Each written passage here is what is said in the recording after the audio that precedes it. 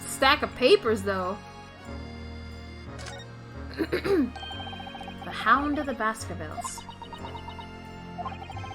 How does the Sato-san know the exact title of this unpublished story? I suppose I'll just have to wait until she's ready to explain it to me. I'm so sorry. I wonder why this is so important.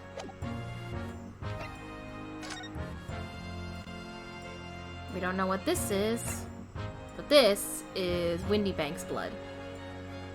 Interesting, interesting, interesting. Very interesting indeed. And then we got the cat picture.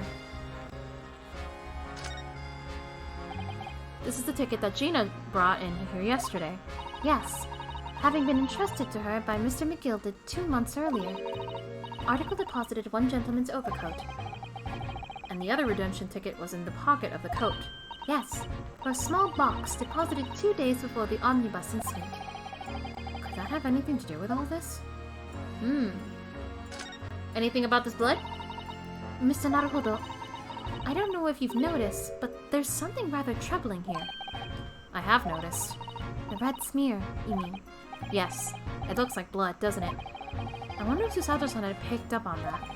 Well, in that case, yes, we need Iris. we should show this to her before we forget. Alright, let's show this to Iris. Where is she?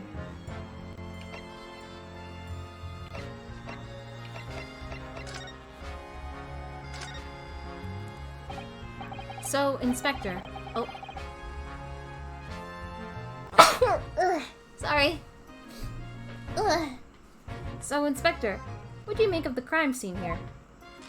Pshaw! You got eyes, haven't you? Use them! It is what it looks like. Nothing more, nothing less. Iris, could you lend me a hand? So, Gregsy, what do you make of the crime scene here? Oh, yes, your ladyship. Do allow me to humbly explain.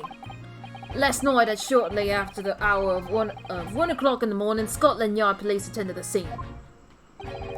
The one and only door to this storeroom was found locked from the inside. So it was locked from the inside. The lock appears to be broken now, though. Was that the police officer's doing? Quite right, ma'am, quite right. We took the liberty of smashing the door in as humbly as possible. Oh, As you can see, the victim was discovered prostrate on the floor, thus wise. And next to the aforementioned body, we discovered the vile gutter's child. are you talking about Guinea? She's my friend, you know, Inspector. Miss Lestrade, the hapless girl, was curled up on the floor, dead to the world. She's still alive, you know. Yes, when I saw her, she appeared to be unconscious. And I'm afraid to say she had the gun that was used in her hand. No!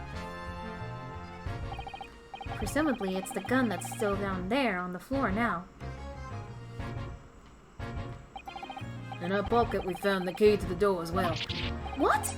The key to this storeroom? Oh wait, that was Rinosuke. Prostrate.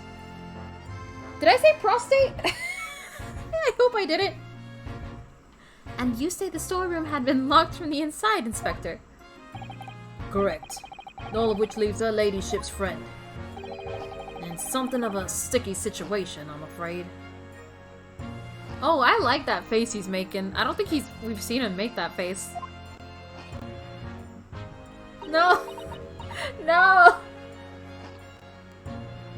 Oh, you found the part where I thought he said prostate. She was found prostrate on the floor. No! Obviously, my personal opinion is that it was some sort of misunderstanding.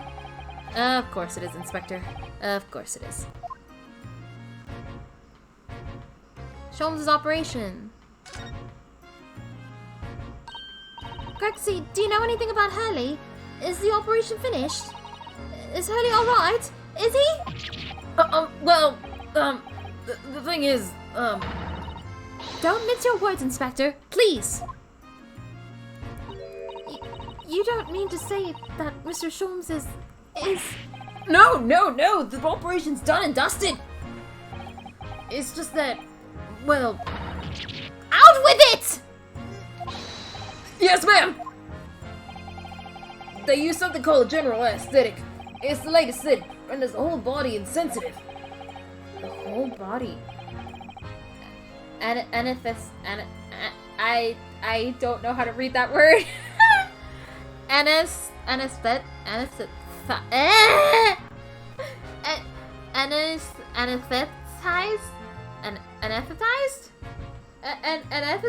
Is that how you say it? I don't know. I don't know how to say that word. Is that even possible? It means the operation can be completed while the patient is fast asleep. Goodness. In the Empire of Japan, we can just manage to provide laughing gas for a tooth extraction. The trouble is, the latest thing isn't always the greatest thing, if you follow my meaning. They couldn't get the medication to work at first, so it took hours for him to nod off, or so I hear. Because of all the caffeine in his body. And now the off's finished, they can't get him to wake up, apparently. He's in a coma?! Sholmes is in a coma?! They fucking comatized the dude! Oh my! Nope, no one knows if the anesthetic's still in the system, or if the bloke's just plain exhausted. But anyway, all they can do is stand back and watch until he comes around again.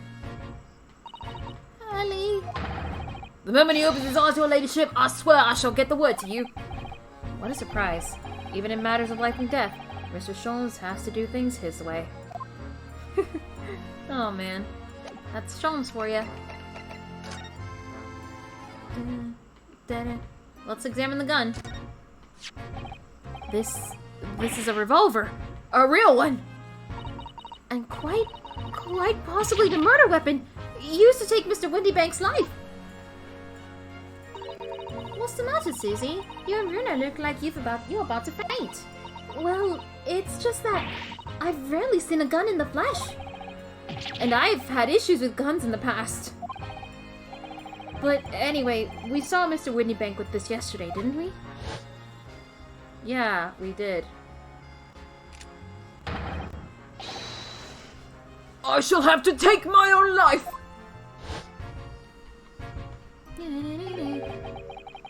It must be the same gun.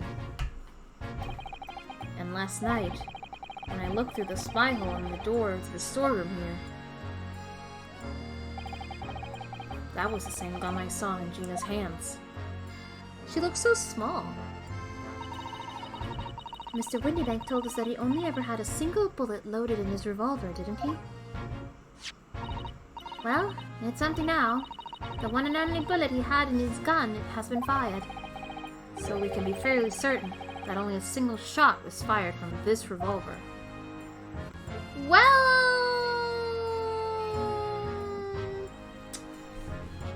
The thing is, though, like... Yes, only one shot could have been shot from this revolver, but that doesn't mean it's the bullet that killed Mr. Windybank, because there's a bullet in the calendar. Right? There's a bullet in the calendar.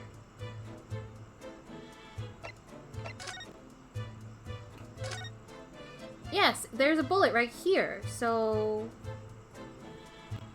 either that one shot was fired, and it's this bullet, and Mr. Windybank was killed by another gun, or this is a bullet from a different gun. Either way, it means another gun was used. Green blood. It just seems wrong somehow. Oh, there are all sorts of different colors. There are pretty pinks and purples too, you know. Like I said, everyone's blood is different. I wonder what color my blood would turn out. Actually, I don't want to know. I want to know! I want to know! Can I talk to the police officers? This officer has been staring intently at the wall since before we came in here. Shh! Keep it down! No, oh, sorry! There's a major clue just there. Really? Then we must tell Gregsley at once. But as soon as I report it, that'll be it. It'll be stuck here even longer. Stuck here? What do you mean? I haven't been home in 2 days already. I need another constable to relieve me and take over my shift. They really have a tough time, the British police. Jesus. That doesn't stop us investigating though, does it? No, I suppose not. I'm fairly sure it was the calendar he was peering at.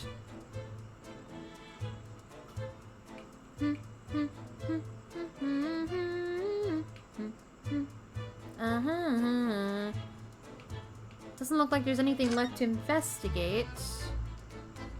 So, we can now present the blood to Iris. Oh wait.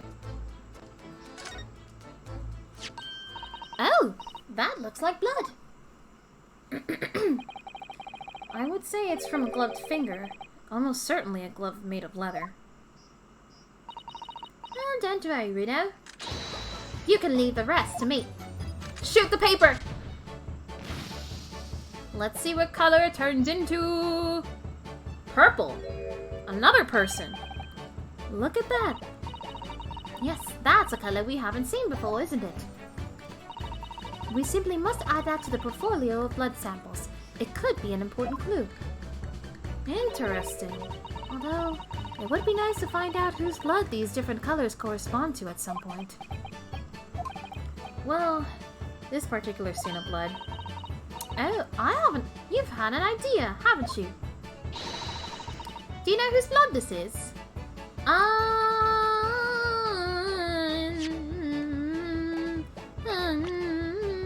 Do we? I have no idea.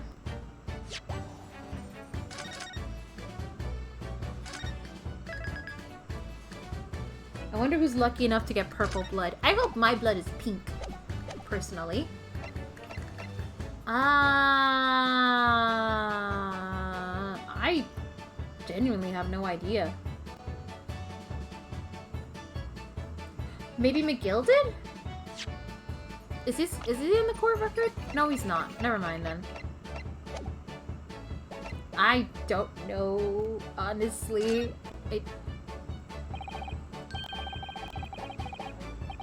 How could I? We don't have a known sample of the same color. Without it, it's impossible to know. How very vexing.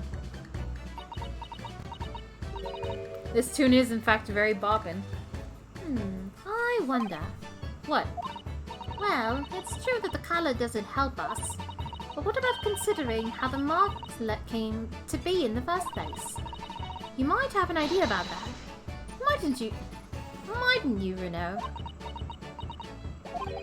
Not if you keep staring at me like that, no. Let's try that again, shall we? Well, this particular stain of blood.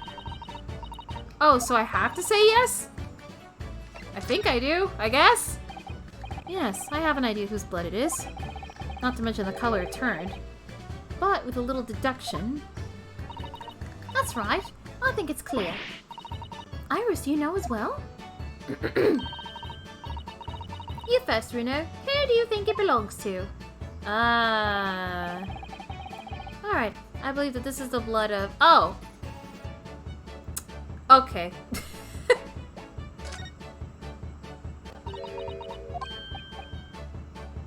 Oh wait, no! Oh wait, no. Or maybe it is?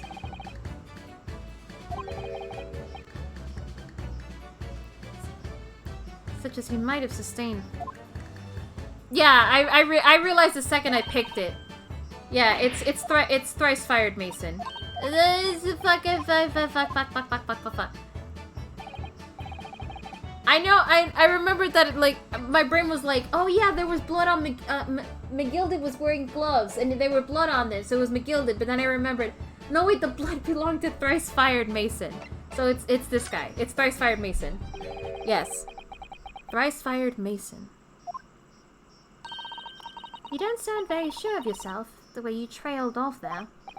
Well, it was 2 months ago now, that case. And of course, I've never met the victim, so I'm struggling to remember his name. He was definitely thrice fired, though. The victim of the omnibus case. Yes, his name was indeed Mr. Thrice Fired Mason. Wait.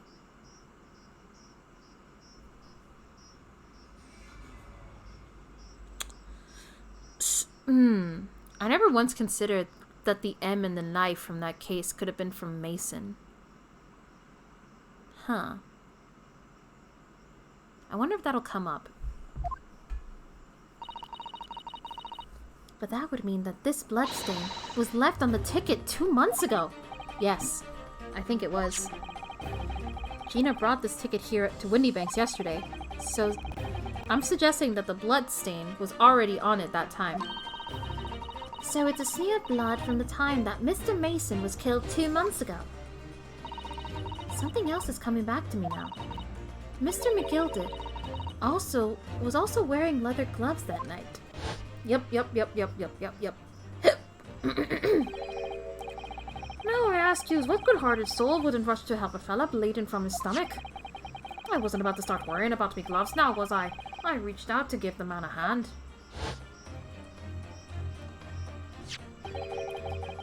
It certainly does look like a leather glove thumbprint, this mark.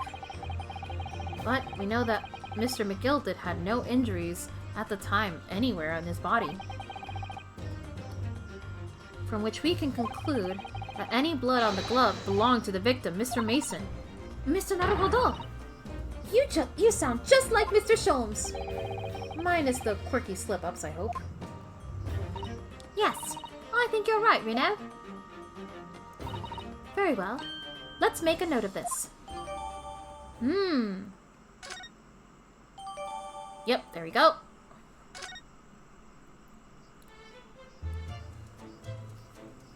Anything else to talk about?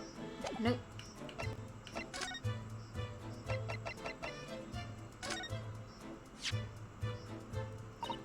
Oh, my manuscript. Mr. Sholmes said he deposited it at Windybanks, and he had. But it's so strange. What is it about this particular story? I worked so hard on it. Why would Hurley say I can't publish it? I'm afraid I have no idea.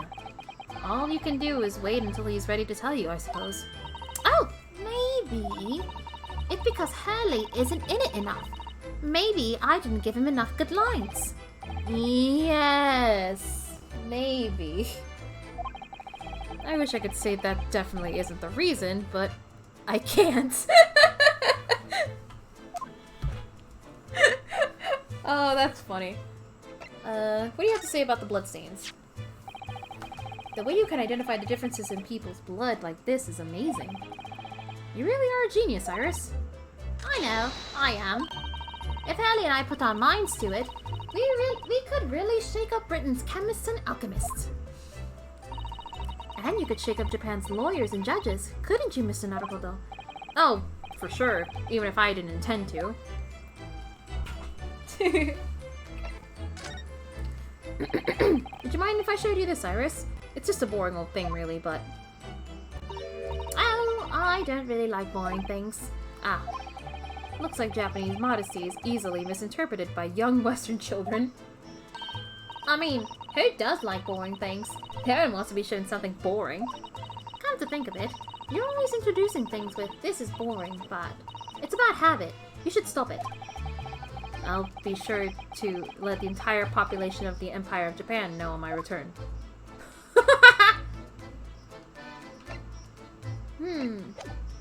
Where do we go next?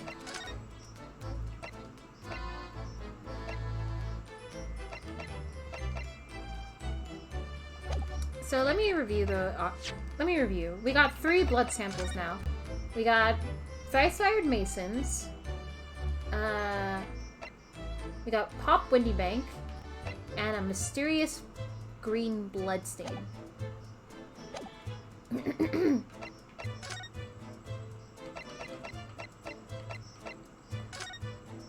Sholmes, are you up yet? Nope, it's not up yet. Prison.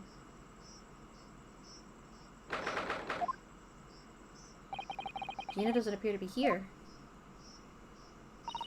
I believe she must be in questioning at the moment. Oh, but wait a minute. What is it, Iris? Well, if you examine the scene here carefully, there's another possibility, isn't there? Jeannie could have slipped the key from the jailer when he wasn't looking and escaped. Oh my! Why would she do something like that? It would only make her situation worse. Calm down, Bruno. I was only joking, of course. Oh. You had me worried there. I thought it was a great deduction. Yes, it must be your way with words, Iris. You're so wonderfully persuasive. Perhaps you don't fully understand the weight of your words carry. Oh dear, I'm sorry. I suppose a light-hearted great detective is a contradiction in terms. Well, in the same situation, I'm sure Sholmes would just have thrown his head back and guffawed. I'm not entirely sure that's helpful, Mr. Naruhodo. Well, anyway, it looks like we won't be able to talk to Gina for a while. We should try to make progress with our investigation in the meantime. Yes. Come along then, Rena. Come along, Susie. Alright, let's get out of here. Eh? Oh.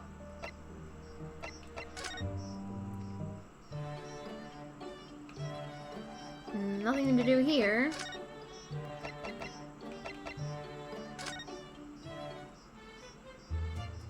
I'm just kind of clicking through. Don't mind me. Baker Street? Oh.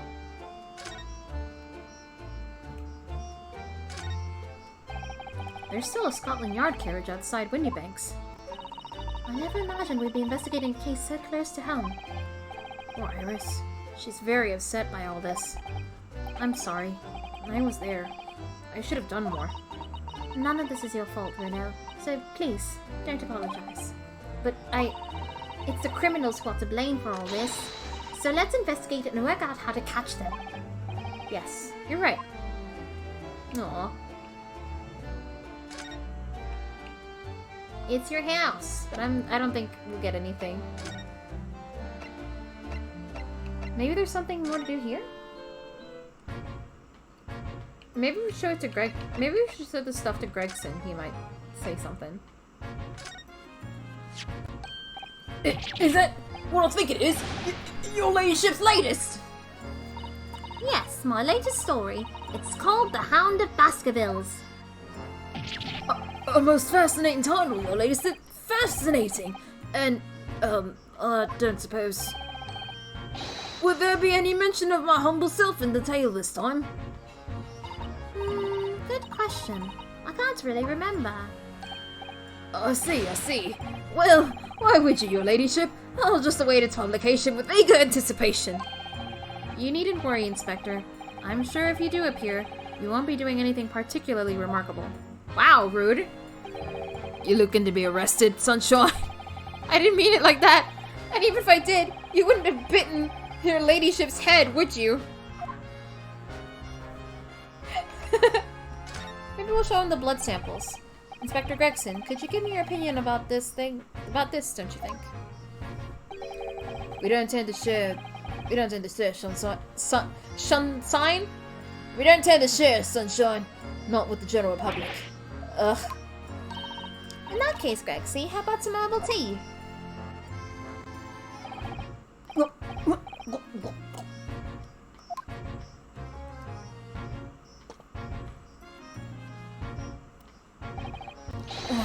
Lovely. Thank you very much. That really hit the spot, your ladyship. You don't mind sharing that, then?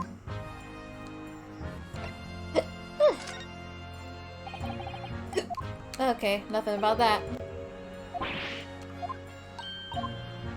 Sorry for all the flashing!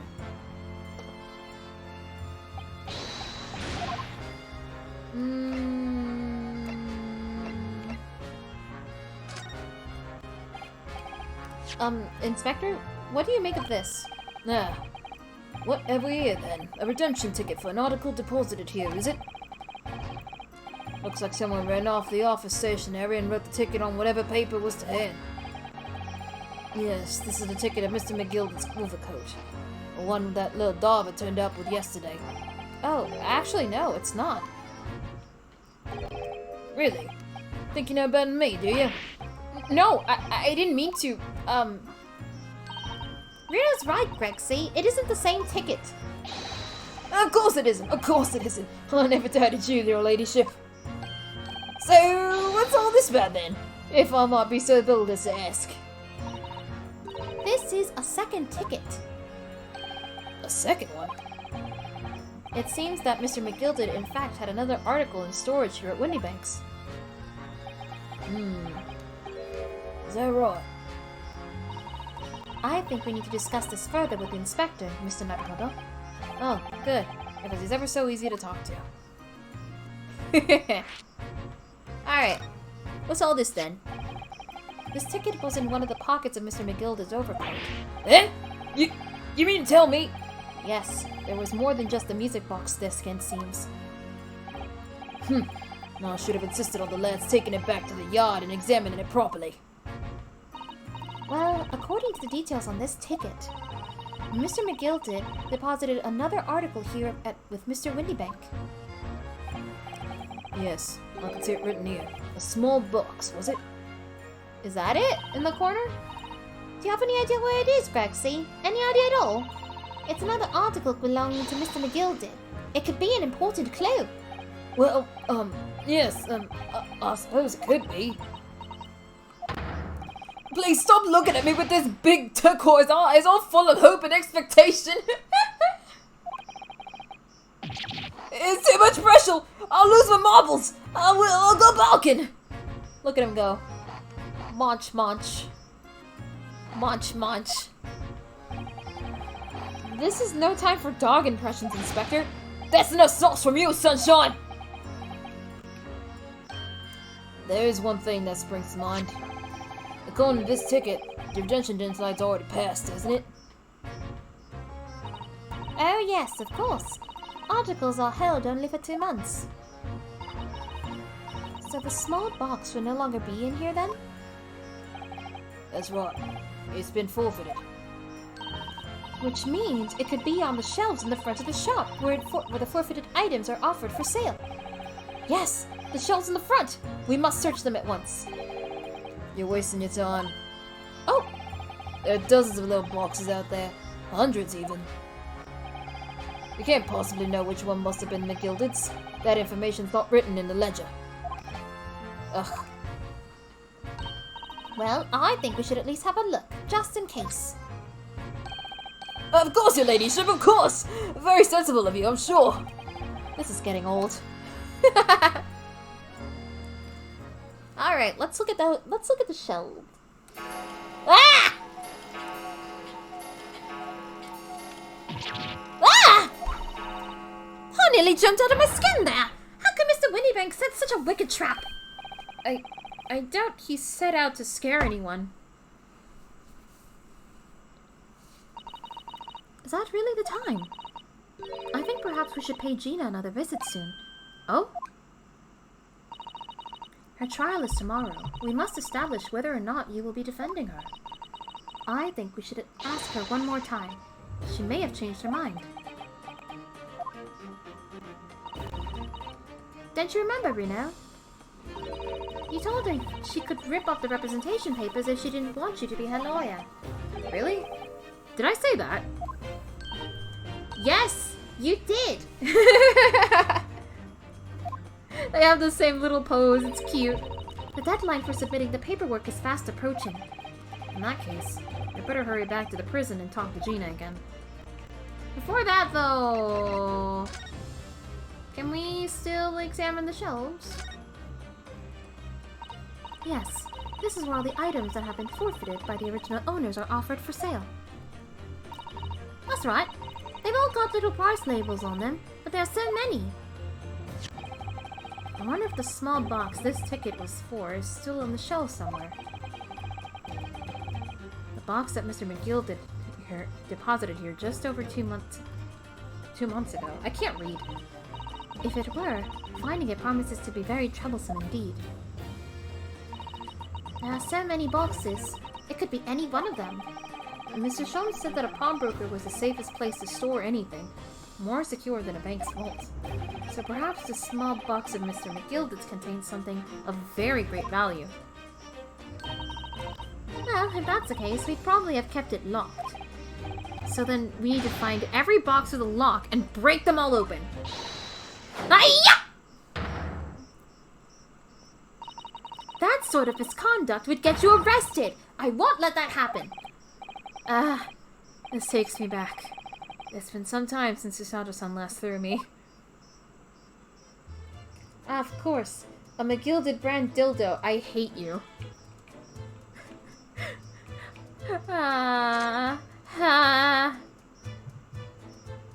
Maybe it's this? Like this right here? Like this and this box. Like catch my eye immediately. So I feel like it's either one of those. Bum bum bum bum. Anyway, we obviously need to talk to Gina before we can like look around more. So let's talk to Gina. Don't you lol me. It's 5:41 p.m. Hi, Gina. Ah, Gina. Good, you're back.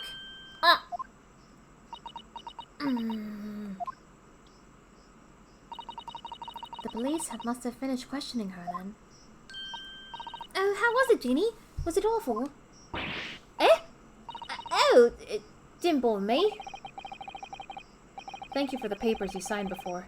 It meant we were able to investigate at Windy Banks. Oh, right.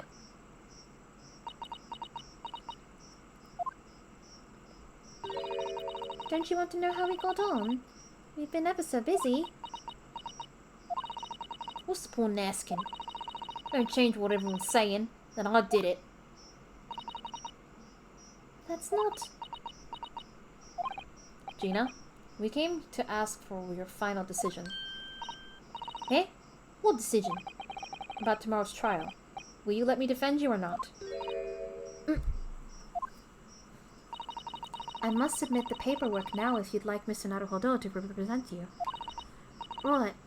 I'll see. She's really lost her fight all of a sudden. But I know what that feels like. The worry is just so hard to bear.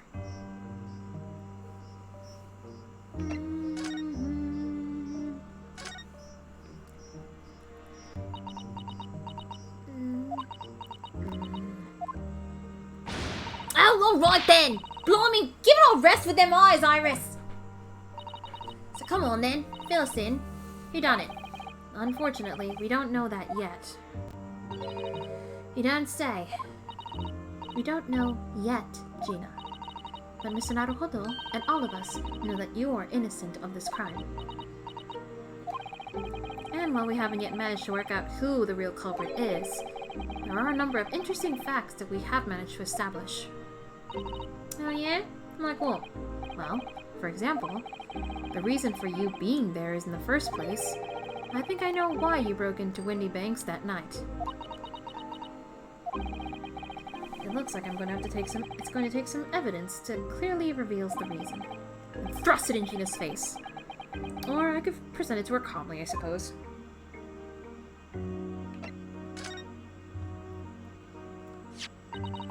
We already have the representation papers and other documents we need. All we have to do is hand them to the court clerk. That is, if you'll allow me to represent you in court tomorrow.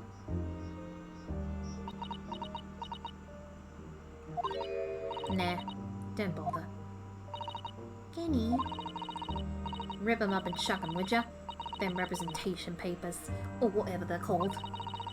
They're selling fancy enough to have been.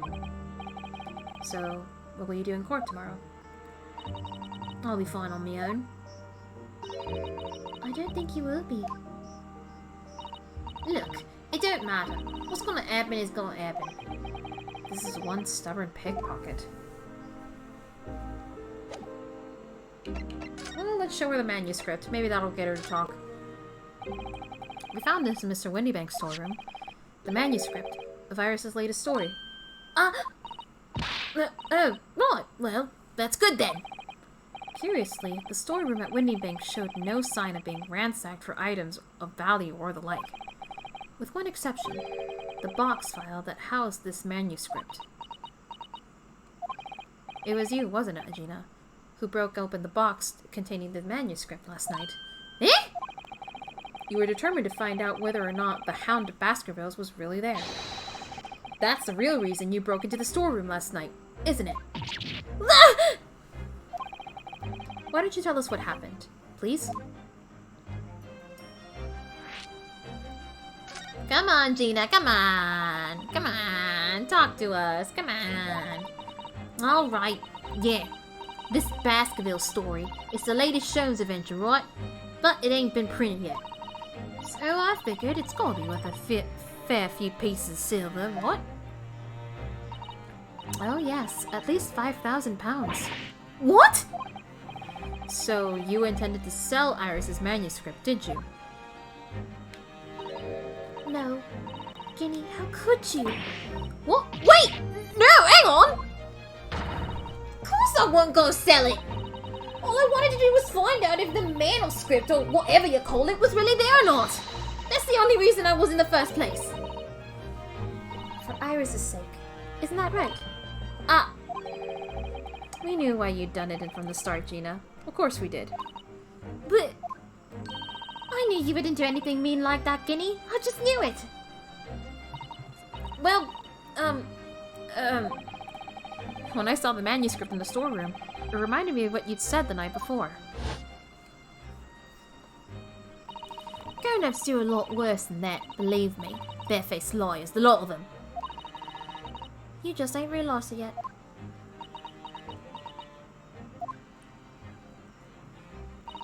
Now I'm telling ya, that manuscript ain't at Winniebank's. You'd soon see it if you had a look.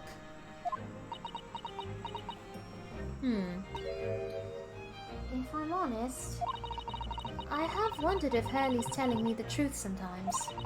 I mean that I sometimes wonder if he might have hidden my manuscript somewhere I don't know. Even though it's wrong for me to doubt him. Aw, she cares. Oh, Ginny, that was so sweet of you. Alright. I'll tell you why I did it. Just stop looking at me like that, Iris. Reason for breaking in.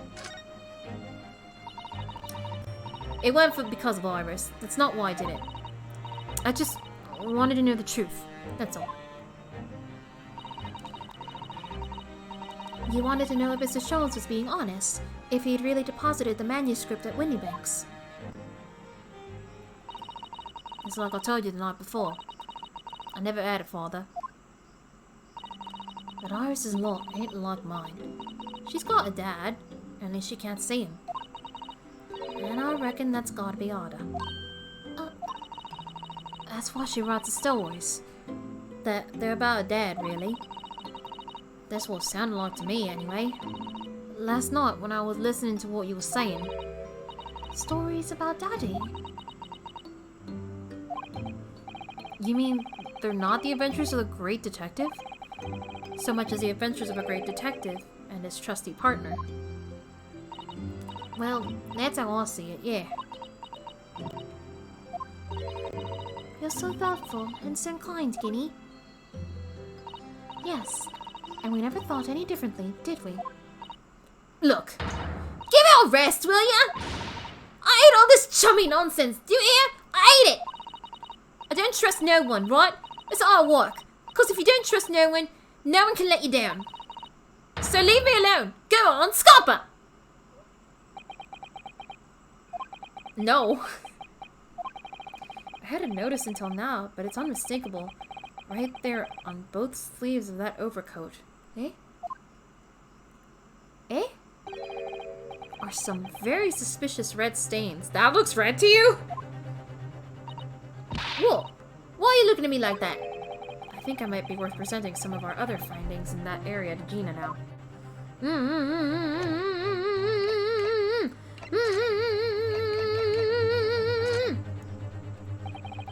Those stains on the sleeves of your new coat, Gina. They're blood, aren't they? Now that I know whose blood... Not that I know whose blood yet. What? But blood, Mr. Naruhodo? You don't appear to have any obvious wounds yourself, though. So it could be blood that spattered from Mr. Windybank when he was shot last night. Let's not beat around the bush here. This trusty friend of mine will get the results much faster than anything else. Eh? Take it easy, Iris! Shoot her! Don't move, Guinea. I'm going to shoot. There we go. Let's see. Let's see. Hello? Oh. Oh my! What the? Forget the sleeves. The whole coat is covered in blood. Of course. The black color of the fabric is masking the stains. That's why we haven't seen them until now. And the blood has reacted with the chemical to turn a purple color, which matches one of the samples we've already collected perfectly. Yes. Now let's see. Who had the purple blood? Aha! Yes. It was the brickmaker, Mr. Mason, the victim of the murder case 2 months ago. So the coat is his? I knew it. What are you on about? The victim? What do you mean?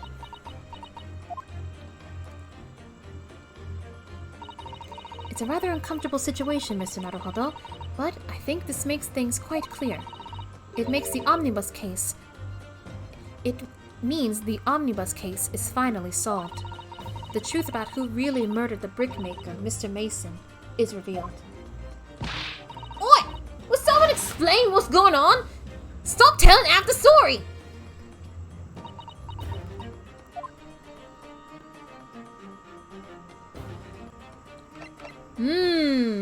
I mean, we kind of already knew. McGilded lucked out with the color of that coat. Yeah, for real. We kind of already knew McGilded was, like, not innocent. But McGilded fucking did that shit, yeah. He definitely killed it. The truth about the omnibus case. We can see now that the victim's blood is all over Mr. McGilded's overcoat. But in the trial 2 months ago, the defendant said this in his testimony. Oh, I ask you, what good-hearted soul wouldn't rush to help a fella bleeding from his stomach? I wasn't about to start worrying about me gloves now, was I? I reached out to give the man a hand. But if you look at this overcoat now, it's clear. These stains couldn't have arisen from McGilded trying to help pull the victim to his feet. No, if that was what really had happened, the blood wouldn't have splashed all over the front of the coat. The only explanation for this pattern of blood is that it splattered after McGilded's coat, over McGilded's coat when he stabbed the victim in the stomach. I've tried to run from the truth for long enough. But there's no escaping it now. I mean, there's no point in, like, denying it. He's dead. It doesn't matter. He's dead. What are you gonna do? Get in trouble for the dead victim? Dead culprit? True culprit in that case, Mr. Mason's killer, was Magnus McGilded. Sure, we didn't know for sure, though, but we had our suspicions. He wasn't exactly innocent. Mr. Naruhodo. Yeah, but then he died. We got him cleared because we couldn't prove that it was him, or disprove that it was him. It's weird. If this was like a modern Ace Attorney case, he would have been declared guilty regardless, I feel like. That horrible case is solved at last. And I helped the man walk free from that trial. I used all that twisted testimony and all that sham evidence to prove his innocence. How could I have let this... He's dead!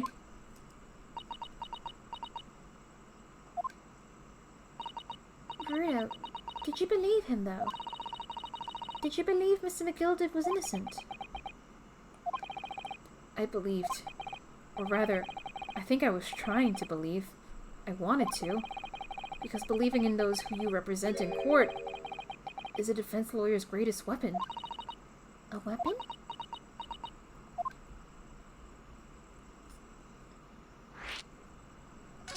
The no music is kind of creepy. Before we came to Great Britain, a great friend of mine taught me a valuable lesson. You mean Kazuma-sama? Kazuma! I miss him so much. Listen, Ryunosuke. We lawyers are only human. We can't know for sure what is the truth and what is a lie. Which is why we must resort to our primary weapon. An unwavering belief in our clients. That's all we really have. Unwavering belief? Only when we truly believe what our clients tell us can we fight with everything we have for their cause. In any battle, there can be no victory without faith. So I believe you, unwaveringly.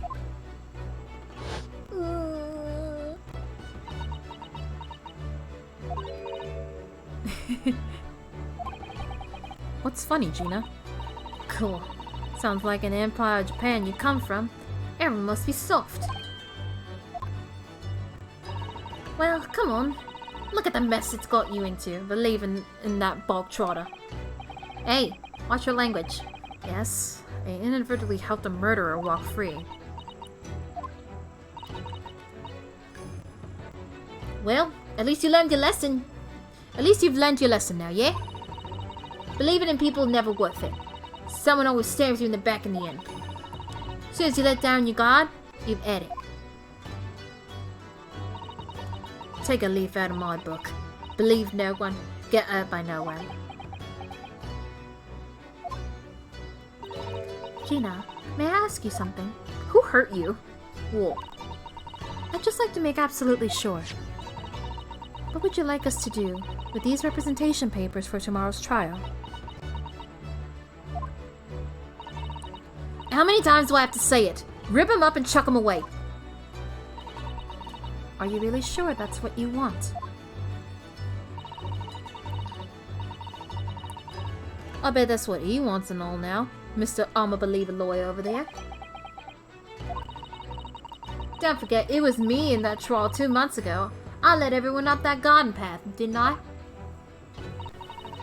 And you're telling me you can believe in me after that? Not likely. Well, Mr. Naruhodo? The lawyer's primary weapon is an unwavering belief in his clients. Ultimately, it comes down to whether or not I feel I can trust Gina after everything that's happened. I trust her. Gina, let me say it again. Please allow me to represent you in tomorrow's trial. Eh? Are you half-baked? Not at all. You've not once admitted to committing the crime, have you? What's more, I believe that you are telling me the truth. Seriously, Mr. Naruhodo. Seriously, Mr. Naruhodo. Did you hear what all I've said before? I'm a born liar. Fibs just trip off my tongue. And I'm a diver, don't forget. I pulled the wool over your eyes 2 months ago and got you into all sorts of trouble. Why would you ever trust me now? I just don't get it. Gina,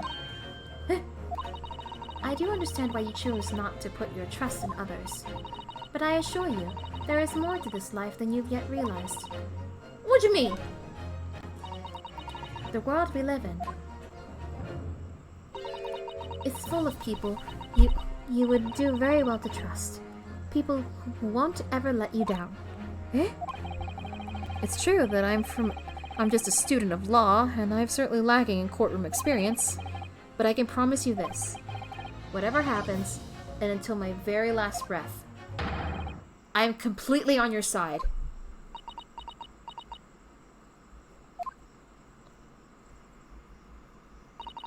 What'd you expect me to say to that? Aww.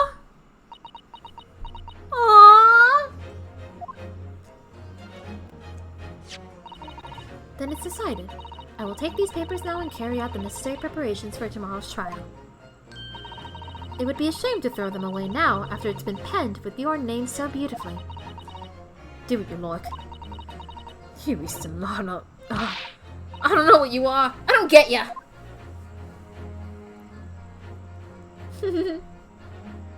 Yay! Gina's taken herself off to the back of her cell. She'd never admit it, but I hope she's feeling relieved. That turned out alright in the end, I think. Hmm?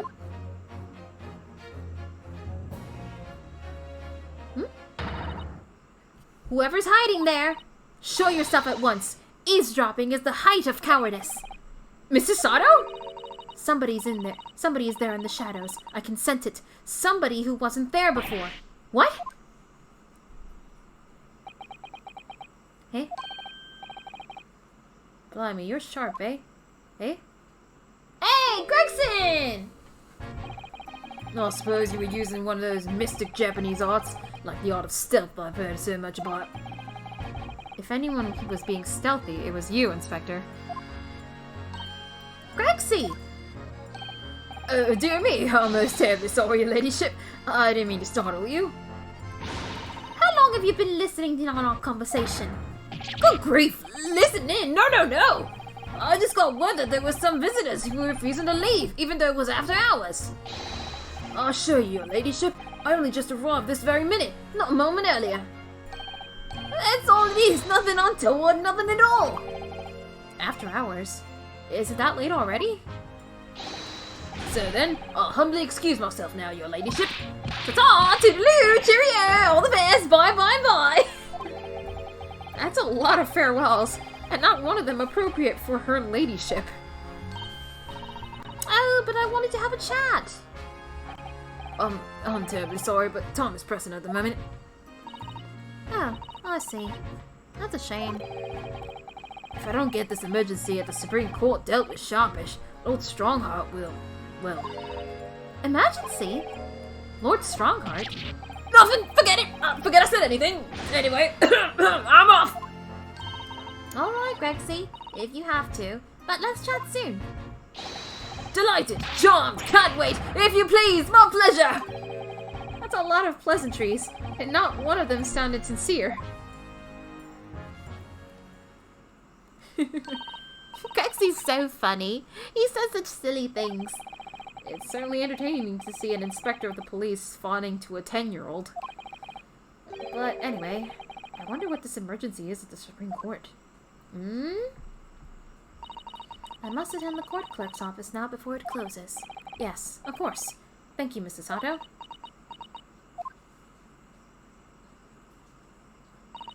Kindly escort Iris home now, Mr. Naruhodo. I shall meet you there later.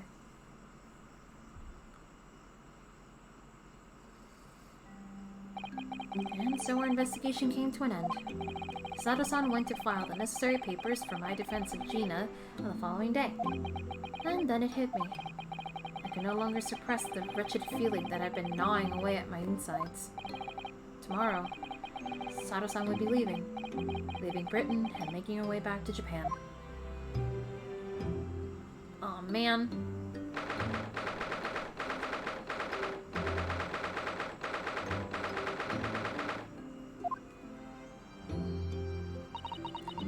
Naruhodo-san, it's been a very tiring day, hasn't it?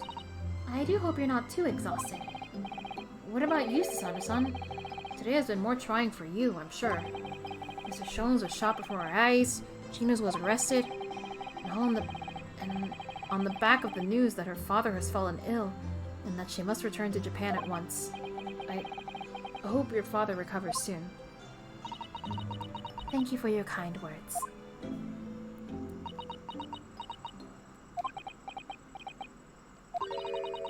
I wonder why it is that so many thoughts rage in my head like a storm, and yet I seem unable to find the words to express any of them.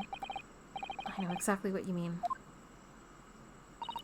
Anyway, I have one final task to complete as your judicial assistant. Once that is done, I shall make preparations for my departure tomorrow.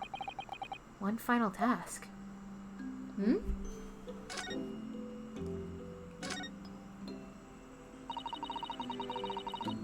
just 2 months since we arrived in London. But we'd managed to establish this office. It was finally feeling as though we were settling in. I would be lying if I said I felt no regret. I'm so sorry, Susato-san. It's just so sudden. I really don't know what to think. I've had no time to gather my thoughts. I know we've only been here a short time, but in my limited experience of the courtroom, I feel I've learned something. And what would that be? It seems to me there are many facets to people's personalities. Facets. And like a jewel, the light plays off them in complex patterns, illuminating their actions and their motives. But we see only a small number of the total facets, and that is illuminated and what is illuminated is only a part of the whole story. What lies in the shadows? What do those facets we cannot see look like? Perhaps there are some parts we never lay eyes on, for as long as we live. That's so true. Sometimes I feel as though I'm blind to so much. But I keep hoping that one day it will all become clear. That all the facets will be eliminated. And I'll finally understand how everything fits together. Naruhodo-san, I suppose what matters is that we keep our eyes open and keep moving forward, even if the way sometimes seems dark. Look at you being all smart. It's amazing to think it's been just 2 months.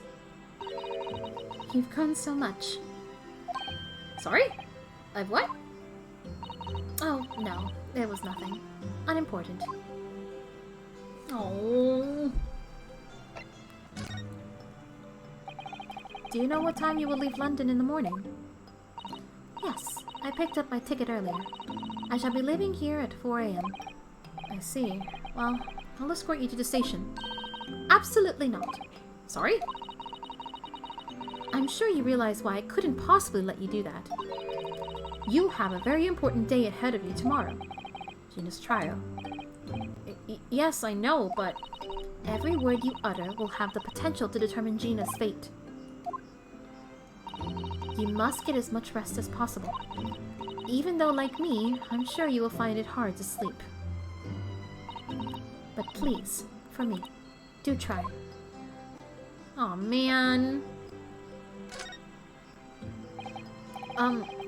You mentioned one final task a moment ago. What did you mean? Oh, my, I nearly forgot. Please, I want you to have this. What is this? Some huge bundle of documents. It's my notes from the case 2 months ago.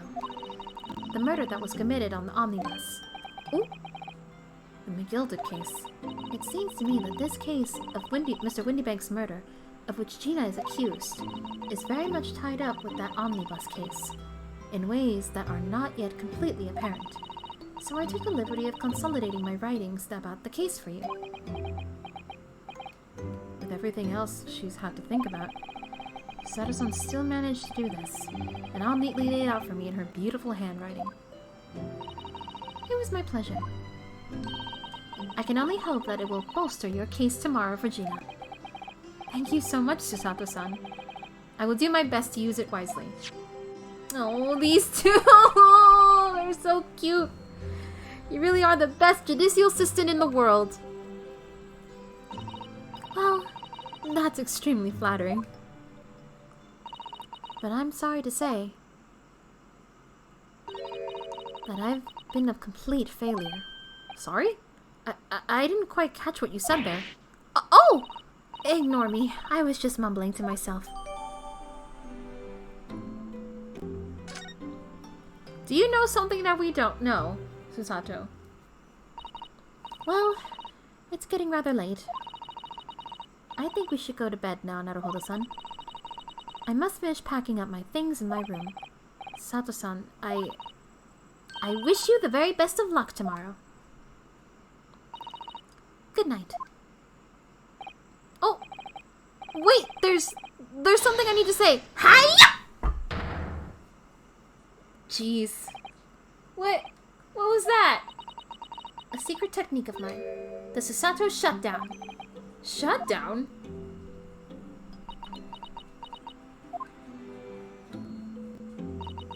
Please, I implore you.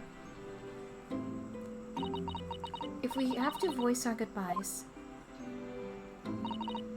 I won't be able to hold back my tears. Oh, no. No.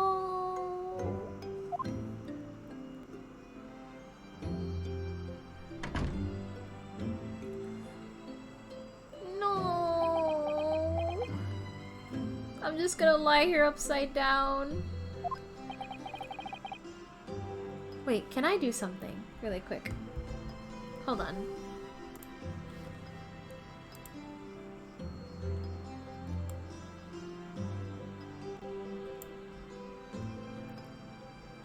I'm gonna cry.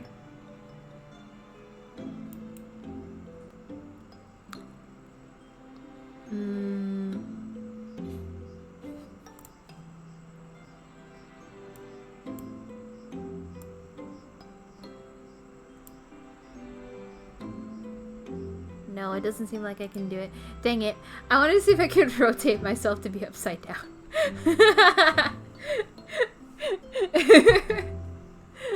Oh well. Susato-san. I'm gonna cry. It had truly been a trying day. On our feet for hours, getting Gina to open up to us, and learning the truth about the nemesis of a case. Physically and mentally, I was exhausted, and yet the idea of sleep seemed impossible. But I forced myself to close my eyes, and as a cacophony of scenes of our lives here in London played through my mind, eventually, my fatigue triumphed, and I fell into a deep sleep. To be continued? To be continued? To be continued?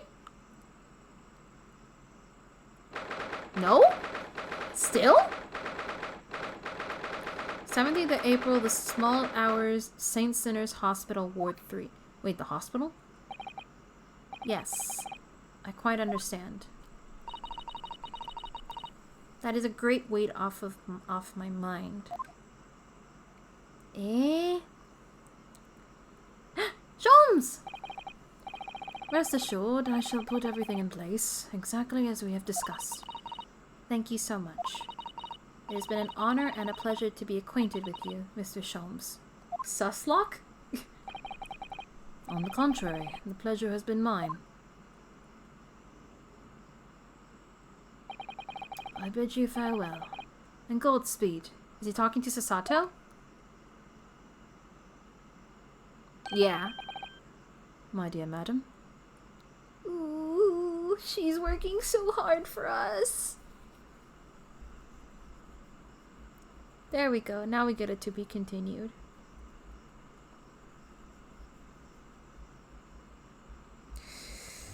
Ooh. Oh boy. That was something. So how's the case? Not sus for now. Actually, give me a second. I'm gonna go grab a drink because I got thirsty all of a sudden. So give me a second. I will be right back. I will be right back. I'm so sorry. I just need to go get a drink. I'm sorry. Until then,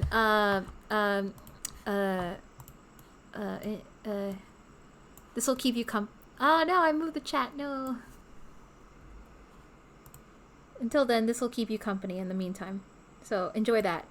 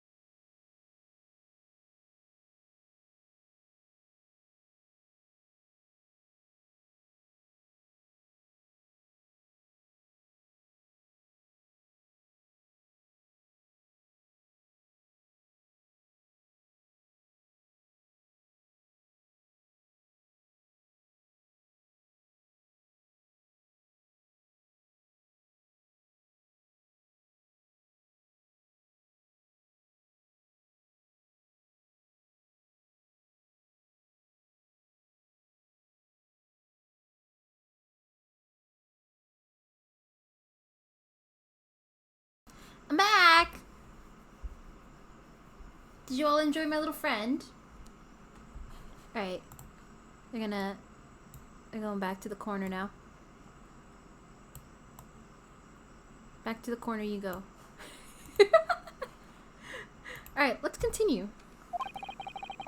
Outside the window, the rain came down in sheets. Rain? And so began an even longer day than the last. One that I would remember for the rest of my days. Hold on. Hold on. Why hold on? Make it so their head is peeking from the corner. Good idea, actually. So like...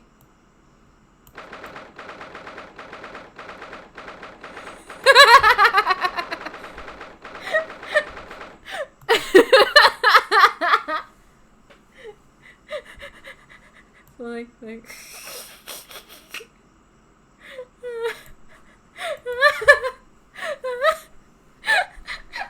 Perfect. Excellent. Alright, let's continue. Let's continue with the game. Good morning, Gina. I'm determined to prove your innocence today. I'm sure we can do it. So where's your friend then? Sorry? You know, in the fancy dress. Cesardo. Cesardo? Cesardo, however you say it. Oh no. Mrs. Sato had to leave early this morning. She was already gone by the time I woke up. You alright with that, are you? Forget about me if you like. Go and see her off. It's fine. It's not as though Mrs. Sato and I won't meet again. One day. Even so. But you, Gina, you only get one chance. This trial today is all we have. Good morning, you two! Oh! Kitty! Cat! Cat! Cat! Cat! Cat! Cat! Cat! Cat! Cat! Cat! Cat! Cat! Cat! Cat! Cat! She got Waka High with her! She got a kitty! Kitty! Cat! Cat! Cat! Neko! Gatito! How are you feeling, Guinea? Did you manage to sleep? Meow! Why, Iris, why did you bring a cat to court? Let her do what she wants! Iris? What are you doing here? What do you mean? When a friend is in need, we show our support. Isn't that right, Waggy? Meow. Oh! Ah! Waggy! Great way to show your support, kitty. Letting Mama nose around. What I'm gonna do. Oh, that reminds me. I bought a paper on the way here. Now, would you like the good news or the bad news? What do you say, Reno? Guinea? Well, I think I'd rather get the bad news out of the way first. Nah, I always take the good news first. You might not live to hear the bad. Yes, that question always gives away people's personalities. Let's not go there. Alright then, I'll give you the bad news first. A record amount of rain has fallen this morning, and carriages all over the capital are struggling to move. Huh? The bad news was a weather report? So I hope that Susie made her train to Dover and... Very fitting. So I hope that Susie made her train to Dover and that the train isn't delayed on its way to the port. Gosh, yes. Alright then, so what's the good news? Well, the rain is forecast to subside this afternoon. So even if the rain is delayed, it should be able to make up for the time later. Well, that is good news, isn't it?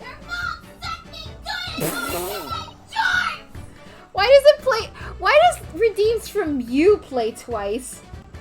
Someone did Redeems earlier and they didn't play twice. It only seems to be from You. It's so weird. Maybe there's two Oswalds in the chat. I don't know. Well, I couldn't give a monkeys, really. If only all good news canceled out the bad.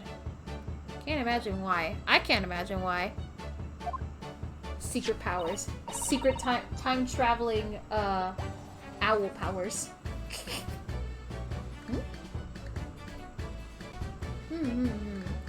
Very strange. Hi! Hi!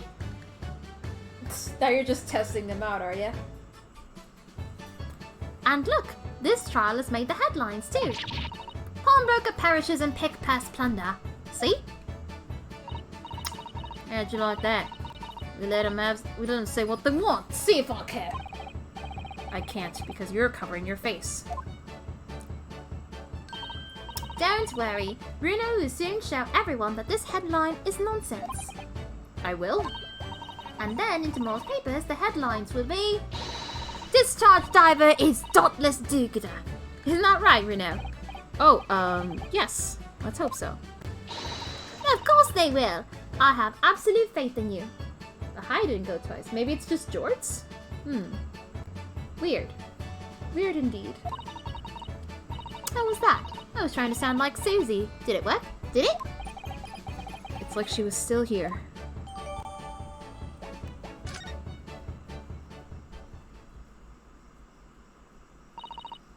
Good luck then, Reno. I'll do what I can. Obviously, I don't know the law like Susie does, but still. I'll be by your side the whole time, giving you moral support and encouragement. I'm not sure that big thing is as comforting as you think it is, to be honest, but... Thank you, Iris. That's very kind of you. Oh yeah, Iris. Yes, Skinny? Well, I was wondering, is all about Sholmes.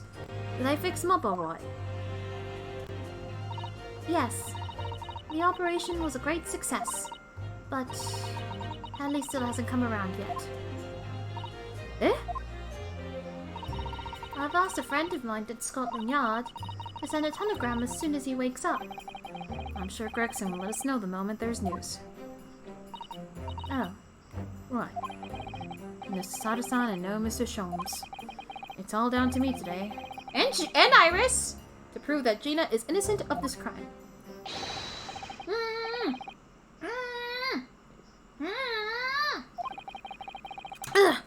Please make your way into the courtroom.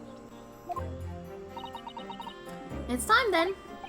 Yes, let's go, Gina. Iris? Lead the way, Reno. Let's go, lesbians. Poor Gina. She's trying to put on a brave face, but I can tell she's worried and scared. I have to believe in her from start to finish. That's the weapon that will secure our victory here. Kazuma! If I learned anything from my great friend, it's that. It's that? It's that. Okay. Alright, Sucklet, give me strength. Give me the strength, Sucklet! Yeah! Okay, my lord, the defense pleads guilty. Is that Garridan? In the name of Her Majesty the Queen, I hereby declare this court to be in session.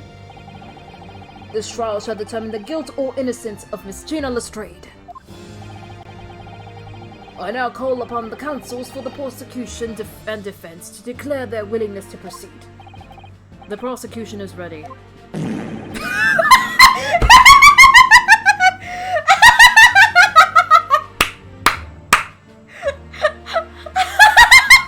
Now it is!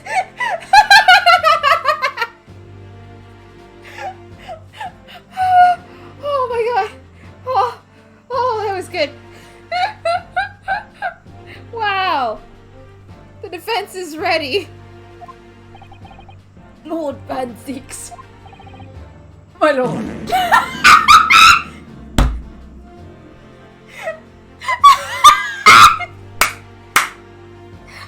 He keeps farting! He keeps farting!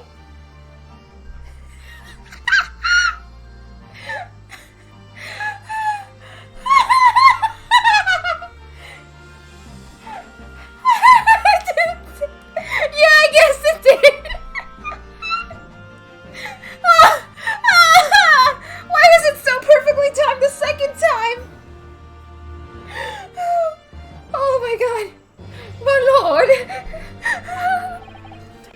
me, how many years ago was it that you withdrew from the public prosecution service? It was some 5 years ago, my lord. I might have to excuse myself, early. I ate something and it seems to be doing quite the rumble in my tummy. Yes, and then 2 months ago you resurfaced somewhat unexpectedly, and here you are again. Are there some circumstances of which the court should be aware that have led to this erratic behavior? In what one might describe as your former life 5 years past, you dealt exclusively in matters concerned with the highest echelons of society and government. My lord, thank you for the clips, Oz. Really? It's that beans on toast. Beans, what the fuck? Oh, fuck. Oh my god. But really, I don't know why the redeems keep playing twice. It's weird. I don't know why that keeps happening. But it led to something magical, so I can't really complain. Yet, today you chose to try a simple case of burglary and murder. I confess I find it more than a little befuddling, Counsel. The high didn't. It's weird. There are 2 types of person I can't abide. Firstly, those wealthy scoundrels who hide behind a mask of philanthropy to cheat the public at large. He means Mr. McGilded, who you defended against the Reaper 2 months ago. Yes, I just about managed to work that out. Thank you. Magnus McGilded. But the fart earlier in the stream didn't either. Yeah, that's weird. Something's up with my redeems. I don't know why that's happening. And secondly, even more loathsome, those wily scoundrels who masquerade as allies only to effect total betrayal in the final hour. In other words, the confidence tricksters from those tiny islands in the Far East. Okay, alright. You know, I was gonna give you a chance. It's like, maybe he gets better in the last case, cause like we did like kind of work together to figure out the truth of something. But no, he just went back to be a total dipshit asshole. Fuck you, Van Zeeks. I hate you. I hate you. I hate you! I hate you! What? Did he really just say that? Yeah, did he just say that? He means you now, Runo. I actually managed to work that out too. Thank you, Iris. Total betrayal? What are you talking about? That torrid look of hatred in Lord Van Zeek's eyes. Was that directed solely at me? Or was he talking about all Japanese people? Fuck this dude. An alarmingly scathing explanation, Lord Van Zeeks. Still, the judiciary welcomes the return of the so-called Reaper of the Bailey, feared by all London's malefactors. Now, fuck off. Your lordship is too kind. I want to throw a bottle at his head. Now, jurors, the 6 of you have been selected at random to represent the will of the people in this trial. Let's see. What is going on here? We got Garadev, the maid, some dude, the old guy from before who's now a doctor, I guess? The typewriter lady, and... Isn't that the Russian, like, criminal from the second case? In the boat? He was on the newspapers! Huh? Are you ready to hear the evidence placed before you and determine the guilt or innocence of the defendant? Former lieutenant in the British Army here, don't you know? Chaps like me were born ready.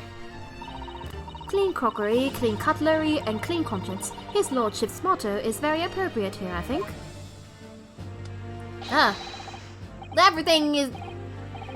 Everything will be stereoscopic in the future. Absolutely, absolutely everything, and I'm ready for it. I don't understand it. I can't have left it in there. It's not possible. But could I have? Women indispensable in society. Stop. Female-centric future awaits. Stop. What?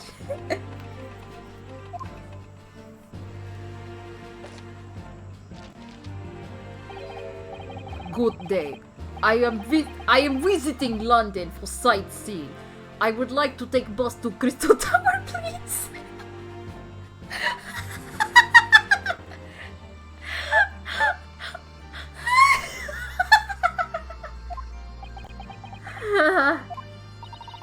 Is something wrong, Reno? Oh, not exactly. It's just... I'm fairly sure I recognize these jurors. Almost all of them, in fact. Really? Funny coincidences like that do happen from time to time, don't they? But it is quite strange. The jurors are chosen at random from London's 6 million inhabitants, you know. So I've been led to believe, but something tells me I've been duped. Very well. Now, Lord Van Zieks, the court calls upon the prosecution to introduce the facts of the case. As you wish, my lord. Allow me to begin with a word of warning to the ladies and gentlemen of the jury. In short, there has never been a more self-evident case of cold-blooded murder. The victim, Mr. Pop Windybank, proprietor of a pawn shop on Baker Street, was shot from behind and died instantly. The prosecution presents this photographic print of the crime scene.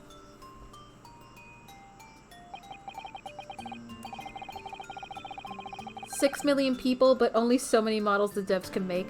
Capcom poking fun at themselves for not making too many unique models. I guess making models is a little harder than drawing the sprites. But, well, no, that's not true. Cause, fuck! I hit my desk! I mostly mean, like,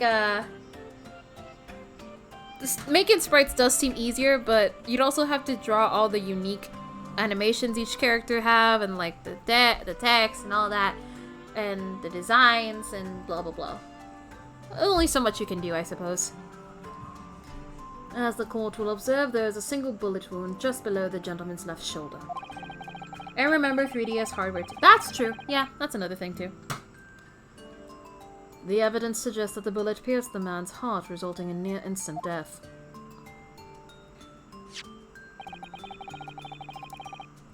Previous games didn't have juries. That's also true. But there were still like a lot of people you could talk to in some cases. Like, do I need to remind you of the Rise from the Ashes case in the first game and how many people are involved in that one? Moving on to the findings of Scotland Yard's coroner. His report states that the bullet entered the body on a rising diagonal trajectory. And what's that supposed to tell us? How is that special? How is that special?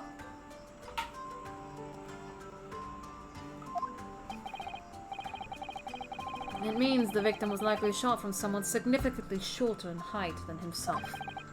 Someone like the accused, you might say. Oh. The prosecution wishes to present the autopsy report and crime scene photograph as evidence, my lord. Indeed. The court accepts. Hand them to the bailiff, please. It was literally a special case they made for the DS version of the game.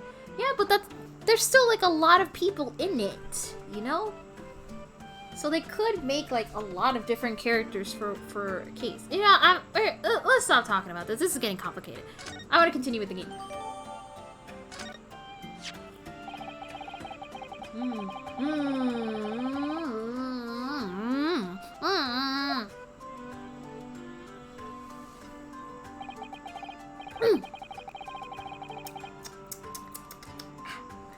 The proprietor was found in the storeroom where he kept articles pawned to him. The windowless room with a single point of entry, a door to the main shop that was found locked. In this sealed chamber, there were only 2 persons present. The victim, Mr. Windybank, and the accused.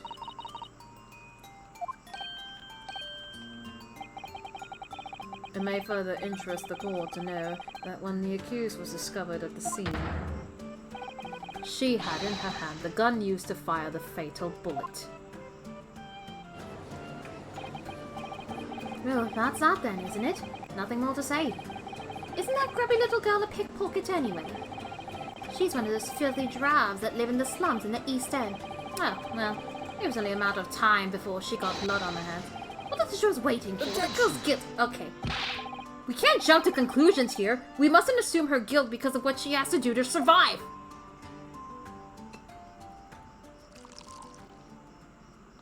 God, I hate the British. My learned Nipponese friend, it is you who mustn't jump to conclusions. The prosecution has barely begun presenting its case. Conveniently, this appalling act of murder did not go unobserved. There were witnesses. Good gracious! After their testimony, this girl's true nature will be exposed. Pitiful pick-purse, or cold-hearted killer. Here's to establishing the truth. I want to toss that glass into his face. God, me too. Me too. She was smirking. The court will take the floor plan and firearm into evidence. Hand them to the bailiff, please, Lord Van Dix. At once, my lord.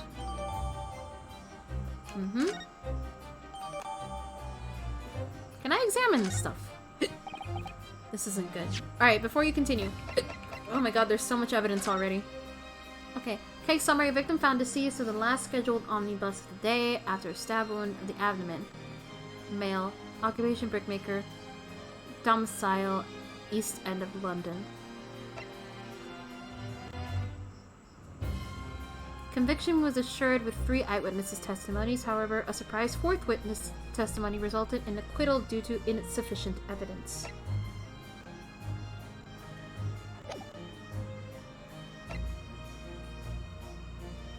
Oh, did it? Oh, it did. Huh?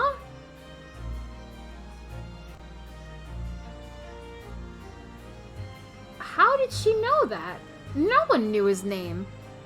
We only knew him as Thrice-Fired Mason. Milverton. Mason Milverton. Interesting.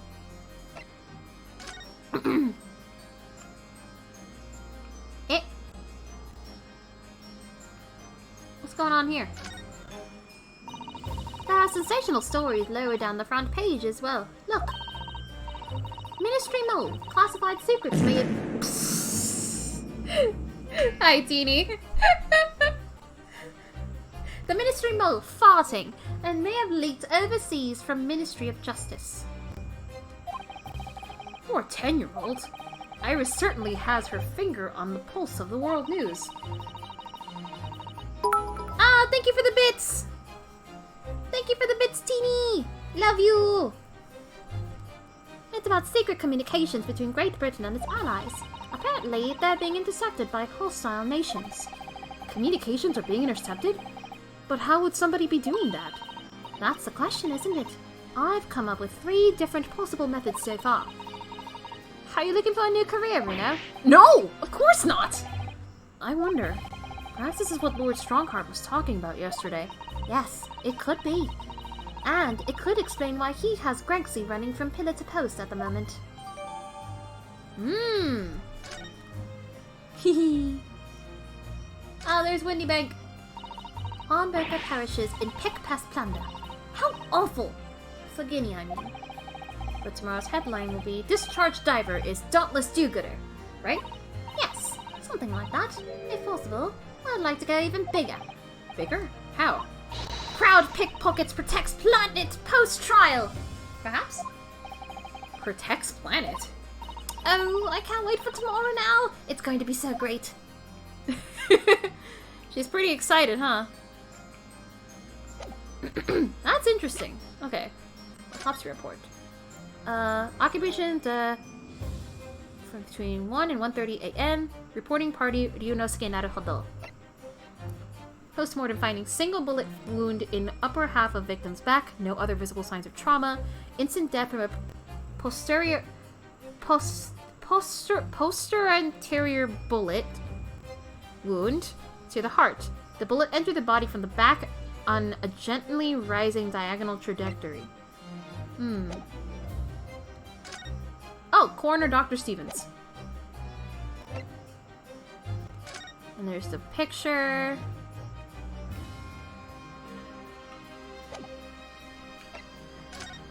And there's the crime scene floor plans. And the gun.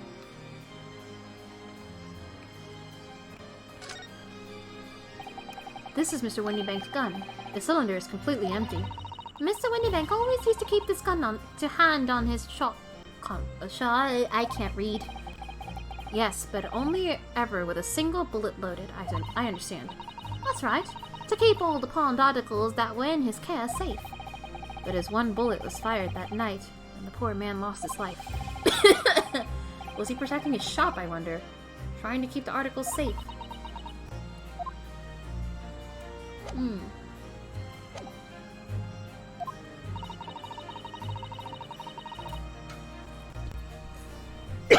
Sorry. I feel like the mood in here has turned very gloomy all of a sudden, Reno. Why are you screaming? Why are you screaming, Oz? I think that's because it has. Oh, he's already taken off his cape. Let us begin. Bring forth the witnesses to the foul murder of Mr. Pop Windybank on 16th of April of this year. Fuck you. I hate you.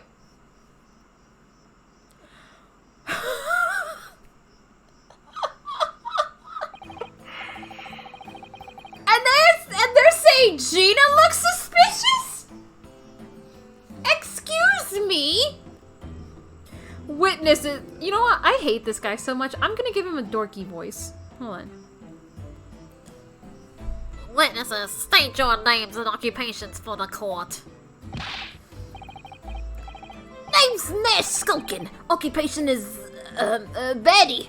Professional baddie. Name's Ringo Skullcan. Occupation's, same as him. Tobias Gregson, Scotland Yard Inspector. That's right. We're what they call The Three Skullcan Brothers. Eh?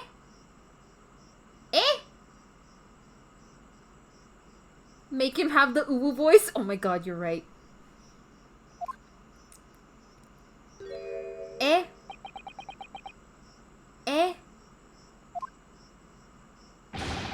What are you looking at me like that for? Don't lumpy him with you lot. God blimey, that's cold. Don't you know what we're going through? It's our older brother. Lost contact with him we have. Now, so we're scoring every shady corner of the capital. And then last night we come across you, the very spit of the bloke. Ain't that right, Ringo? Yes, Nash, he is. The very spit of him. So we decided then on what we... So we decided then... there and then what we was gonna do. We was gonna call you Big Bruv Sulky. I just noticed his name is Ringo. That's really funny. Come on, leave it out, you two. Sulky Skullcan? And that's before he's run out of chips.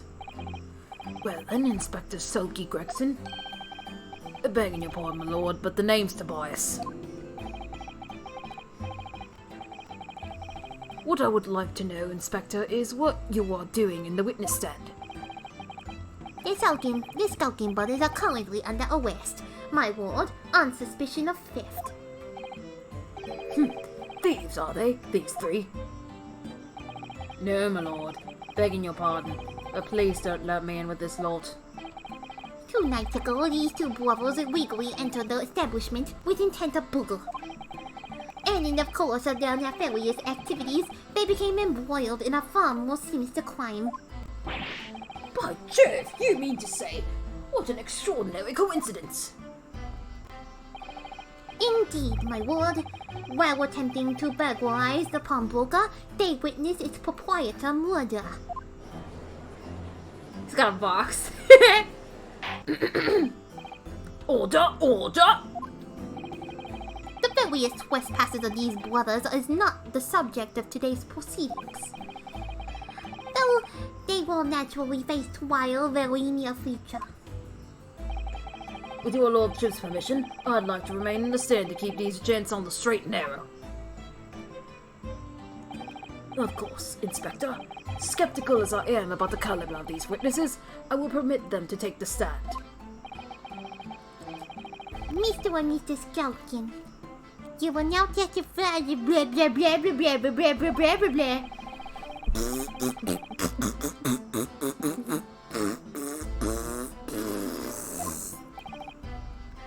Aptitude! 'Cause a skulkin's never skulkin'.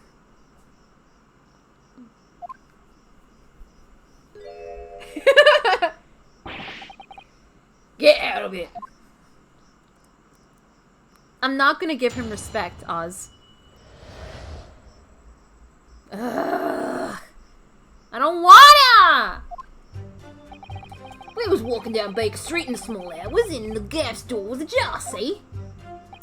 It was like some kind of sign, begging for us to go in, it was. But once we got inside, cool blimey lummy, we heard a gunshot from the back room. So we went to see what was what, but the door was locked from the inside. We never done nothing, Governor. We never took nothing. We just left after that, nice and quiet. Their animations are kind of cute, though. A terrible coincidence, it would seem. Are these guys really gonna believe it was a coincidence? Really? Really? Okay. At the precise moment these miscreants entered the property, an even more sinister crime was afoot. Why are they willing to believe that a 17-year-old could kill a man and not two criminals? What is wrong with these people?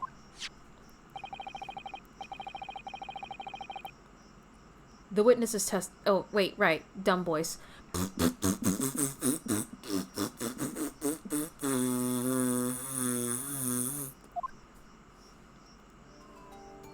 I got spit all over my phone. I'm not giving him respect. I'm not gonna give him respect. I don't like him. The top of my ass is the story of the main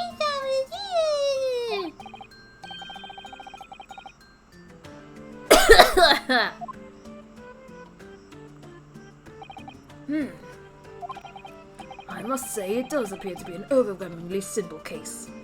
This is for my sanity. Fine, fine, fine. Fine, just for you. Still, the defense may cross-examine the witnesses now. Of course, counsel, if you please. Counsel? Yes. What's the matter, Runo? Sorry, I was just stunned into silence for a moment by the blatant lies being told by that pair in the stand. I know that it's all nonsense because I saw it with my own eyes. I'll just have to expose their testimonies for the pack of lies it is.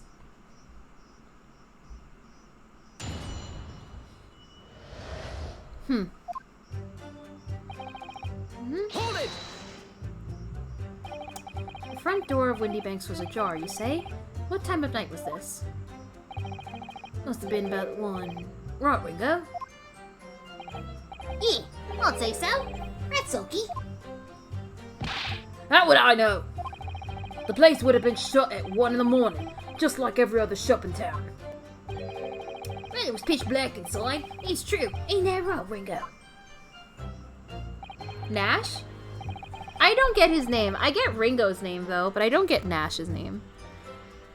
I'm not sure, Nash. I'm sure there. I seem to remember that light bulb inside. Oh, okay. Alright, that makes sense then. Nash and Ringo. Nash and Ringo. Pear and apple. What about you, Sulky, me old mucker? He's not even gonna dignify that with a response. Leave me alone.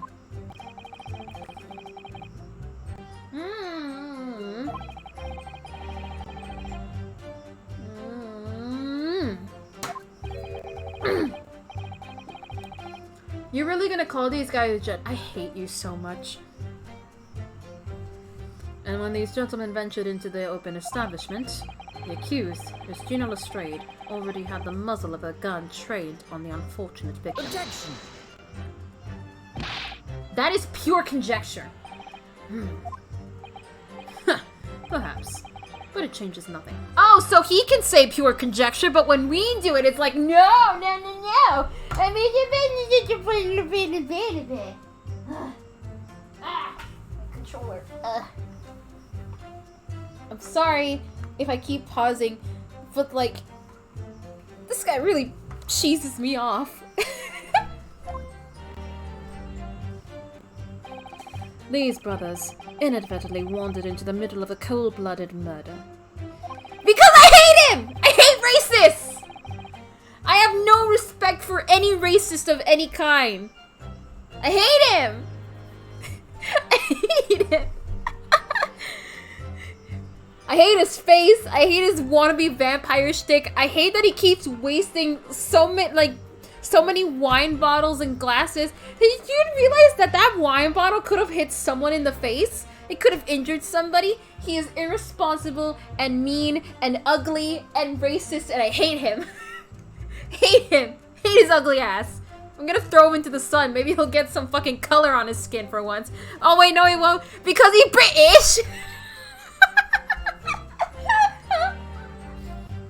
Oh, actually, maybe if I put him in the sun, he'll turn to dust and die. Yeah, and she gets better! The point is, I don't like his personality. I don't like him. I don't like him. At least Franziska, like, improves as a person, and she becomes less shitty over time. That's what I'm hoping happens with this guy. I hope so. But the fact that he's racist makes it very hard for me to like him regardless. Please understand. Please understand. Maybe he will. Maybe he will get better. But right now, I hate him. I hate him and his racist ass. Simply because we found the door of the victim's establishment open and ventured inside. What? That's what happened. Hold it! What are you trying to suggest? That you had to go in? Well, God moves in mysterious ways, they say. Don't they, Ringo? They do, Nash. They do. Must have been some sort of their providence, I reckon. God's will often presents itself as a whim of thieves, does it? It weren't no whim. I'm dead sure of that. It weren't, Nash. It weren't. Like I said at the time. You don't find doors open in the middle of the night like that. Nah. There's no two ways about it. It was a sign that our long-lost brother was inside. They're not very good liars, are they? Well, you can't deny it. It led us to a bloke who looked just like our bruv. I said cut it out. Those chips are getting a chomping today.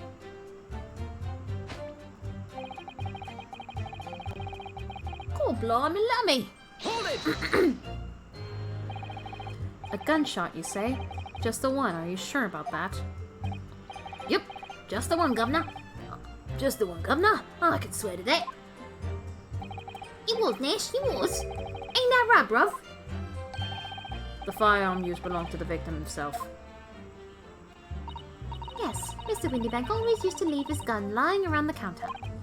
Right, I remember that. When we examined it, we found the revolver was completely out of rounds. That makes sense. Mr. Windybank always used to say that he only ever kept a single bullet loaded. That's true. I remember him saying that as well. So we can say with considerable certainty that only a single round was discharged from the firearm used as the murder weapon. No! No, we can't! Well, can we at least acknowledge that there might have been a second gun? Please, there's so many things in this case that are already bothering me that people aren't addressing. The fact that there are 2 shots because there's a bullet in the wall and a bullet on Mr. Windybank. The fact that Mr. Sholmes stated that he's put like that he put cameras that take pictures of like things in the dark. Why haven't we checked those? That's what you're here for, silly. Why do I gotta do everything? And I should remind the court that the firearm in question has been discovered in the hand of the accused. Fuck off! Wonderful. Hold it! Do you mean the door between the main shop and the storeroom? That's why I'm like, why hasn't like Ryunosuke mentioned it? Why wouldn't it let me investigate it? Why didn't Sholmes was unconscious and the only other person who knew was Windybank, who isn't here. You are Ryunosuke. I know, but it wouldn't let me talk about it. It wouldn't let me talk about it. That's why I was going around the shop earlier, trying to pick everything that was investigatable. It's I was looking for the camera thing to maybe we could see what was happening in the dark. But no, it wouldn't let me. If my learned friend is having difficulty grasping the situation, perhaps a drawing would help. Fuck off. Excluding the shop's entrance from the street, there is only one other door, that of the storeroom. Of course there was only a little oil lamp burning. Not much to see by. And doors in behind the curtain, no? That's right. When we arrived, the door was mostly obscured by the curtain. Tell me, why exactly did you try to open that door? Eh? Any normal petty thief would run at the sound of a gunshot, I should think. Oh, well, you turned a rabbit ring. You'll turn a rabbit ring. Oh! Well, Nash, yeah. I suppose you'd have to say we ain't normal, eh? Broadly speaking, humans respond in one or two... Oh, sorry. Broadly speaking, humans respond in one of 2 ways on hearing a gunshot or scream. The timid flee, gripped by fear, while the courageous investigate to see if they might help. Oh, fuck off! You are not going to try to paint these 2 criminals, these petty thieves, as courageous citizens who are only willing to help when literally when we came into the shop, they ran off! Fuck off! These gentlemen are of the latter inclination, my learned police friend, it would seem. Fuck you! Fuck off! Alright, somehow I just proved that I was a coward that night. Uh-huh! You weren't...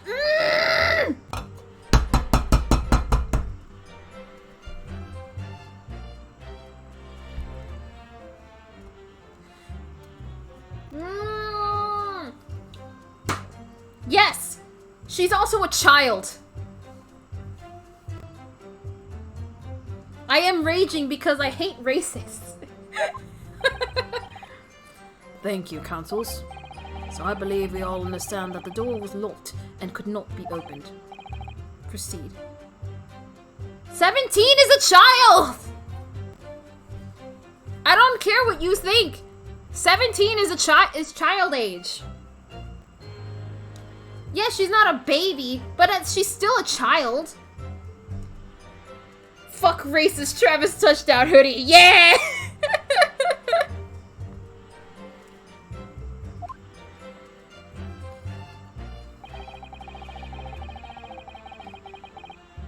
I stopped seeing kids as kids when their age doesn't have teen in it anymore.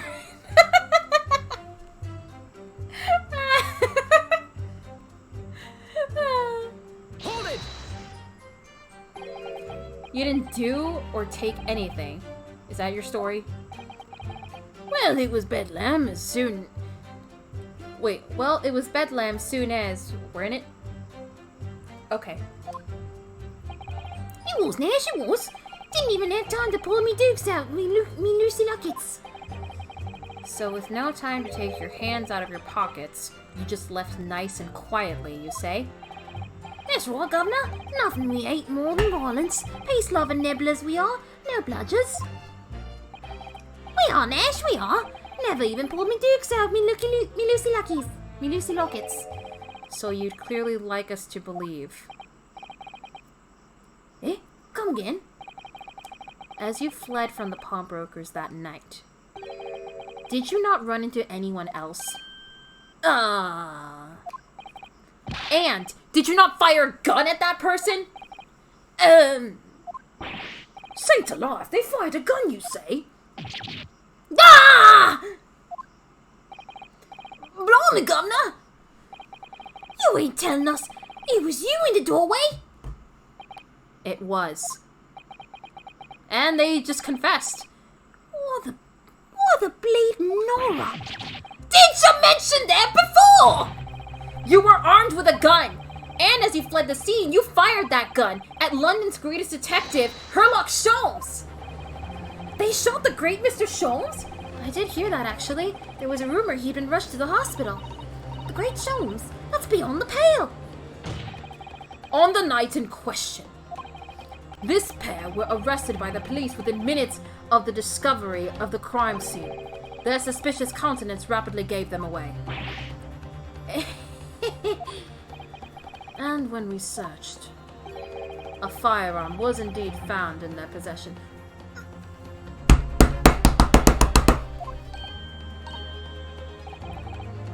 Furthermore, the barrel showed signs of a shot having been fired from it. So you knew all this! You knew all of this! Why did you say so from the beginning? Why did you let them run their mouths? He's still racist, though.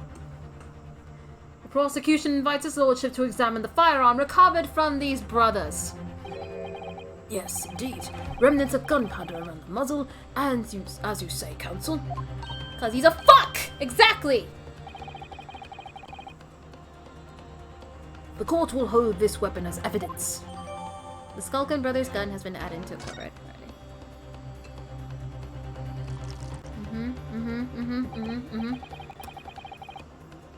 Fuck off. I'm gonna look at the gun. I don't want to talk to you. Let's see. This is a nice looking gun. Are there any other bullets inside?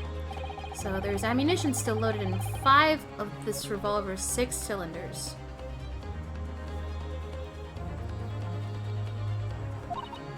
Yes, which tells us that only a single shot has been fired from it. Exactly. The bullet that hit Hurley, in fact, isn't it? Yes. It happened almost as soon as we'd walked in through Windy Bank's door. I'll make those brothers pay. They're about to dive to a 10-year-old. Also, Oswald McFly, Olympic is looking highly submissive and breedable. Thank you, Kitty. Lala already told me. I wanted to remind you. I am.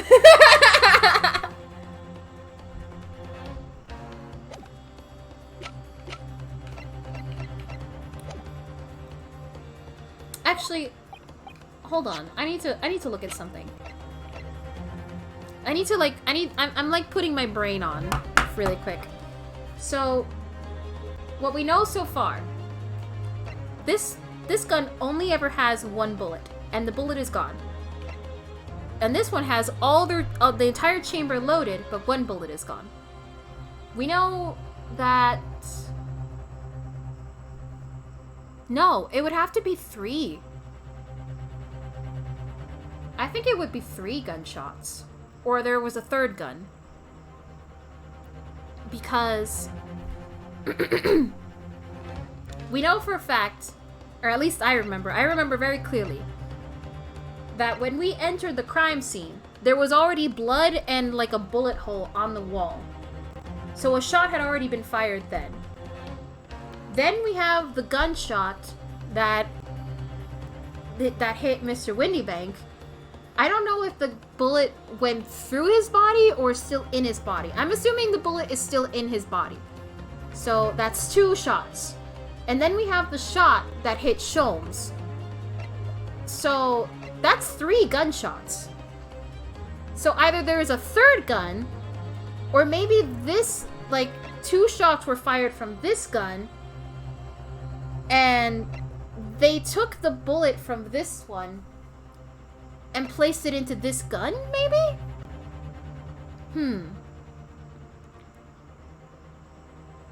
I'm still working on the details, but I know for a fact there was definitely 3 shots that were fired.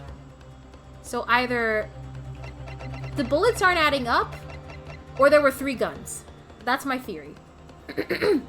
You know, it's curious that you noticed that. Yeah, like that was I remember that was the first thing I noticed when we first went in there, that there was blood on the calendar, and there was like it was like all messed up because there was like a bullet on it. I remember that. I noticed that right away. I didn't notice it was already bloody when you first entered the store. Yeah, no, it was. It was. Because, like, I went in there, and that was the first thing I saw, and I was in a panic. Because I thought that Gina, like, something happened to Gina. I'm glad nothing happened to her, but it ended up being something else, so. Yes? Here, so you're successfully presenting the evidence. For, yes, there are the telltale signs of spent powder on this gun, and a single bullet missing from the cylinder. But the prosecution demands evidence that it was fired at the scene of the crime under scrutiny in this trial. No, that's not what I meant! That's not what I meant! I'm not happy that Winnie Bank died instead of Gina. I'm just happy. I meant to say that I'm glad nothing happened to Gina, but I also said that something bad also happened. It's bad that Winnie Bank is dead. Don't twist my words. Don't twist my words like that. What the fuck? Don't do that.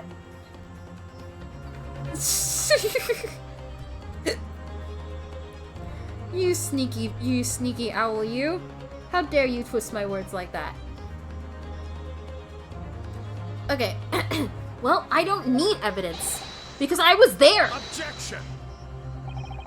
However, the rest of us in this court were not.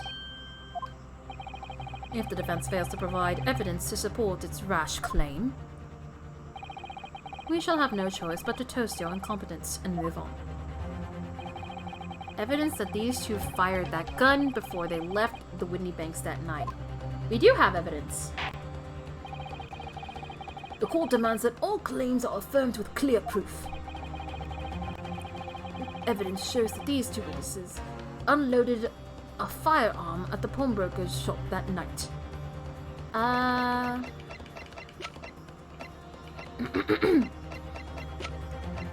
mean, we have the pictures, right? Take that. Maybe this? Yes, okay. The evidence is in this portfolio. What on earth do you have there, counsel? During the course of our investigations, we discovered a number of bloodstains.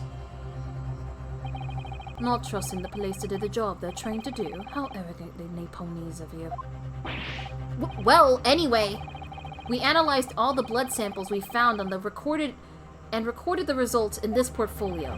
And you claim to have the evidence the court is demanding therein? Yes, my lord. No more dallying then, counsel. Present the pertinent evidence at once. What do you have in your portfolio that proves these witnesses unloaded a firearm at the scene? Literally right there. Oh no, it was this. Oh no, it's that. No, it's literally this. Take that. What is that? Explain. It's a photographic print taken at Windy Bank's pawnbrokery on the day of the incident. From the scene of the crime, is it? Is that a bullet hole? And if my eyes do not deceive me, it appears the bullet is still lodged there. Yes, as your lordship noticed, the bullet pierced Mr. Windybank's calendar. The date shown being the 16th of April, the very day of the pawnbroker's death. The incident occurred at 1 hour after midnight. but the incident that a separate shot had been fired sometime after the calendar had been settled to the 16th. That's right. And while it isn't irrefutable, the defense believes this is credible evidence that the witnesses did fire a round from their gun in the pawnbrokers that night. Nah!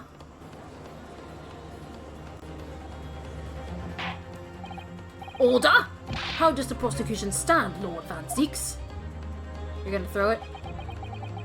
You're gonna throw your wine glass like a little bitch?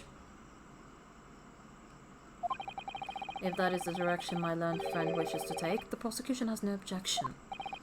What? There he goes. Mark that in the counter. But you'll forgive me for flinging my hallowed chalice aside in disgust at the repugnancy it exposes. Yes, on the night in question, these brothers entered the pawnbrokery illegally. And, like the bold baddies they claim to be, opened fire on the new arrivals before fleeing back onto the streets. Eh? Take it easy there, Governor. You're gonna land us in the soup. We had a deal. You weren't going to get into them details. Tell him, Sulky. Set the bloke straight. I have nothing to add. So he knew, did he? And he knew their testimony would almost certainly expose the extent of their crimes. It would seem now that I owe my learned Nipponese friend a word of gratitude. What do you mean? What I mean is that you have helpfully confirmed an important fact. To what fact do you refer, Lord Van Zeeks? As has been established, at the point of their arrest, a single shot had been fired from the brothers' gun. However, if that shot found its target in Mr. Sholmes, then clearly these witnesses cannot be accused of the fatal shooting of the proprietor and victim. Ah! In other words, these two men have no material connection to the murder of Mr. Windybank at all. Oh, Van Zeeks, use your brain. Why don't you use your brain for once? So that's it. What the fuck? What the fuck? That's it. We didn't have nothing to do with it. What the fuck was that? We didn't, Ash. We didn't. That's what I reckon. I mean, to be fair, he wasn't there. He has no idea when the bullet got there. Who? Van Zeeks? I mean, it doesn't take you bro hoops you in court. I mean, you don't even need to be there to like just count up the bullets. Like, it's not too hard to think about. I literally said it earlier. There's the bullet in Sholmes, the bullet in the wall, and now the bullet in Windybank. That's 3 bullets. It's not that hard. In fact, I'm willing to believe that the bullet that is in Mr. Windybank isn't even from his gun. I bet this is the bullet. Maybe. I feel like it's more like maybe this is Mr. Windybank's bullet.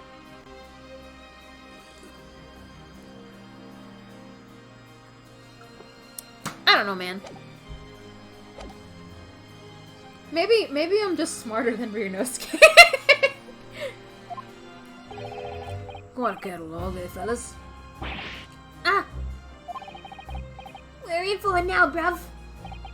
Now then, let us take a moment to consider the aforementioned great detective, Mr. Herlock Sholmes. It would seem the man patronized the pawnbrokers in question somewhat regularly. Where is he going with this? Mr. Sholmes appears to take pleasure in tinkering with eccentric machinery. Eccentric? Says who? Not me, don't give me that look. Oh, he's finally gonna bring up the camera! So he did so they work, oh my god, okay, finally. I've been wondering about this. He installed a pair of machines like this one in the victim's shop. Oh!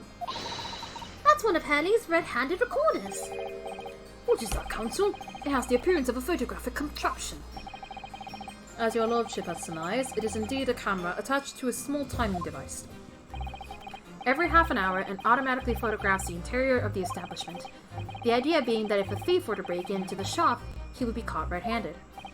The prosecution also obtained the photographs taken by the device on the night in question.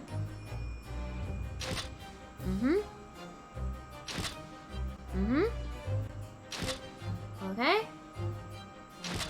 Alright. As the court will observe, the copious identical prints are produced in a quite desultory fashion. Dog. Rather prodigal, I feel. In fact, there are 2 such devices in the victim's shop, my lord. There's 2 of them?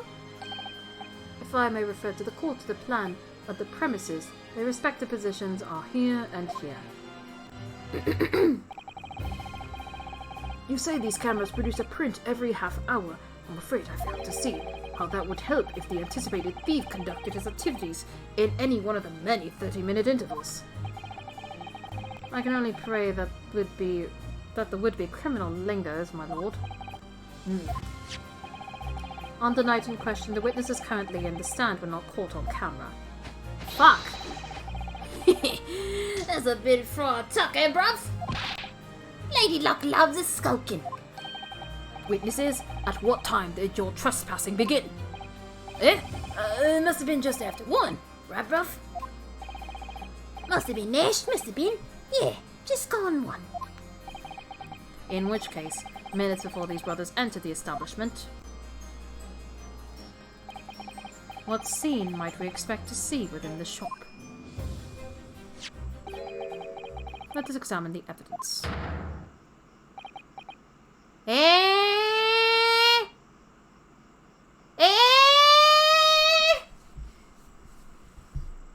Huh? Good lord! It's the defendant! Miss Gina Lestrade! What? As the court can clearly see, the accused is pictured, gun in hand, facing the victim over the shop counter, no doubt coercing the proprietor to open the door to his storeroom. I guess there is. There it is. Quite. One can only too easily imagine the events that unfolded. The court will take this photographic print as evidence, if you please, counsel.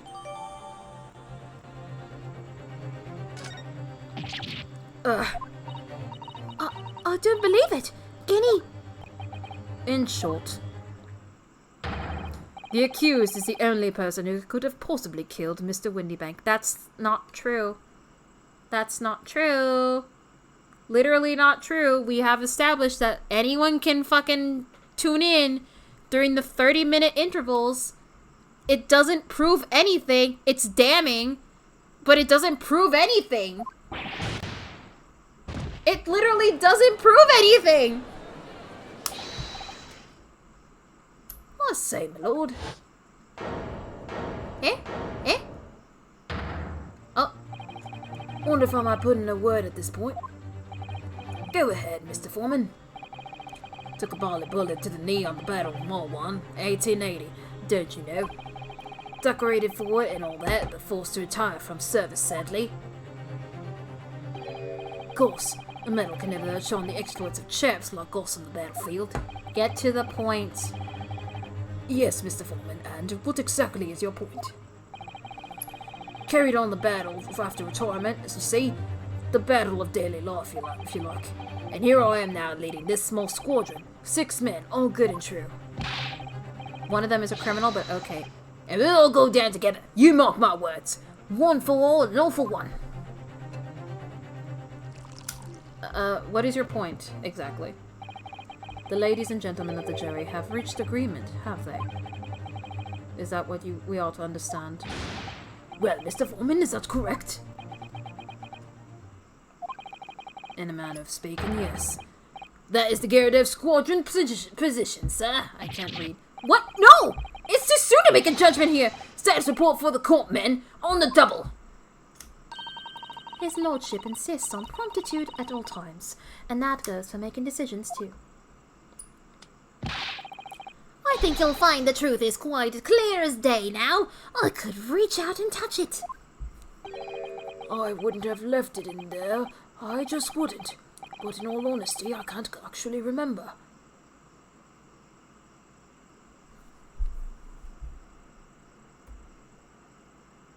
Is he the doctor that conducted the autopsy? Is he talking about the bullet? Is the bullet gone? Is he hinting that the bullet in Windy Bank is gone?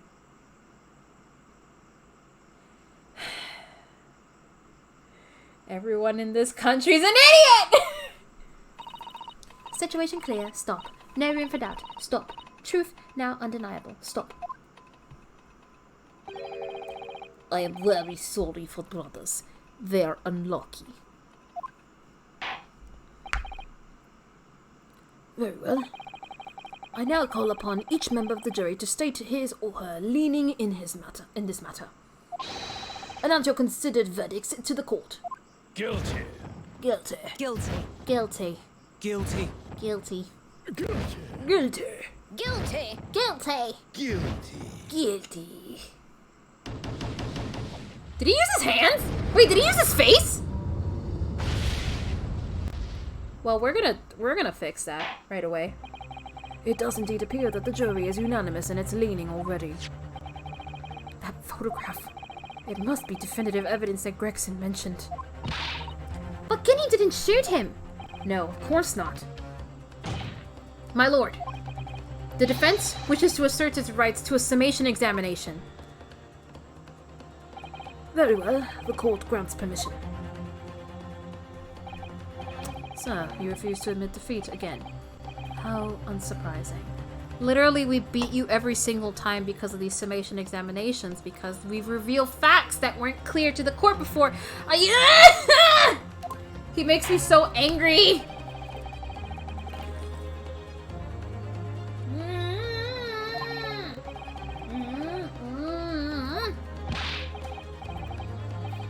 Absolutely, sir.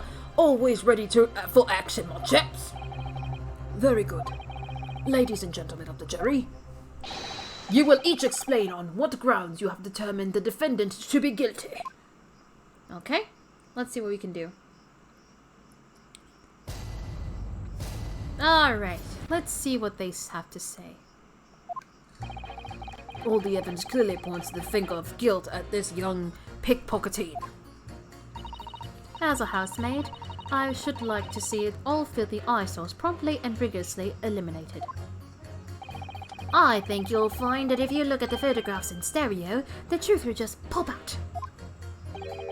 If I have left it in there, I should think there'd be repercussions by now. Uh-huh. Mind made up. Stop. Global radio transmissions of verdict to follow. Stop. In motherland, we say never judge by clothes, judge by head. I am convinced brothers are innocent.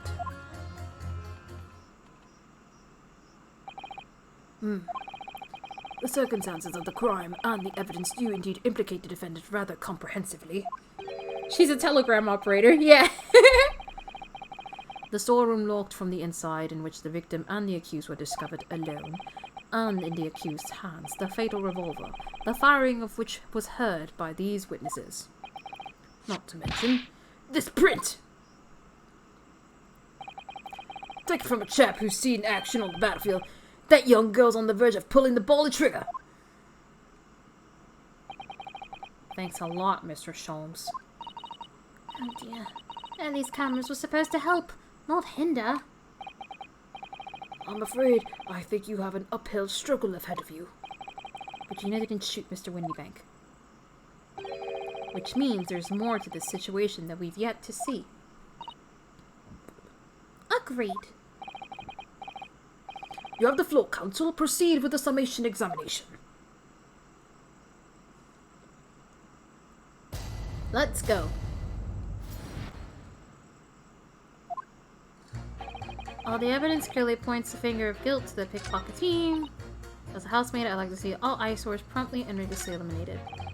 I think you'll find if you look at the photograph in stereo, the truth will just pop out. I want to talk to this guy first. What exactly have you been muttering about all this time, sir? You keep talking about having left something somewhere or something like that. Oh, so sorry. As you can probably tell, I'm a surgeon. A surgeon? That totally passed me by.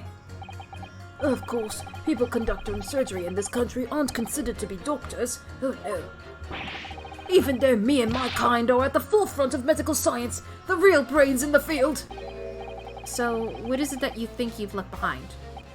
Ah, well, that's a little embarrassing, to be honest. You see, I was operating on someone yesterday. Oh no. Standard thing went in through the abdomen. But when I'd finished the procedure, I couldn't find my scalpel anywhere. Oh. What? Did he? Surely not. Exactly. Surely not. You just say to yourself, don't you? Worrying, isn't it? That's what's been troubling me this whole time. Would I really have left my scalpel inside the What? What? No, of course I didn't. So, there you have it. Like I said, a little embarrassing, really. That's one way of putting it. The other is manslaughter. That's exactly my concern. And seeing as this case appears to be all but sewn up, I need to focus on trying to remember exactly what I've sewn up elsewhere. Now, I'm surely I've made sure everything was back as it should be. Well, as sure as you can be without being sure. I'm sure you need to be more sure. Well, that was completely different from what I was expecting.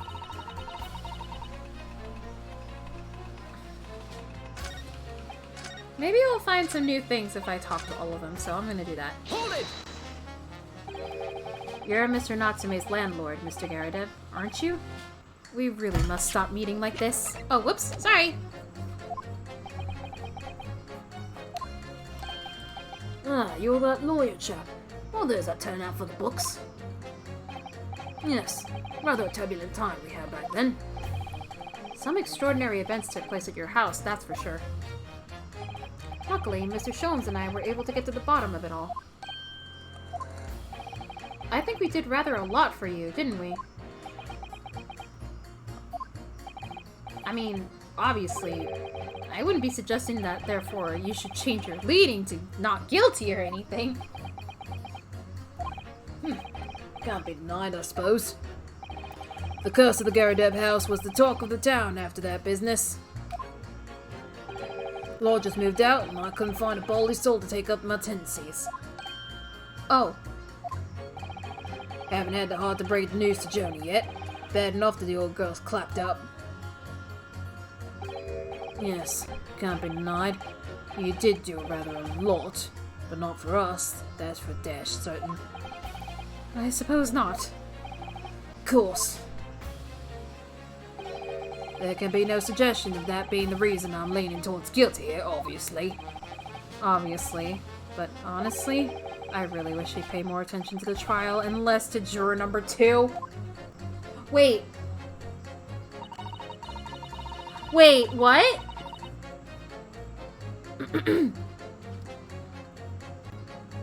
Hold it! Wait, is he implying he's like looking at the maid? What?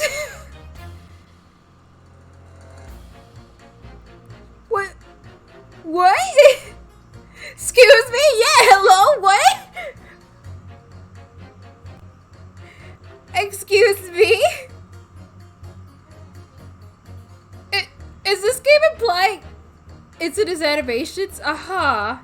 He keeps looking at her. Like... But he's always had that animation. Oh my god! No! Polishing the bench, I see. Again. The maid's work is never done. Not a blemish must remain. What exactly do you mean by filthy eyesores? On my way to market for his lordship, I have to pass through the East End. The place is full of beggars, pickpockets, and crossmen, the scum of the earth. A little harsh, perhaps. Let me be plain. If it were up to me, all those backslums would be made spick and span or eradicated. At least we have people like the Great Detective working to achieve these important goals. You're referring to Mr. Sherlock Holmes? That's right. I like to keep abreast of his exploits by reading Rance magazine in between my duties. He does wonders cleaning up London streets. In my opinion, he should be declared an honorary maid of the capital. That's just making me think of Sherlock Holmes in like a maid outfit. Oh my god. I would love I kind of want to draw that at some point. Hold on. I'm going to write that down for the art stream maybe. I'm going to write that down. Hold on. Holmes maid. That would be funny.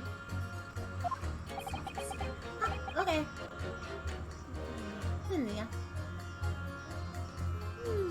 Qué duerme bien.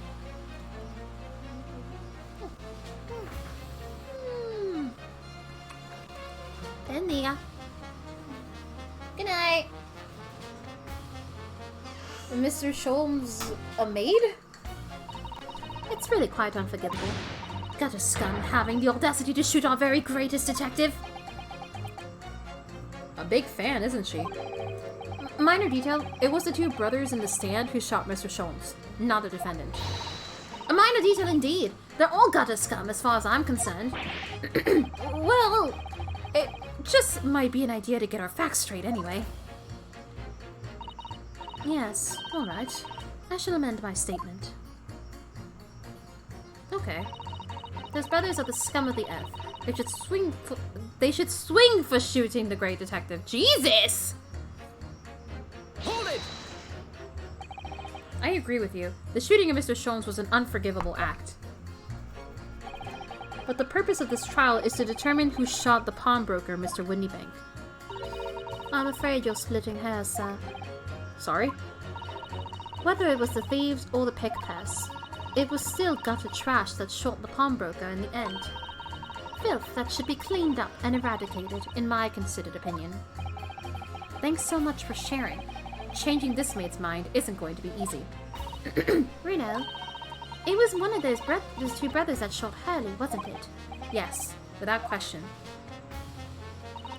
Well then, I'll never forgive them. Oh, Iris. Perhaps we can use this maid's statement to help us somehow, don't you think? Yes, maybe. Let's listen carefully to what each juror has to say first.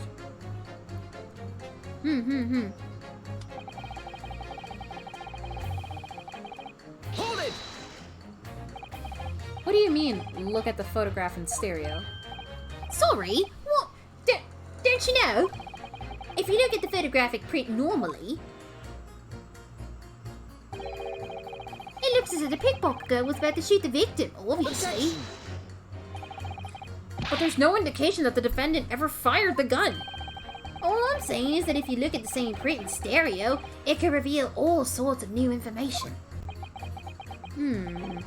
By any chance, are you a fan of stereoscopes? Ooh! How did you know? Let's call it a lucky guess. It never gets old seeing the two prints merge into one before your eyes. It's extraordinary. It's captivating. It's the height of modernity. Of course. Oh yes, I think you'll find that the Stereoscope is here to stay. Giving us new perspectives we could only dream of before. It's the greatest invention the world has ever seen. If only it could give me a new perspective on this case, I might agree with you.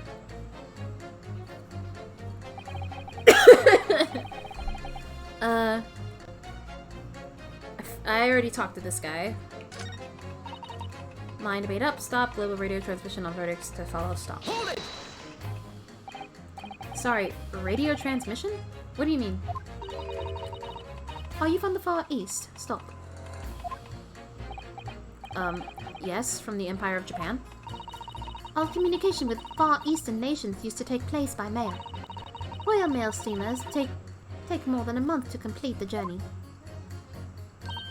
Ah, but now we have the electric telegram, so we can send messages using electrical signals. Thousands of miles of cable have been laid along the ocean beds, connecting the entire world. Thousands of miles of cable? On the ocean bed? It makes my head hurt just thinking about it. You are well informed, young lady. Aww. But cables will soon become a thing of the past. Stop. And just when I was starting to catch up. Radio transmission is the future. Stop. Messages carried over airways to four corners of the globe. Stop. Excitement growing. Stop. Atmosphere electric. Stop. Right. Try not to wear out your finger. Era of wireless telegraphy. Stop. Driving technological revolution. Stop. And people say inventions like the stereoscope are the height of technology. What utter piffle. I can't understand it. I really can't. They're just silly toys. Oh. Someone's angry. Excuse me. Juror number 3? Sorry to interrupt when you're obviously fuming, but... What? Do you perhaps have something to say about juror number 5's last remark? As if I couldn't guess. Oh, you bet I do. Say that again. Go on, I dare you. Goodness, are you talking to me? I think he just might be, yes. You think stereoscopes are just toys, do you, huh? Absolutely. I mean, really, a machine to view photographs in 3 dimensions. Why on earth would you not just use your eyes to look at the world around you? It's all 3-dimensional. What a great way to appease the man. No, I'm sorry. The stereoscopes are of no practical use at all. You just don't know! Pardon? I think you'll find that viewing a photograph through a stereoscope can unlock all sorts of possibilities. I'm obviously going to have to demonstrate. What sort of possibilities? Well, take a crime scene for example. If you had a pair of photographs from a crime scene that you could view through a stereoscope, it could reveal hidden clues you'd never even noticed before. What? Have you got any, Runo? Any prints that we've looked at the stereoscope?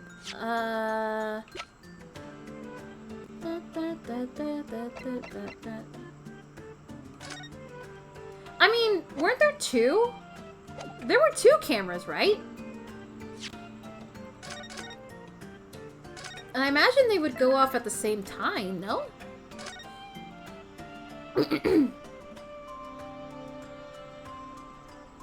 Right? I would imagine they would go off at the same time. So we'd have 2 points of views of the scene. So yeah. How about this print here? It should do the trick, I think. So this? Take that! Alright then, juror number 3. Are you saying you can do this with any 2 suitable photographic prints? Of course I can. Very well then. I'd like you to demonstrate. I'd be delighted to. Just give me one more print and you'll be amazed. Oh, wait, shit. We don't have the second one. Okay. Fuck.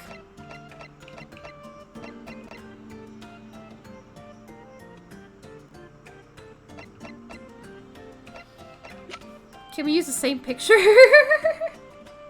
Ah, fuck. Oh, actually... No, not this.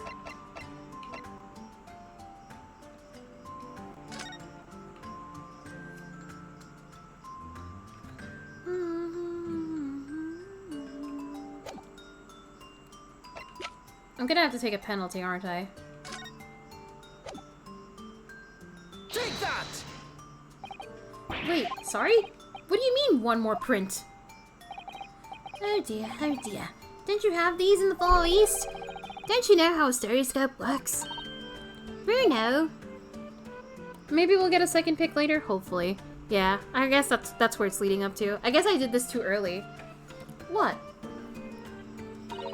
You need 2 photographs for a stereoscope, remember? You know, one for the left eye and one for the right. Oh, yes, I remember now. But the print we have from the pawnbrokers is just a normal photograph. No. I think you'll find that the clue is in its name. It's a stereoscope, not a monoscope. You always need 2 prints. Thanks for the friendly explanation. Who knows? This is a 3DS game, remember? Well, if we obtained another print, I'm sure at some point later in the trial, we can always show it to this young man then. I think you'll find that know-it-all expression is really starting to annoy me.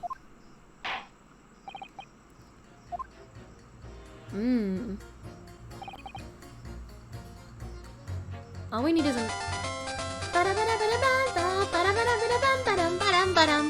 Hi, Biggest Bull! Thank you for the victor dance. Alright, let's talk to this guy. Hold it! Please tell me you're not villain Bolshevik. The Russian revolutionary. Revolutionary? Da. I believe there is such a rumor. It's just a rumor. As you see, I have unfortunate appearance. I look like Vichy's criminal. Your words, not mine. Just want to point that out. People call me revolutionary, murderer, autocrat. And which glove fits? Good day. I am visiting London for sightseeing. I would like to take bus to Crystal Tower, please. She is having none of it. Right. That didn't sound sage at all. You'll forgive me for having my doubts. To be treated like Vichy's criminal all the time. It is very painful. People do not realize. He is for the people.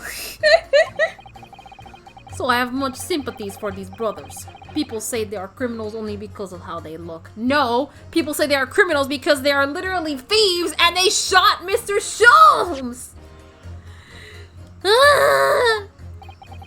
The Skullcan Brothers? Da. Maybe they went inside pawnbroker's shop. But they have done nothing wrong. That is all I want to say. They literally shot a man. The Skullcan Brothers did nothing wrong that night? Alright. Well, first of all, that's one not-so-little misunderstanding I'll need to clear up straight away. Tell me something, Iris. What is it, Bruno? The jurors are chosen at random from the inhabitants of London town, aren't they? Yes. It's amazing, isn't it? In that case, how is it that there's the Russian tourist sitting among them, who looks for all the words like a revolutionary? I wish I knew. If I can't change the minds of more than half of these 6 jurors, the trial will be over. But we know that Guinea would never shoot anyone. Yes, so we need to find contradictions in what these jurors are saying and pit them against each other. I must be ready to go whatever lengths I have to convince them of Gina's innocence. I think I know what I have to do. Did his testimony change? Yeah, okay. Objection! There we go. These 2 statements clearly contradict each other. Good lord. Counsel, explain yourself. Oh my. My statement? Contradictory? Contradict. C-O-N. Juror number 6. You've got the wrong end of the stick. I do not have stick. I have mouse. Oh, I like this song already. As juror number 2 said earlier, when the Skullcan brothers fled the scene of the night in question, they fired a shot from their revolver. Yes, they shot poor Mr. Sholmes in the abdomen, I understand. Surely you're not going to tell the court now that you didn't hear. Abdomen. A-B-D. sir. Sorry, my English is still learning. You are telling the court you didn't hear that.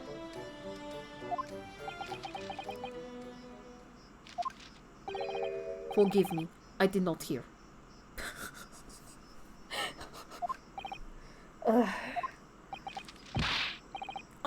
Here is blood, abdomen, part of person's body containing stomach and other vital organs. Is this what you meant? Is this what you mean? You should say in plain English, I am Russian, not native speaker. Who thought it was a good idea to let this man be on the jury again? So, you are telling me these brothers who look like criminals were lying?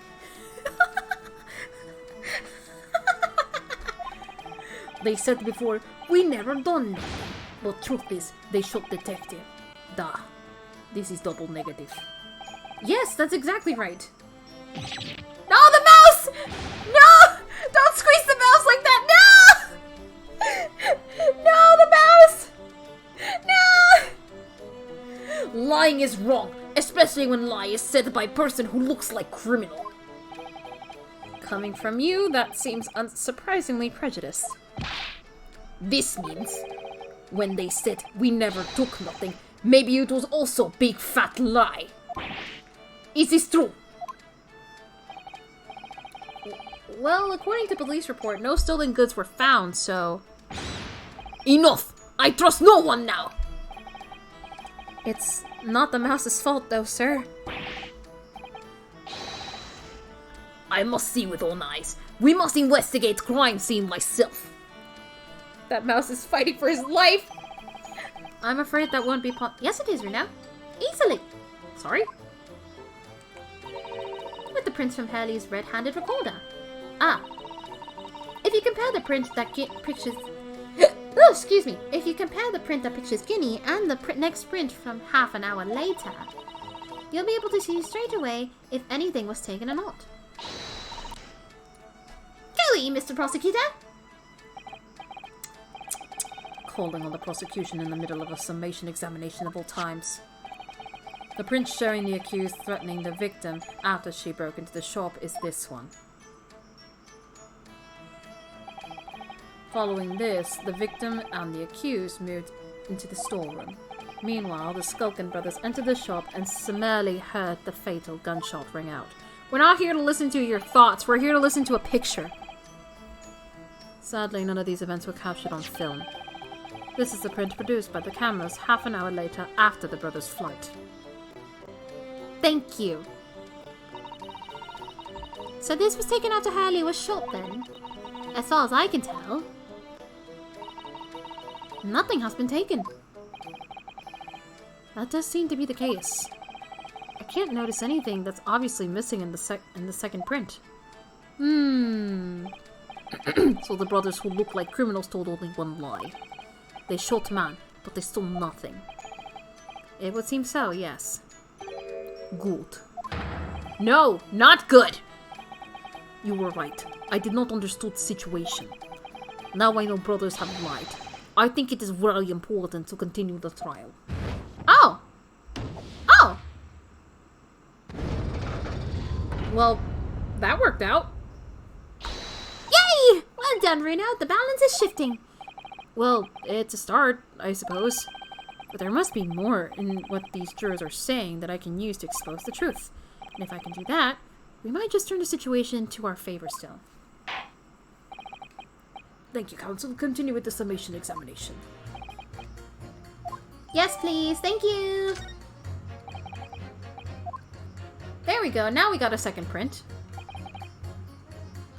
In lake of lies are many dead fish. We must find truth. Therefore, I say not guilty verdict. Hold it! Yes.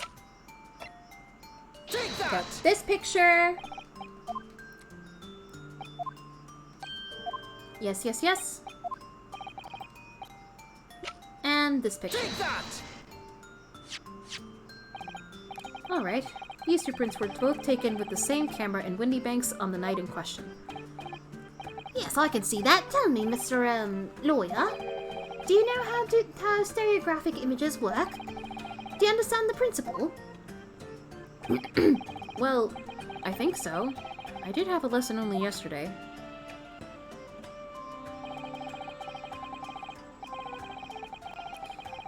The left and right eye images need to be the same, only with a slight shift in the position of some objects.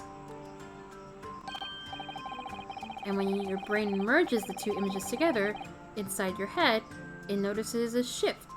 It notices the shift, as if it were death.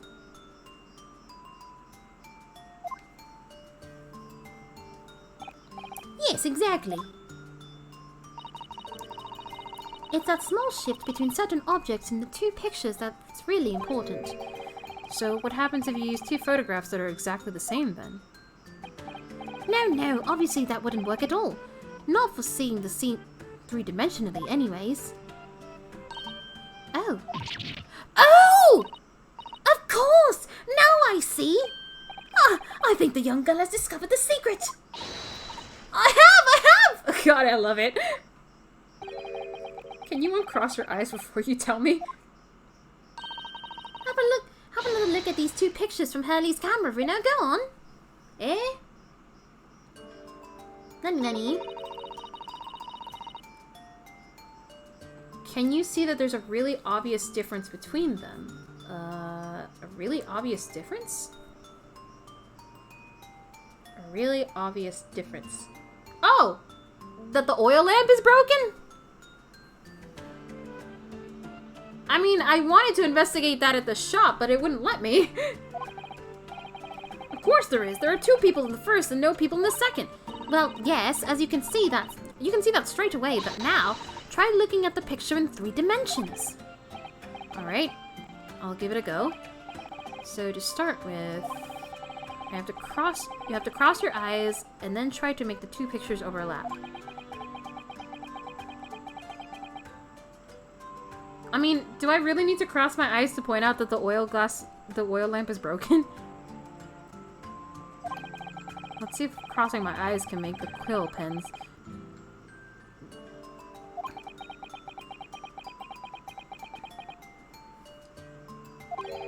Wait. Well, did you manage to see it properly, Bruno? No, because I don't have a 3D feature, but we're gonna say yes, I guess.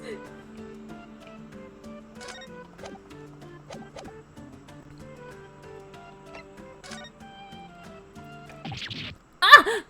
What's going on with these two pictures? Eh? Oh! Some of the things on the counter sort of jump out at you. Eh?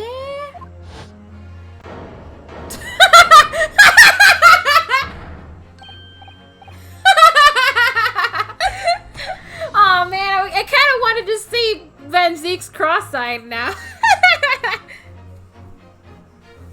Aw man, they wouldn't show me. Yes, that's it, you see! That's the other amazing power of stereoscopes! Other amazing power? Why everyone's like cross-eyed now? Is something going on to explain this black magic, eh? Why the deuce do some of the other things in the counter seem to jump out at you like that, I think you'll find that if you consider the basic principle of the stereoscope, you'll answer your own question. Basic principles of the stereoscope. As I said before, if you try to look at the 2 identical pictures using a stereoscope, it won't work at all. It's the slight shift in the position of certain objects that lets you see pictures 3-dimensionally. Oh, does that mean that... Oh! I think I'm starting to get it now. Is he... Okay, hold on. I need to look at the pictures. Does that mean... Shit's moved. Yes! Stuff was taken. So, yeah! Ah! Okay! Okay. Ah! Interesting! even though at first glance it seems the objects on the counter haven't moved at all between the two pictures. But this shows that actually, there must have been a slight shift in their positions. Yes, there must have been. Huh, okay. That's pretty cool. Now hold the fire there, sir. Got a reasonable grasp of this whole cross-eye business now, I'd say. But why the devil does this shift between the two prints exist in the first place? Well, what's the answer, fellow? Come on, you're the cross-eye master. What? Me? I have the first idea. You know, Runo, it's quite simple. It is? Just think it through step by step. The first photograph was taken at 1 a.m. Then, 30 minutes later, the second photograph was taken. Oh, the shift is much more serious when they put it back to back like that. But the positions of some items on the counter appear to have shifted slightly in the interior. So that means that sometime in the half-hour interval, someone must have tampered with the things on the counter. Zukas! Someone tampered? New information! Stop! Not mentioned in testimony so far! Stopped! Yes. We've had to go around in circles a little here, it seems. But I'm starting to see what I should be aiming at in this summation examination now. Ladies and gentlemen, the question now is clear. We know the items on the countertop were moved, but by whom? Are you suggesting you might know? Of course. No, I don't! No, I don't! Oh, it lets me save. Thank God.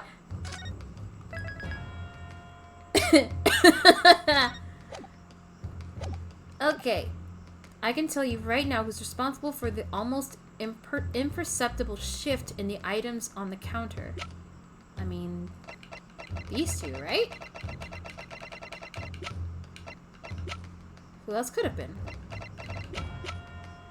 Either that or Gina. But I don't want to say Gina.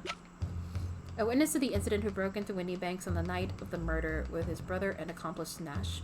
He claims to be a professional baddie by trade. It was Lord Van Zeeks! Yeah, it was him. I believe that.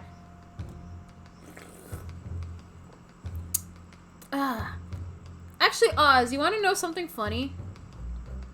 Apple bottom jeans, cause stop! There he is. We haven't seen him since. Actually, was he caught? Wasn't he being chased by the police? We don't know what happened. He just kind of ran off. We don't know if he ever got caught or not. It doesn't seem like he was. I was about to say, you know how you feel about Luke at me? That's kind of how I feel about Van Zeeks. I miss African Rain's Goomba. I saved, so I'm just gonna shoot my shot. Save with these two. Take that! It was the witnesses currently in the stand. The Skullcan Brothers. Wait!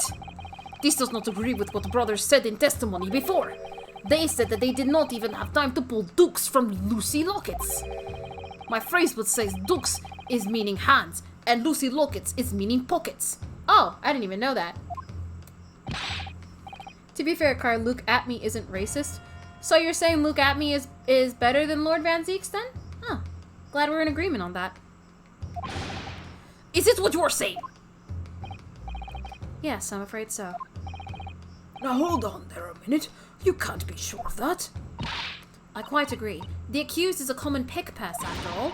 It's perfectly possible that she went through the things on the decks to see what she might steal. I think that's unlikely. I mean, we don't know that yet. I don't know. Every single person that has gone up against him, regardless of whether they were innocent or guilty, somehow ends up dead. And you're telling me he's not responsible for any deaths, Oswald? as he stood there while Magnus McGilded was being burned alive?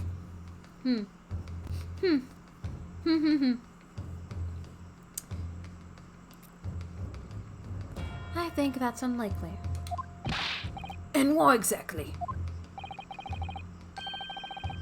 Maybe continue the trial? You can say all you want. I still hate Zeeks. Well, he got me griddled! As you can see from this photographic print, the defendant was pointing a gun at the victim. She was ordering a Magnus McGriddled sandwich. It would seem, as my learned friend indicated, that she was... Wait, what? No, not McGriddled!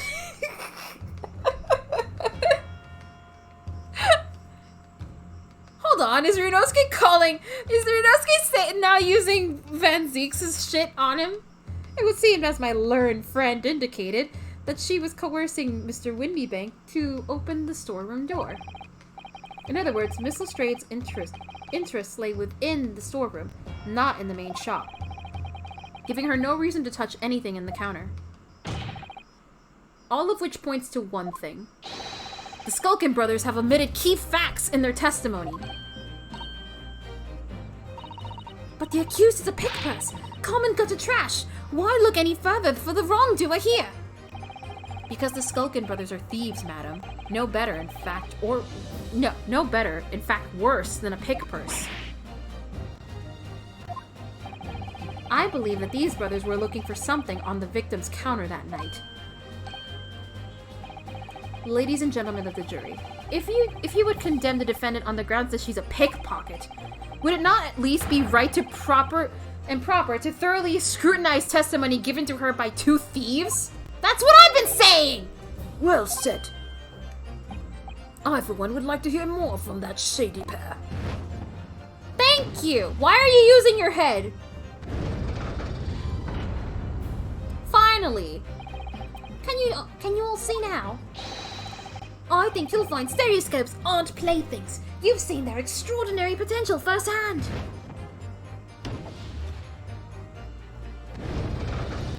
His hands weren't sanitary. Did he just headbutt the table? I like to think maybe it's because, like, you know, like, because he's a surgeon? Yeah, he's got to keep his gloves sterile, and that's probably why. He's really just... Don't touch me, I'm sterile! Wholeheartedly agree. Stop. Must purchase after trial. Stop. Will return home via Regent Street. Stop. Oh, is she gonna buy a stereoscope now?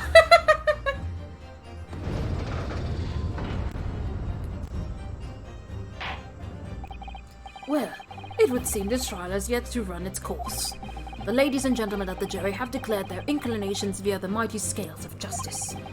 And it's just funny, too. Yeah. I hereby call this summation examination to conclusion with the balance altered in the defendant's favor. 2 lean to guilty, 4 lean to not guilty. Accordingly, the jury is without consensus. And I order this trial to continue. Yay! Well done. Oh, by the way, What? you should hold on to this, Runo. You never know when it might come in useful. Twice in one trial would be unusual, surely, but alright. Lord Van Zeeks, you will instruct the witnesses that the court demands additional testimony from them. I'm sure it won't spoil the bouquet to do so, my lord. Iris is so small. I want myself another chance to probe that pair about their activities that night, at least. And I won't stop probing them until I've proven that Gina is innocent. But when it's something like this happens, that Van Zeeks pulls his bullshit. True. Oh, to be continued! Is dude really allowed to be just sipping on wine at court? Yeah, because he fucking do whatever he fucking wants. Hate him! If he's allowed to drink wine, I'm allowed to drink some, like, I don't know, some tea or something.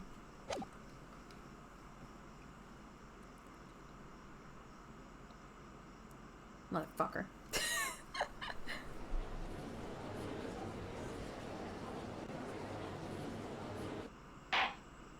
Did you see how Ryunosuke was standing? Oh, thank you, Kuni. Thank you very much.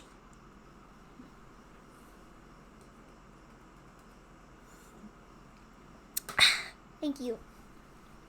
Order, please. Let us resume proceedings. Your mom said me doing hard to my George! Who said that? This is a court of law. I will not allow screaming about jorts in my sacred court. And then Ryunosuke's just like hiding under the counter.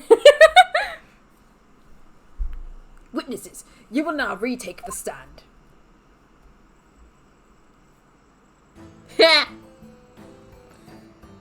Jorts probably didn't exist. Yeah, but let me be funny. I presume you heard the defense counsel's summation examination. Yeah, Governor. I did, Gov. I did. Mr. and Mr. Skullcan. Cool, blimey! Cool, blimey! This is going to be hard work. Earlier in this trial, you gave the following testimony about your actions after you entered Windy Banks. Their little blushies make me think that they're drunk, but they're not, I don't think. Well, it was Bedlam soon, wasn't it? It was, Nash, it was. Didn't even have time to pull me dukes out of me loose lockets. However, that was a lie. You brothers. Cool, blimey! Oh my god, his face has jiggle physics! Pleading. Oh, Governor, we're criminals! On the night in question, you rifled through the items on the victim's counter. We never done nothing of the sort! How'd you figure that out?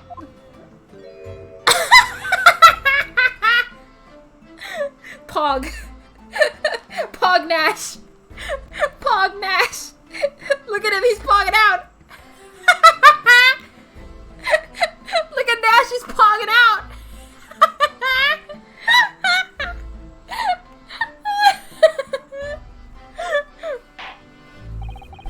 You will now give formal testimony once again. You will tell the court precisely what happened on the night in question, and this time you will tell the truth. Each lie that passes your lips serves to increase the severity of your punishment. That's glass number 2. And that, gentlemen, may deal a crushing blow to your chances of ever seeing the light of day again.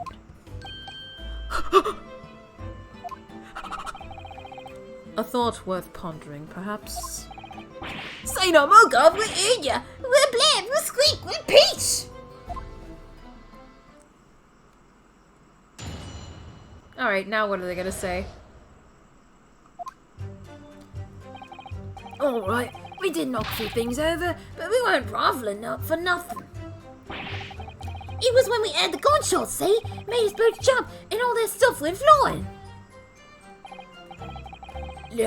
Lummy, it didn't have to give me a fright. We was thinking they should have come out the door and get us next. We stuck everything back where we found it and scampered straight into him in the back. We couldn't have shot the pawnbroker, see? We never even had a chance, did we? Oh, so you were planning to. Hate that Banziggs doesn't have eyebrows. Wait, does he not have eyebrows? No, he does. He does have eyebrows. He does. They're really thin, and they're like hard to see because he's always all scrunched up and angry. But he has eyebrows. Ugly eyebrows. So you admit to the defense's accusations. You did indeed ransack Mr. Windybank's countertop on the night in question. Not ransack, Governor, no. That's right, Nash. That's right. It's more like we tied it up, yeah? Oh? Eh? What was that just now? Sorry. By their own admission, these brothers entered the pawnbrokery under dubious circumstances. However, they panicked and fled on hearing the gunshot, having first made the good their mess. The way you say it, we hardly sound like roughs at all. Oops. We don't, Nash, we don't. Can't you make us sound a bit more cutthroat? It can't just be coincidence these men showed up at Windy Banks that night. There's more to their testimony than meets the eye. I'm sure of it.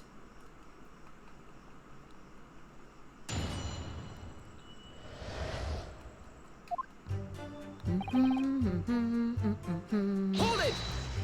Alright. If that's the case, then why didn't you testify to the effect in the first place?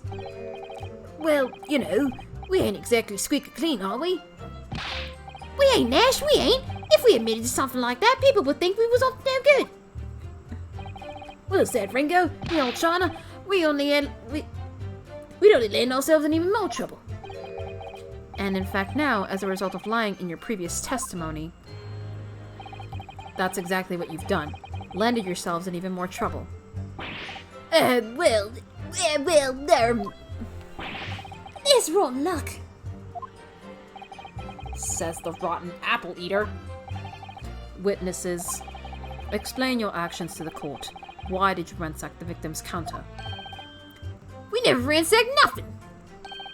Right, Nash, right. More like we tidied up the place. I want to punch him. Sorry. It was when we heard the gunshots, see, made a swift jump and all that stuff went flying. Hold it! Whoa, it's Mario and Luigi. No! Don't compare them to these guys.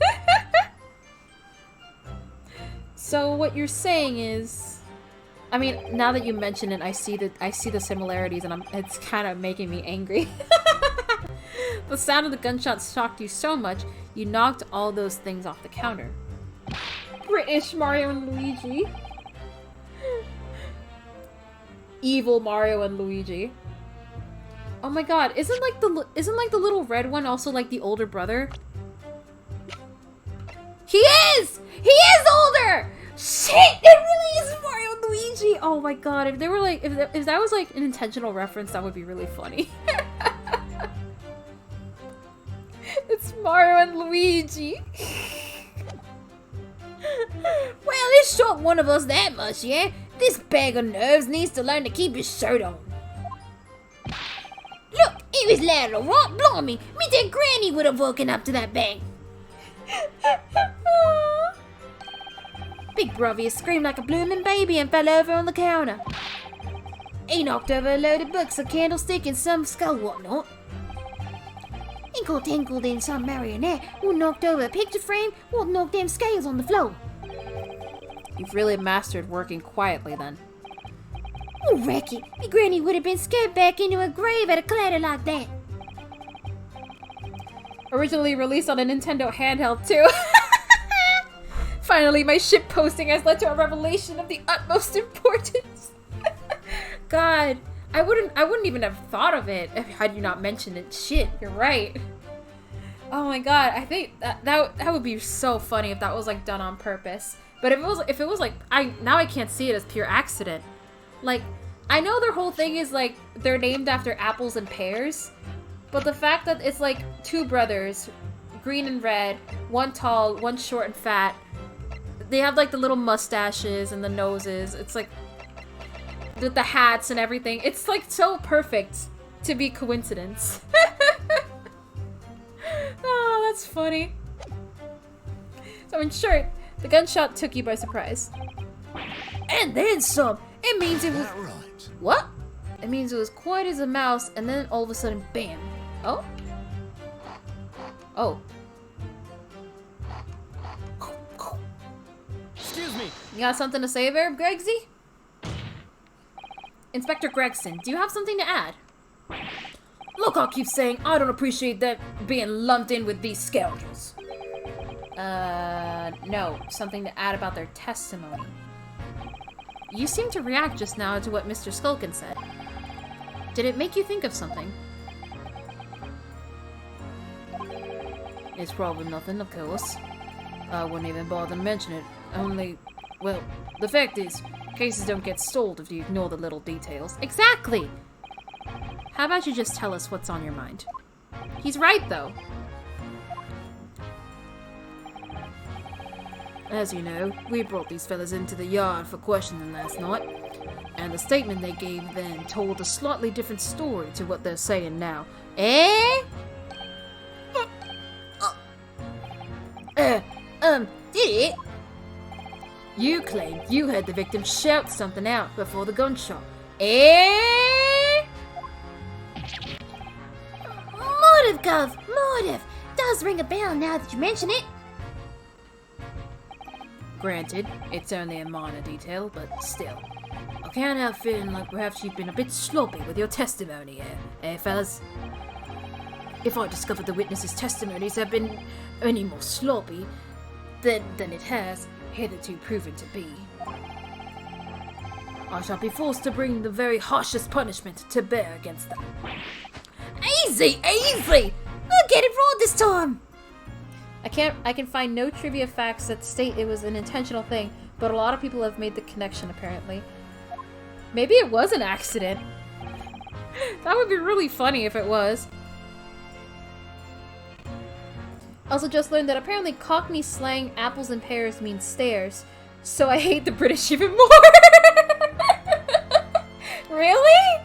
That's weird. Why? Apples and pears mean stairs.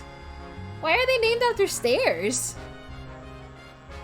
Oh, is it like because one's tall and one's short? That's it, yep, it's all coming back to me now. Then speak! Supplement your testimony with whatever details have miraculously returned to your questionable minds, sirs. Right you are, Gov. Just with a gunshot, we heard a voice yelling out, "Give me that gun." Eh? Hold it! So in fact, you heard the voice and the gunshot almost simultaneously. We did, Gov, we did. Although, I suppose if you're being honest, we heard a kind of wavering voice before the yell and all. If you don't want to get shot. Give me that gun! Bam! Kind of thing. Oh? Really? If you don't want to get shot, give me that gun. And then a gunshot. Right as it happened. Really? That's weird. Zeeks isn't very happy with him either. Van Zeeks looks like he slut shames unfortunate fast! He would! I absolutely would believe that. He looks like he would, can, and has already called me every slur in the book. A career in acting tragically missed.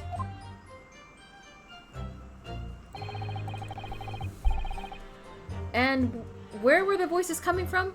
Could you tell? Of course we could. From the other side of that door behind the counter it was. From the storeroom, where the victim was found dead. And the voice you heard, it was that of the victim, Mr. Windybank. On my granny's life, of course it was. On his granny's life, of course it was. Do they not have the same granny?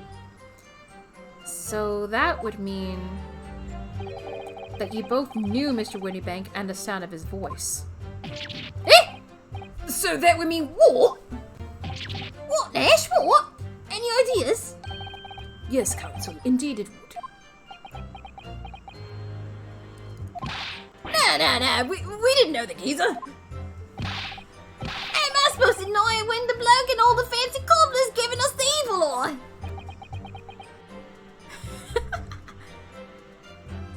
Okay, but real talk, they have some really cool jackets. They do. I like their style. Like, they're idiots, but they have good fashion sense, at the very least. If you value your lives, you will ensure your testimony is accurate and true. You know what this is reminding me of a little bit? It's kind of like,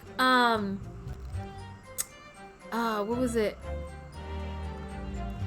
It's like whenever Larry Butts is on the stand in court, and both like Phoenix and Edgeworth are just like, please, for the love of God, just fucking testify properly. Or like when Lotta Hart or when Old Bag is in the stand. It's like they're all sick of their shit.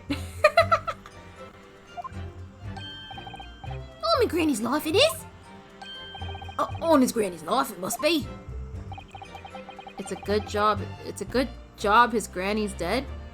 It's a good job? Wouldn't it be good is the good thing? It's a good job his granny is dead. Is that how you say that? I don't think that's correct. To summarize then, immediately after hearing the voice of the victim, you then hear the gunshot, causing you to stumble and upset the items on the counter, scattering them over the shop floor. You make it sound like we're clumsy. Might be a translation snafu? Maybe. Don't forget, we tied it up. We tied it up after the lot. Good little boys. Anyways, the way I see it. The local owned the place holding the gun, so he should have just fired instead of yelling at the girl. I'm glad Gina's okay. Hold it! You're saying that Mr. Windybank had a gun in his hands? Oh yeah, bet that was a sight, eh? Them two waving them guns at each other. Must have got pretty heated. I mean, just before we shouted that, we heard the geezer say, if you don't want to get shot. Didn't really sound like he meant it, mind. More of an empty threat, you could say. Mr. Windybank was known to keep a revolver on his shop counter at all times. People say that to protect the articles in his keeping, he'd readily put a bullet in someone's head if required. But when we met him, he was ready to put a bullet in his own head. That someone being himself, of course. There we go. Good grief! Extraordinary devotion indeed, if alarmingly misguided. Well, he certainly sounded like he was ready to pull the trigger the other night. Only the person he was gonna shoot beat him to it. Cooked his goose proper. Bet he wished he'd squeeze the trigger instead of wasting time shouting, "Give me that gun." And it was directly after those words that he heard the gunshot.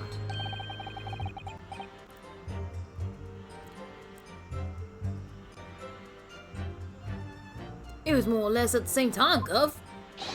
Give me that gun! Bam! Kind of thing. Yes, a career in acting, very tragically missed. And we add the sound of someone hitting the deck. I love that animation. That animation's really good. Before everything went dead quiet. After that, we done a slapdash jump trying to place up. Not to mention, you also shot Sholmes. I mean, didn't you ever Friday was thinking the shooter. Hold it! I could watch him do that little animation forever. Same! It's so good!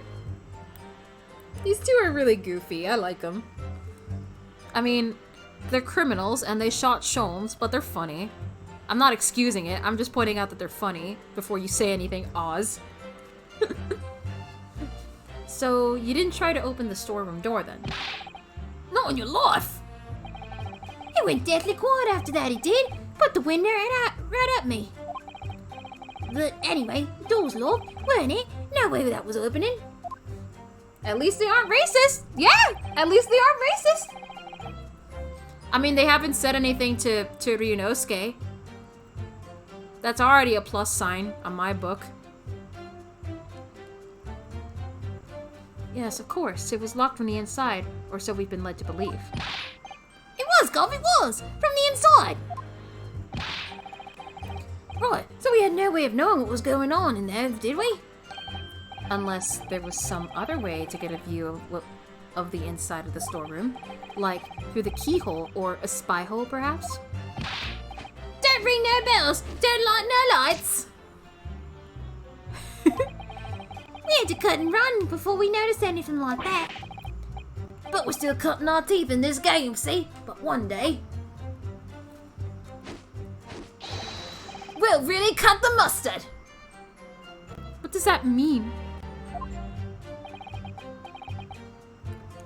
Please cut it out.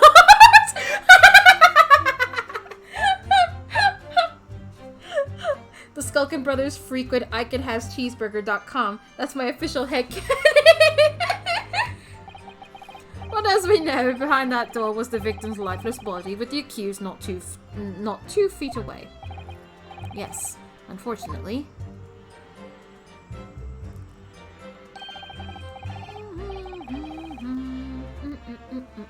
Gina was in there, unconscious, with the gun in her hand.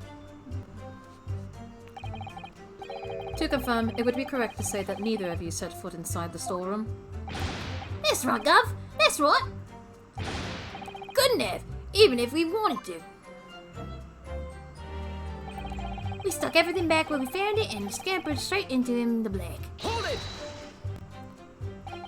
Yes, whereupon you fired a shot from your own gun at Mr. Herlock Sholmes. We was a bit hasty there. We was, Nash, we was. Truth be told, I was already shaking like a leaf when you lot turned up. If you're shaking like a leaf, don't put a loaded gun in your hand! Good voice, miss. Good voice. Truth be told, my mind went totally blank. Before your mind goes totally blank, make sure you don't have a loaded gun in your hand! Made a note made, miss. After that, we legged it down the street, but apparently we looked dodgy to the coppers or something, so they clapped the derbies on us like winking. And after you'd been handcuffed, the police found this revolver in your possessions, correct? Well, yeah. But listen, that proves it, don't it?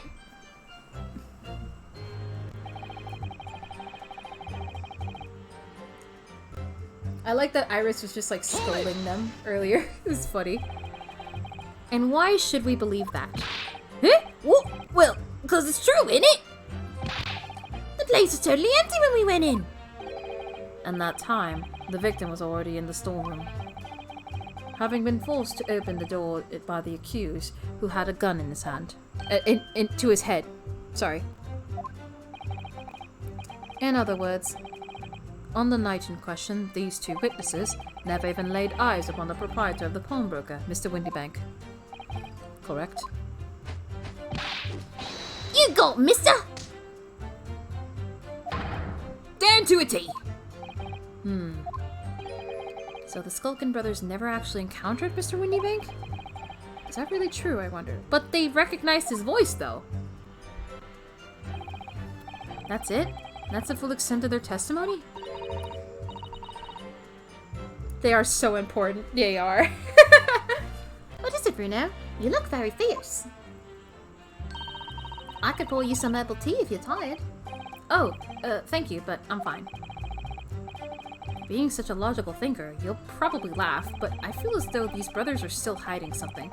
Something important. It is nothing more than a feeling, though. I have no proof to support it. Well, feelings can be very logical at times. Sorry?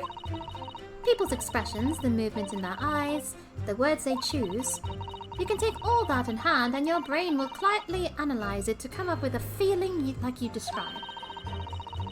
You've concluded that there's something suspicious about this testimony without knowing why, that's all. I think you should trust your instincts. Iris, thank you. Sometimes, I think if she's 10 years old, I must be 5!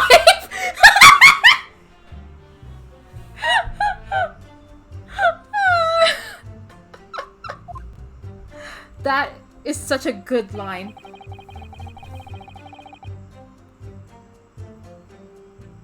Oh my god.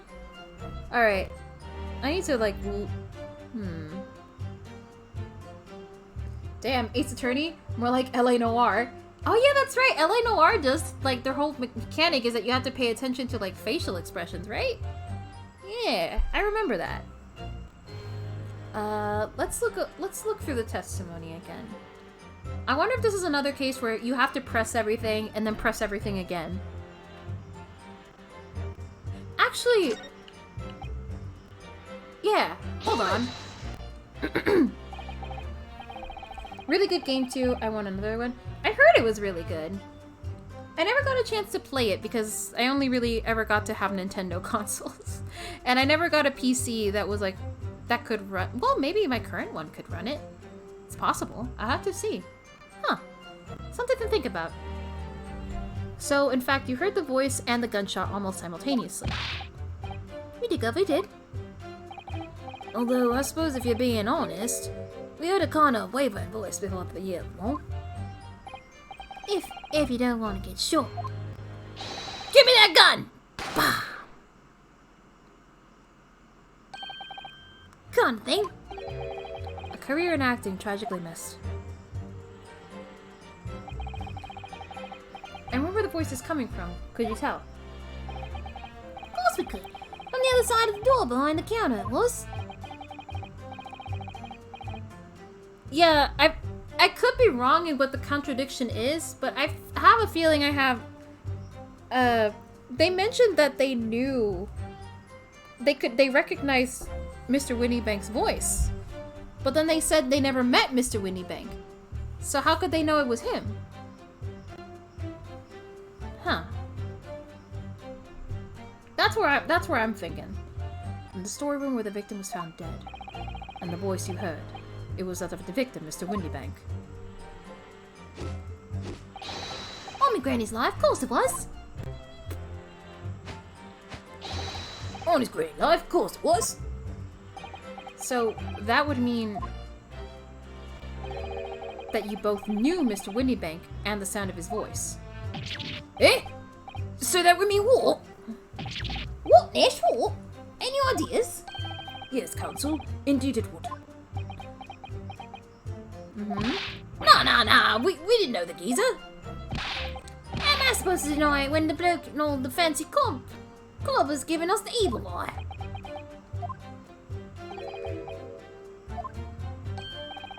On my granny's life, it is. On his granny's life, it must be. To summarize then, immediately after hearing the voice of the victim, you then hear the gunshot. Causing you to... You sound like we're clumsy. Yeah, nothing new. Do I have any evidence?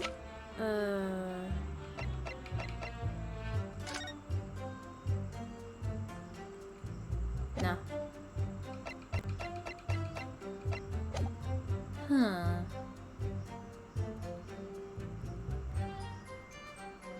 The bloke who just owned the place was holding a gun, so you should have just fired instead of yelling at the girl.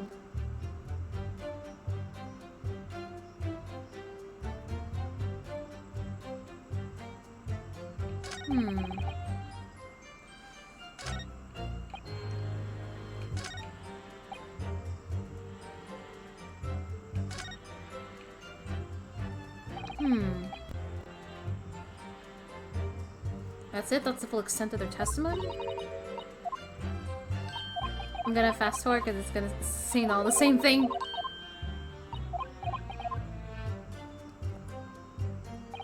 Yeah, that's what I was thinking too. They're saying they didn't know Winniebank, but they recognized his voice and they know he had a gun. So it's like, what?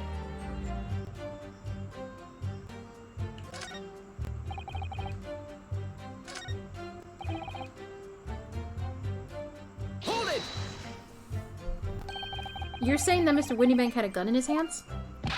Oh yeah, bet that was a sight, eh? Them two waving them guns at each other must have been pretty heated. I mean, just before we shouted, he had the geezer say, if you don't want to get shot. Didn't really sound like he meant it, mind. More of an anti-threat, you could say.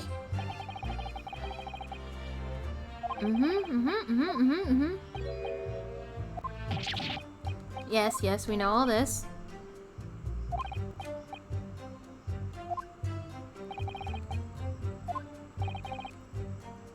I mean, from what we know, Gina didn't have a gun on her own. Yeah, we know she didn't have one. But these two are saying that they both had a gun now. And, well, she does have a picture. There is a picture with her holding the gun, but that is Mr. Windybank's gun. So, like, wait, then what? Hold on, what? Don't we have photo proof that they don't both have one? Yes. Ah, I see now. Okay. There we go. Give me that gun. Bam. I see now.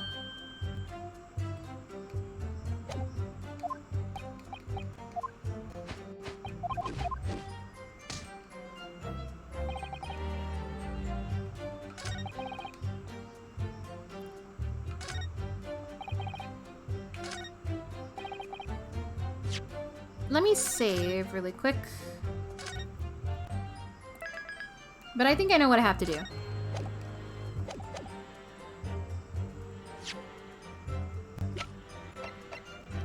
Objection! There we go. You're saying that on the night in question, the victim, Mr. Windybank, was wielding a gun. Is that correct? That's it, Gov. You got the picture. Yes, Nash, yes. No question. And yet the photographic evidence from the time of the incident clearly shows that Mr. Windybank was not in possession of a firearm of any description. Objection! You surprise me. Does the defense really intend to highlight evidence that compromises the position of the accused even more? Ah. Furthermore, the defense has failed to establish that the photographic print presented was taken a suitably short time prior to the victim's death. Your chronology is severely lacking, counsel. Yeah, that's right. Too right, Nash, too right. The old geezer could have been about to turn the tables on the girl, eh? Hardly likely. No, I'm afraid this won't stand as conclusive evidence. Ugh. Eh? Eh?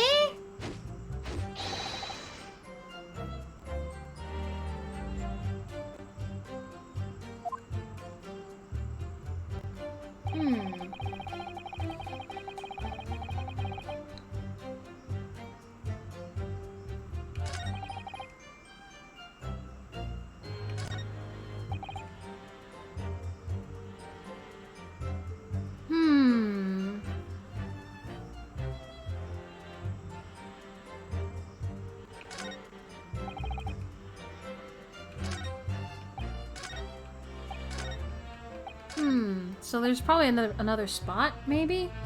Then I have to present the picture?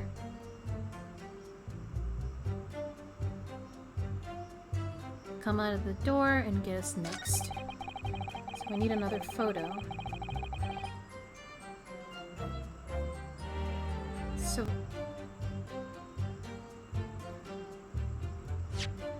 I mean, yeah? But like... what would this prove?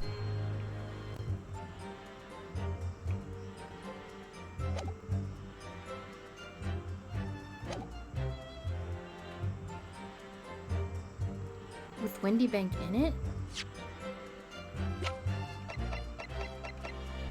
I mean, you mean this?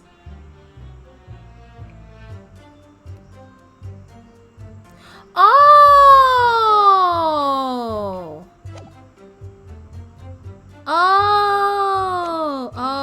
Oh, okay, I get you.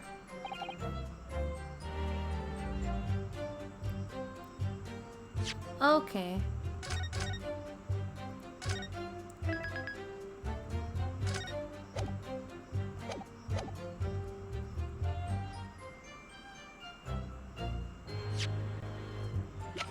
I feel kind of stupid not having realized that then. Oops. Objection! Oh, whoops. I put in the wrong statement. Oops. That didn't happen. That didn't happen. That didn't happen.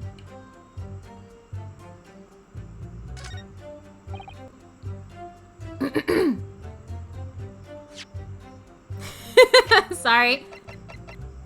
Objection. There we go. So, you're saying that on the night in question, the victim, Mr. Windybank, was wielding a gun. Is that correct? That's right, Gov. You got the picture. He is, Nash, he is, no question. And yet, photographic evidence obtained immediately after the incident clearly shows that Mr. Windybank was not wielding a firearm of any description. Eh? You what? Gordon Bennett, that ain't right. Objection. There can be no question that the victim's revolver was used in the incident. I would remind the court that Mr. Windybank's gun was found at the scene. Not only was it identified as the murder weapon, but it was found in the accused's hands. Is anyone also going to try to explain why she was passed out? Is no one gonna, like, question that? Yeah, that Maltooler Used the victim's own gun to finish him off. Give me that gun! Bam! Kind of thing. Hold it. Stay exactly where you are, right there. Eh? If the crime had taken place as you so colorfully described in your testimony, it would give rise to an undeniable and significant inconsistency in the final moments you just acted out. Oh, yes, yes, I know where he's going. Yep. Goodness, are you sure, counsel? You intrigue me, my learned friend, but let's see some evidence to support your claim. Where is the proof that demonstrates the the autopsy report, right?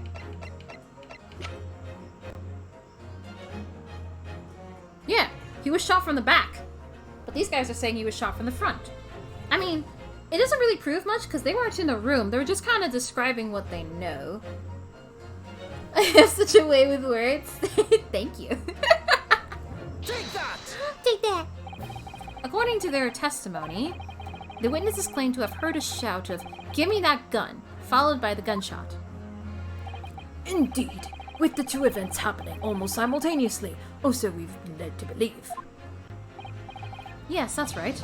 Now, if that testimony is true, it would mean that at the moment of death, the victim and his attacker would have been facing each other. However, in the autopsy report, it clearly states that the victim died instantly after being shot from behind. So, as I stated before, there is an undeniable inconsistency in your testimony, Mr. and Mr. Skullcan. Yeah, Catboy confirmed. But it's the God's honest truth. It is, Nash, it is. When he was shot that night. The shopkeeper had a gun in his hand. We saw it with our own bleeding eyes. Why would you see that? What? Were they just not saying that they never went into the room and they never saw anything? And now they're saying they did. Oh, how the turntables. Did I hear you right just now? You actually saw Mr. Windybank holding a gun?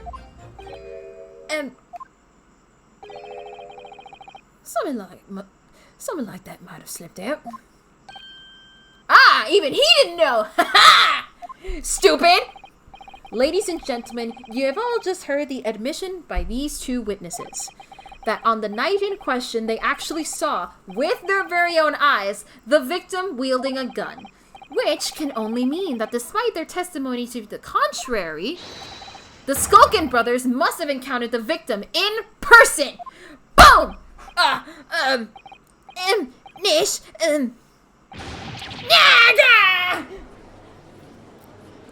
Yeah, you freak out with your fat-faced jiggle physics. Order! Order! Order! Witnesses, explain yourselves at once. Well, the thing is, it weren't supposed to, Oh? It would seem that my previous warning fell on deaf ears. I made it quite clear that false witness would be the death of you. Am I to understand that you replaced the untruths of your original testimony with renewed lies? Ever so sorry, Governor. Truth is, see, Cut it out, Nash, cut it out! If we blab now, you know what he'd do to us. He? What are they talking about? Oh, are they being forced to not tell the truth? There's someone else. There's someone else pulling the strings. Is it our old friend? Is it Mr. Edgar Benedict himself? Is it he? Will he make an appearance? God, I hope so. I need more Biggest Bull's amazing name puns. Let me make your position here perfectly clear. You will talk. There is no other option available to you. Ruff, come on, the game's up. But he'll have our guts for goddess. Maybe it was Lord Van Zeeks. Is it airline mid-flight goulash? In case it hasn't quite sunk in yet, no matter how hard you try to hide it, the truth will come out. On the night in question, it is now apparent that you brothers met face to face with the victim. I demand you testify again to explain the precise circumstances under which this meeting took place. Well, do we have to? On pain of death. I suggest you make yourselves fully aware that this is your very last chance to tell the truth. Alright, let's see what they have to say. I like that Gregson hasn't said anything. He's just kind of been standing there.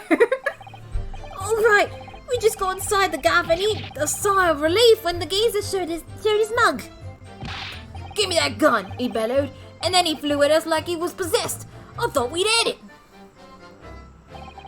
Oh, an old geezer. The bloke was strong as an ox. He chucked me over the counter. I pulled me gun on him. And then he legged it through that door into the back room. Huh? We never had nothing to do with killing him. That's all what happened, I swear. Eh? So now you're telling us that moments before the victim was killed in the storeroom, you in fact encountered him in the main part of the shop. Well, yeah, sorry. Well, we find ourselves in an interesting juncture. This changes matters considerably. But honest, Governor, this time, Nash, we ain't got nothing more to hide. Very well, counsel for the defense. You may proceed with your cross-examination. Yes, my lord. This is it. The moment I've been waiting for. Alright, before we do that, I will be right back. I need to go get a snack because I'm a little peckish. So while I do a quickie BRB, a friend is going to just stare at you for a while. They're just gonna sit here and keep you company while I go get my snack. So I will be right back.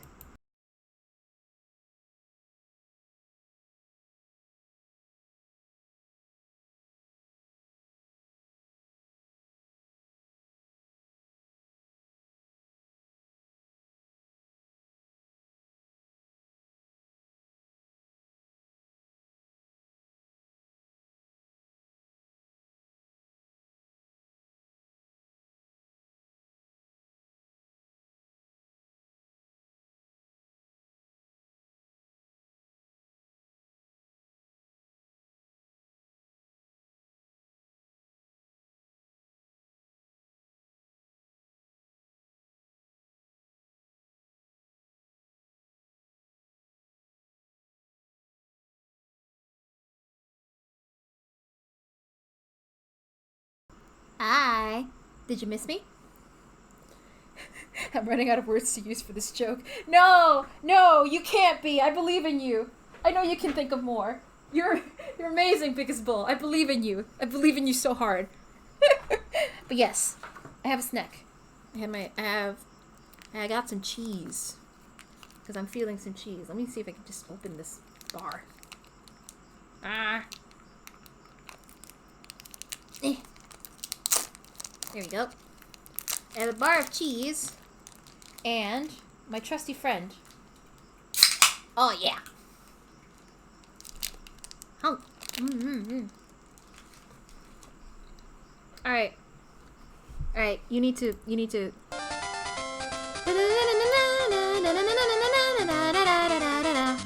Alright, you need to get back down. You stay down there.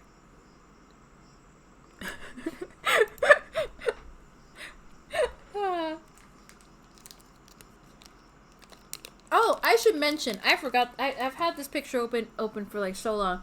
I should mention, that drawing, that amazing, wonderful drawing, I know I have. I want to make it to at least to the next to be continued, and then I'll stop there.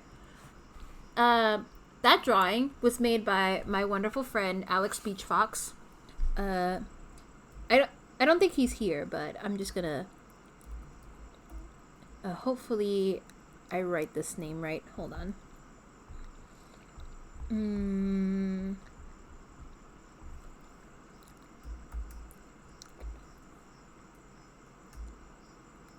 There we go.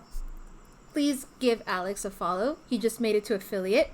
His streams are very, very nice and fun. And his art is very excellent.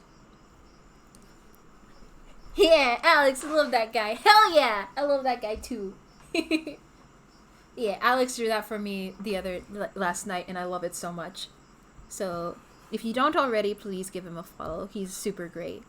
Love that dude. Alright, back to game.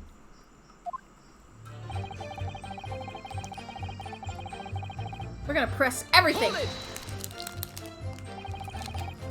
When you say geezer, I presume you mean the victim and proprietor of the shop, Mr. Windybank. Was he that old to be called a geezer?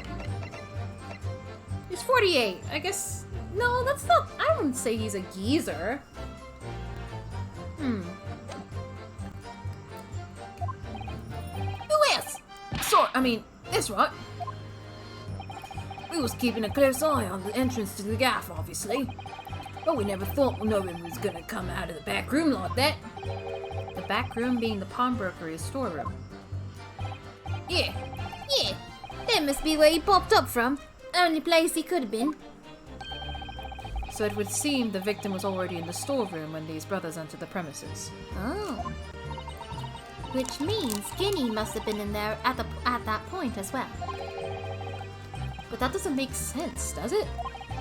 If Gina had threatened Mr. Windybank in the storeroom... If Gina had threatened Mr. Windybank in the storeroom with her at gunpoint? Is this written correctly? If Gina had threatened Mr. Windybank into the storeroom with her at gunpoint. The fact that English is not my first language is showing. Then why would he have emerged from the same room all alone when the brothers arrived? It should be him? Yeah. I don't know. Yeah, that's what I was thinking. I was like, am I not reading this correctly? It's like... English is my first language and I'm still confused. I'm glad I'm not alone. I'm glad I'm not alone. Did you see the accused at that time? Whoa, that Mortula? Couldn't tell ya. No way, Cobber. We had bigger fish to fry then. I mean, the old geezer just lost it. Give me that gun, he bellowed, and then he flew at us like he was possessed. I thought we'd add it. Hold it! You mentioned that Mr. Windybank shouted those words in your previous testimony, too. Sorry if you hear my wrapper. I'm eating a snacky. However, you claimed that you heard him yelling them on the other side of the storeroom. No, did we? But the truth is, he was shouting those words at you, wasn't he? Yeah. Was the victim Mr. Windybank wielding a gun at the time? Was he ever? Blimey, lummy, great ugly barrel he had, pointed straight at my frontispiece. It sounded like you said Shatton. Vamos a la mierda. Bruno every time he says hold it.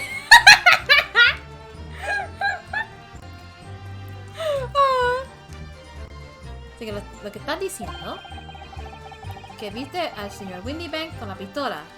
¿Eso es correcto? Sorry. It is, Gov, it is, spot on. Then all of a sudden he came at us, it was Bedlam. I didn't know who was going for who. You were clearly all going for each other. Like Nash said, we thought we had it. I mean, Like your Spanish accent, thank you. I don't speak Spanish very often, even though it's my first language. I'm so used to speaking in English more than Spanish, because a lot of my friends speak English. And it just became a habit. So I get a little embarrassed when people hear me speak in Spanish. fine old geese of the blah blah blah blah blah blah blah blah blah blah blah blah. We read this already. Yes, I noted that you mentioned the counter in your previous testimony too. Well, yeah, of course we did. Same. I learned both at the same time from Mima. Hey, yeah, exactly. I learned Spanish, but also English because my parents wanted me to learn English correctly. Because they noticed that most people had trouble learning with English classes, and they didn't want me to have that. So they managed to get me to learn English fairly early. So I always had good grades in English, but as a result, my grades in Spanish were at best maybe A's, low A minuses, and at worst C's. Spanish stream, give la gente lo que queremos. Lo que queremos. Vamos a ver. Vamos a ver lo que pasa. Oh yeah, of course we did. He knocked over a load of books, a candlestick, and some skull whatnot. They got tangled in some marionette, one knocked over a picture frame, one knocked over them scales on the floor. So in fact, it wasn't the sound of the gunshot that shocked you and made you knock those things off the counter. Well, Big Brother here went flying over that counter like a gunshot, I can tell you. Then the old geezer pinned him. Whoa. He did, Nash, he did. If you hadn't been there, the bloke might have flattened me like a blooming pancake in seconds. Porfa, para la raza.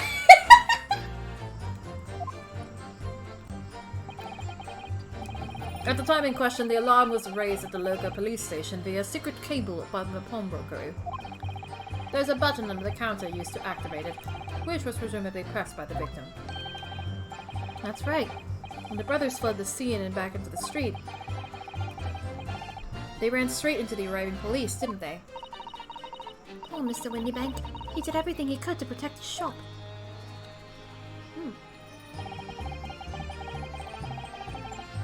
I pulled me gun on him and then he legged it through that door into the back room. Hold it! Para mí, tu amigo colombiano. Oh, tú eres colombiano. Ok. Un colombiano y un puertorriqueño. Se conocen en Twitch. Mira eso.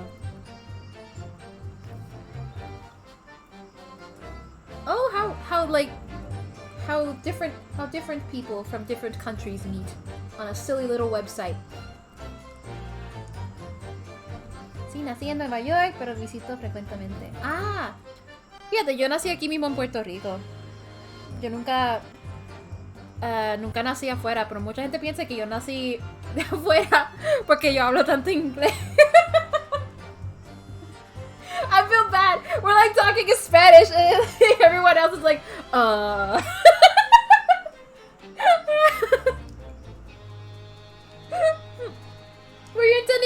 Mr. Windybank. Oh. No, never. Oh, I was just, you know. Nueva York, Peter Parker. We've isolated your viewers. Yeah. Oh, that reminds me of like one of my favorite Tumblr posts.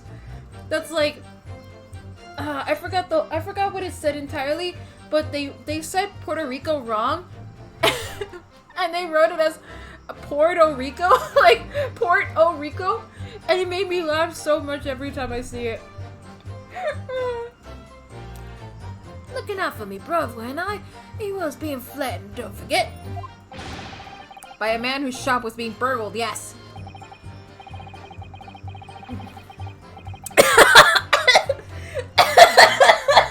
Fuck, I was drinking Portobello Rico. Peter, don't turn me into a marketable plushie. Nah! Oh, I was drinking and you said that. I nearly choked. And then the man fled into the storeroom when you pointed your gun at him. Is that it? Yeah, that's it. He shoved me away, then ran off through that door and shut himself in.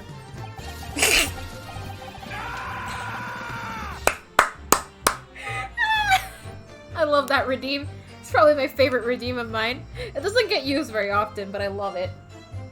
There's something about that last remark. Something that doesn't quite ring true. Oh, I should have been paying attention. I wonder why Mr. Windybank ran away into the storeroom. What? Well, according to what everyone's saying, Ginny was in there waiting for him with a gun. Yes, that's right. Gina allegedly used Mr. Windybank to threaten him and force him to open the storeroom door. In which case, how did the gun end up in Mr. Windybank's hands again? I read that weirdly. I have no idea, but that is strange, isn't it? The subtle inconsistency could be significant. I should make a mental note of it. Look, the point is, me and me brother here. That's right, Nash, that's right.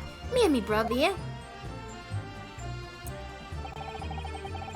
We never had nothing to do with killing him. That's all what happened, I swear. Hold it! You say you had nothing to do with it? Nothing at all! Nothing, Gov, nothing. The old geezer went and shut himself in the back room, didn't he? Locked it was from the inside. We know it was, because we tried to open it. But it's a decent door, that one. Good and strong. Wouldn't budge an inch. So in the end, the situation remains unchanged. No? Inside the storeroom with the pawnbroker, there was only one other person. The sole person who could possibly have shot the victim, the accused, Miss Gina Lestrade. Ah! It would indeed appear so. What say you to that, counsel? I don't know. Was there anyone else apart from Gina who could possibly have shot Mr. Windybank?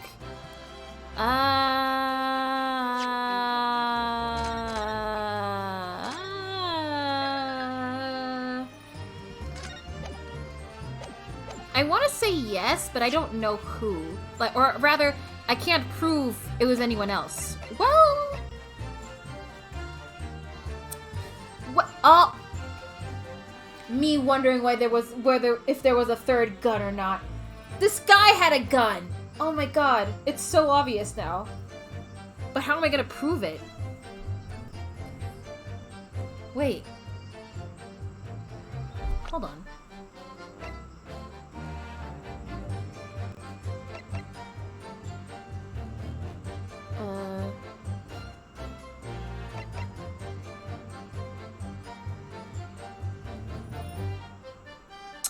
Dang it, I don't remember. One of these Pinche Augusto handlebar gungo. It could have been the Blue Badger. No, it couldn't have. I'm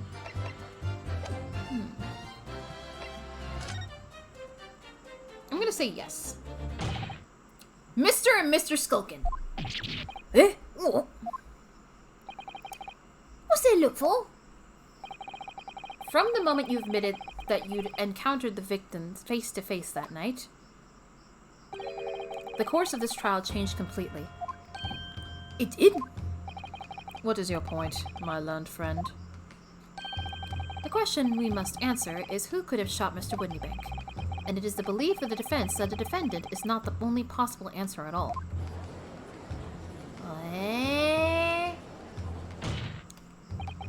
You have my attention. In that case, let us return to this plan of the premises. The victim was killed in the storeroom, which was locked from the inside.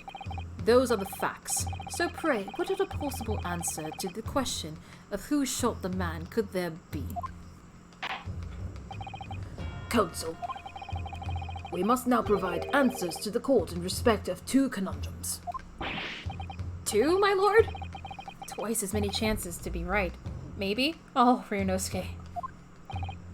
Indeed, namely, from what location did the culprit shoot the victim? And furthermore, where was the victim at the time? What? Understood, my lord. Are you alright, Runo? I'm not entirely sure, but there's one thing I am sure about. Yeah, Runo, that's how statistics work. I like how we just started calling him Runo instead of like his actual name. Iris's nicknames are too cute. It's like how Phoenix is like his real name is Phoenix, but everyone just calls him Nick. The nicknames are more fun to say and easier. Cute and practical. Exactly. If I can prove that there is a credible new alternative to what happened. Curious if you'll be able to figure this one out. I probably won't, but I'm willing to try. Either way, I'm gonna save. I'm gonna save over here.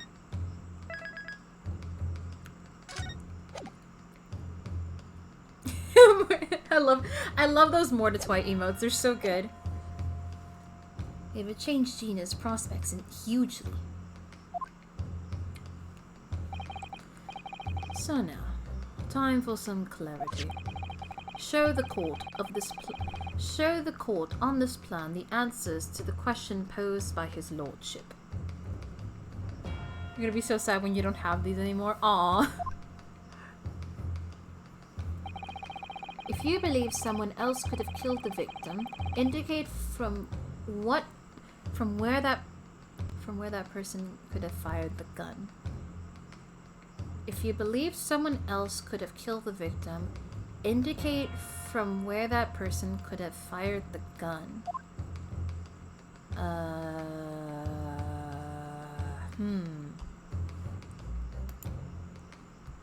If you believe someone else could have killed the victim, indicate from where the person could have fired the gun. We know he was shot in the back. Like, that is undeniable.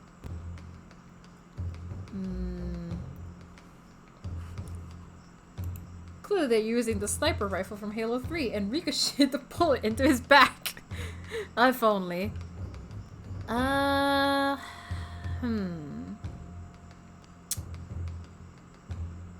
Let's see. And he ran into the storeroom according to the bros.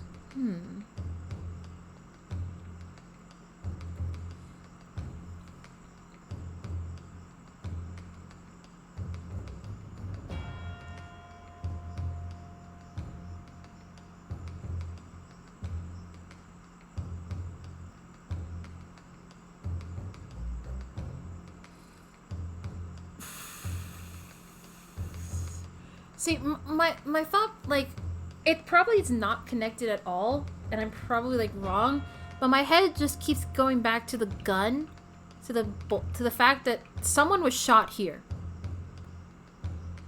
Someone was shot in this specific spot.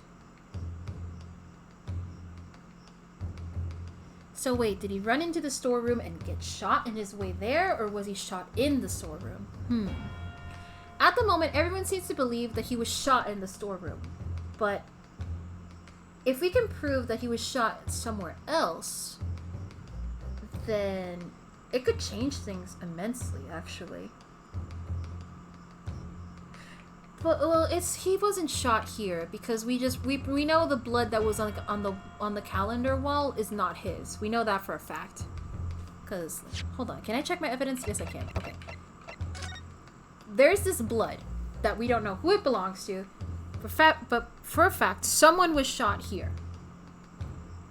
We know it's not Mr. Windybank because his blood uses the blue color. We know for a fact this is his blood, and that's not his blood. So it wasn't the victim. But someone else was definitely shot here. I wish we know whose blood this was. If you believe someone else could have killed the victim, indicate from where the person could have fired the gun. Can I save?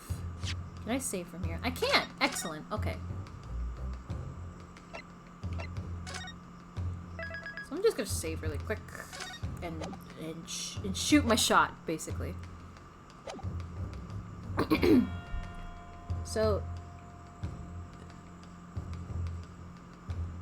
if we can somehow prove that the victim, that Mr. Windybank was not killed in the storeroom, it might help a lot.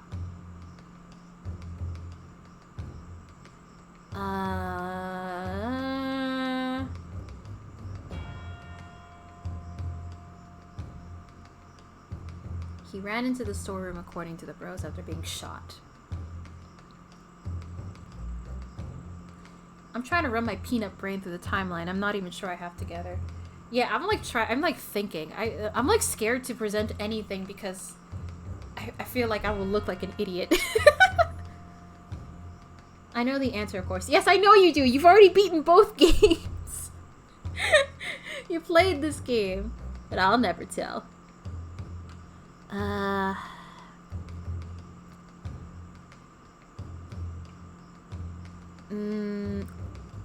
What if I just wildly guess and whatever happens, happens? If you believe someone else could have killed the victim, indicate from... Wait,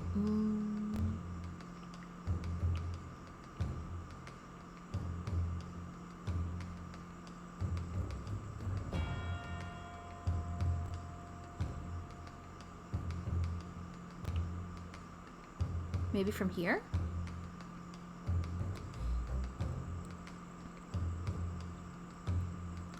Didn't Shom's Oshfart Skuntle Shom say Oshfart Gruntelstank dug I to the storeroom or something, dug a hole.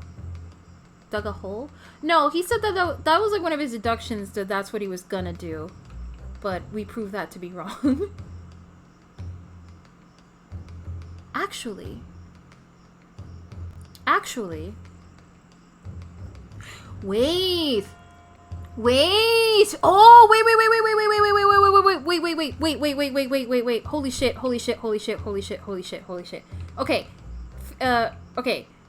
Bear with me here. We know for a fact that there were two cameras that were taking pictures of everything. One here and one here. Like, right here. There's none facing the door. We know someone got shot here. Mr. Windybank has a gun. And these two are saying that there was like these two were like waving their guns around. What if someone came in here, they were gonna shoot Windybank, but Mr. Windybank shot him first. And that's why there's like this mystery blood. I'm gonna, I could be wrong, but I think it's here. Take that! The culprit could have been shot the victim from this location here. I guess I was wrong. Dang it. I thought I had something. And then the answer to the second question. Oh, was I right? Assuming the culprit fired from the location indicated, where was the victim at the time? Here?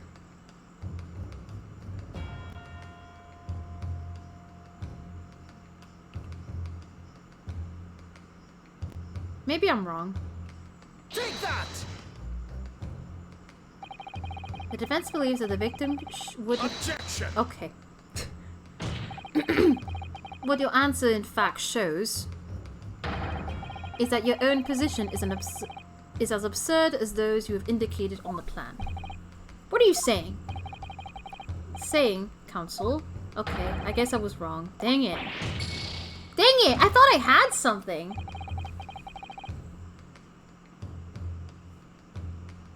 Think of the facts? I am thinking of the facts. So the questions are, from where did the victim shoot the... Mr. Wendy Banks died instantly from the shot and he ran into the storeroom.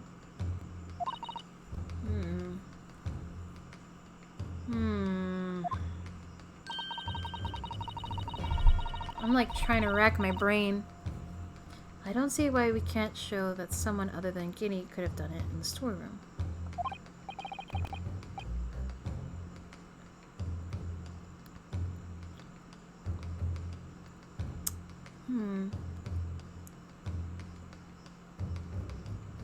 We know for a fact, maybe Alphabet Soup Goofy Goober was in the storeroom already? Maybe. I'm gonna give it a try. I'm gonna give it one more try. I saved beforehand, so if I mess up too many times, I can just reload my save.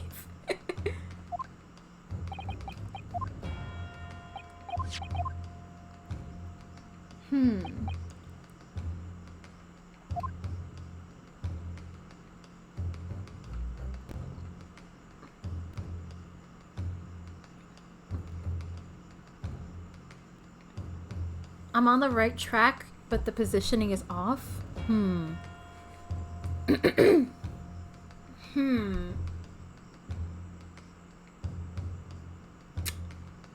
Okay.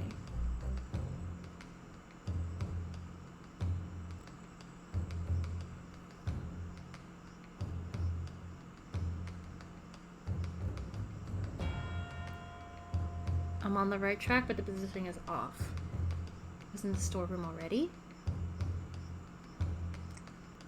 I really want to believe it's like here, because like what else, what would be the point of the blood? Someone got shot here. Someone for a fact got shot here. That's like an undeniable fact.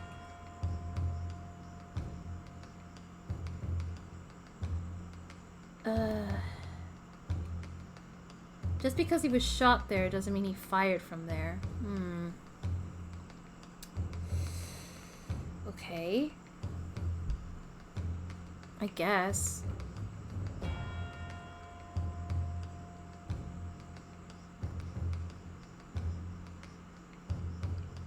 Maybe here? Maybe the bottom right corner was where he shot and Wendy Banks was in the doorway? Maybe. Take that! Same. I'm just kind of guessing at this point. And then the answer to the second question.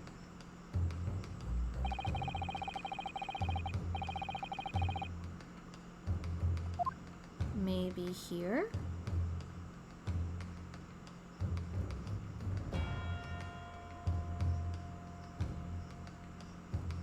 Maybe here? Take that! Objection! Okay, no. That's wrong again. I don't want to hear you talk. I'm glad they let me fast forward. I'll do one more try.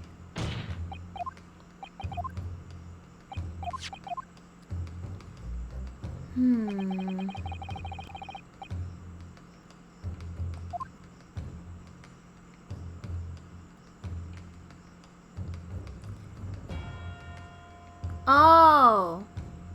I see, my brain was like, did he really shoot through the little peephole in the door? But like, no, there's no way that's the case. Is that really what happened? But like, why would it be open? Unless he just blindly shot and the bullet went through. That would be silly. That's not saying that's the case though. Take that! I still think... Maybe the door was open? Maybe. Oh, yeah, okay. Then here? Take that! Ah, there we go. The culprit shot the victim from outside the storeroom. Okay. Okay. Alright. It took us 2 tries, but we got it.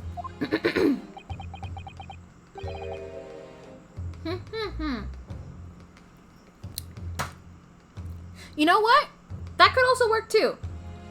I still think somebody got shot there. Maybe Mr. Windybank, but maybe the Mr. Windybank thought that person he shot was dead. But the person who shot him managed to crawl from where he was shot into that spot where I pointed out, and he would be on the floor. So that would explain the thing that the bullet came from, like a low height. He shot from the floor, maybe, or maybe he was like crawling or something. Oh, bro.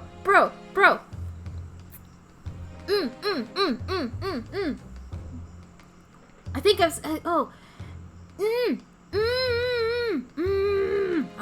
think I'm getting it now. Mr. Windybank died instantly from the bullet wound in his back. Looking at the stain of blood on the storeroom floor, it doesn't appear that the body was moved after death. Well, maybe not, because wouldn't there be more of a blood trail? We didn't see it. I don't know. Which tells us that he was almost certainly shot while he was in the storeroom. However, the crucial point is, where was the shooter when the fatal bullet was fired? I can't play it, but pretend the victory dance music played. Thank you. So you're adamant that the shot was fired from outside the storeroom? Well, according to the Skullcan Brothers' earlier testimony, I pulled me gun on him, and then he legged it through that door into the back room. if Mr. Windybank ran away through the door, we have to assume that the door was open at the time. Ah! It was at precisely that moment, when the victim was fleeing for his life, that these brothers had the perfect opportunity to shoot the man in the back once he was inside the storeroom. Oh shit! Nah, gah! I don't... I'm gonna be real honest here. These guys are very suspicious. They are very, very suspicious. They are not telling any of the truth at all, except for, like, this. I don't think they're the killers, though. They don't have that, like, final boss killer air of them. I don't think they're the ones that did it. And they were talking about, like, if they tell the truth, they'd be dead. Someone else is keeping them quiet, and I think that's the killer. I know you know who the killer is. The blue badge. Do you want me to play the music? I'll play the music.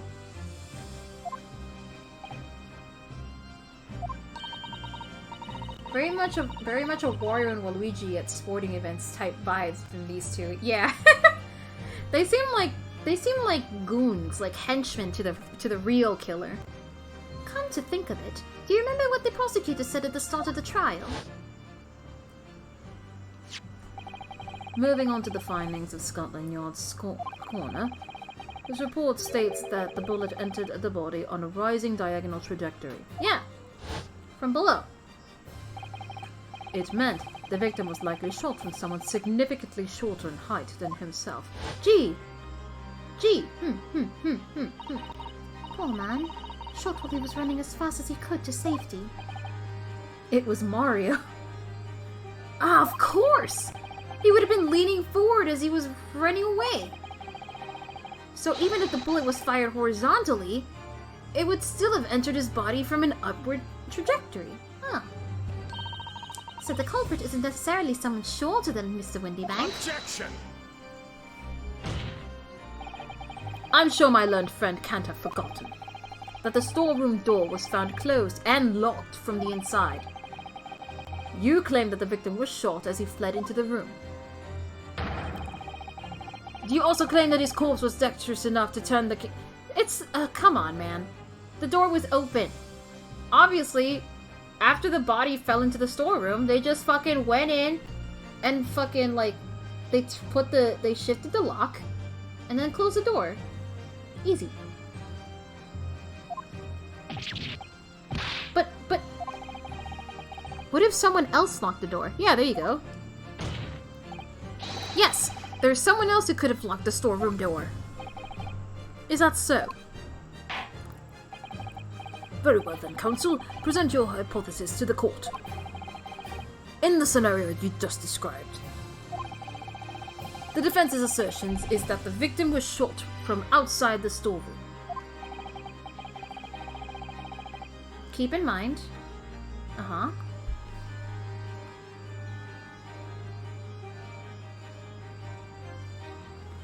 This door needs a key to lock it? Oh, it does? Oh, I didn't know that. It was Susato! No! No, it wasn't Susato. I refuse. Susato!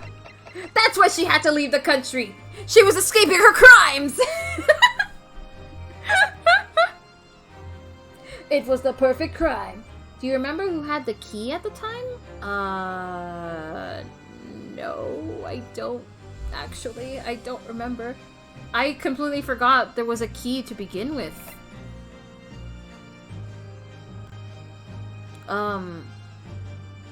It was said before? Was it? Shows how much I was paying attention.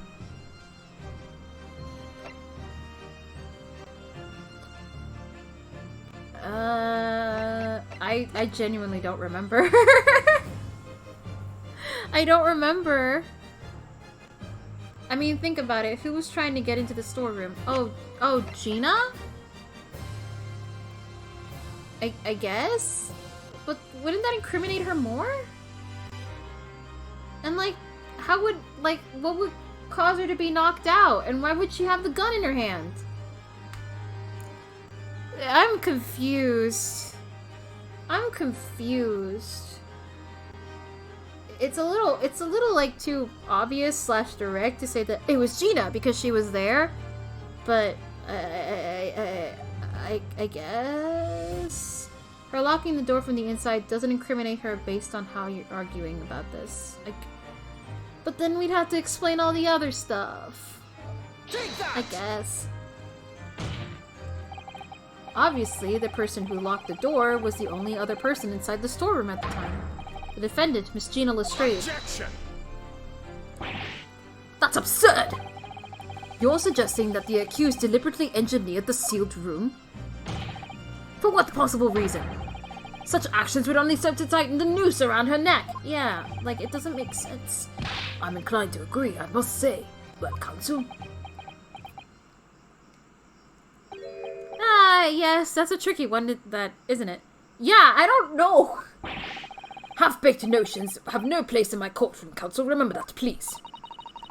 But of course Ginny would have locked the room. It almost goes without saying, doesn't it? It does? It does? My brain. My brain is like, I can feel, like, the smoke coming out of my ears as my brain is, like, working in overdrive. I know he got shot by another person, but, like, why else? It's like, I'm blue screening right now. There's so many things I don't understand. I guess I'll just keep playing and find out as I go. Well, if I was Ginny, I was Ginny in that situation. I know I would have locked the door as quickly as I could. I mean, those two burglars had just fired a gun in her direction, hadn't they? Oh, that's what they meant. Oh, yes, obviously.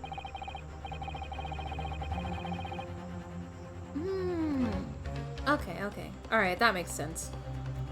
Before the two brothers arrived, Miss Lestrade and Mr. Windybank were in the storeroom together.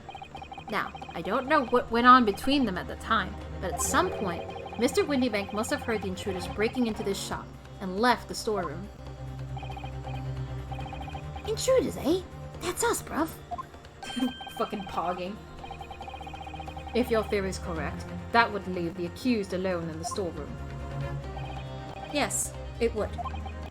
Then, probably only moments later, the victims fled through the storeroom door, hoping to escape danger. Bang!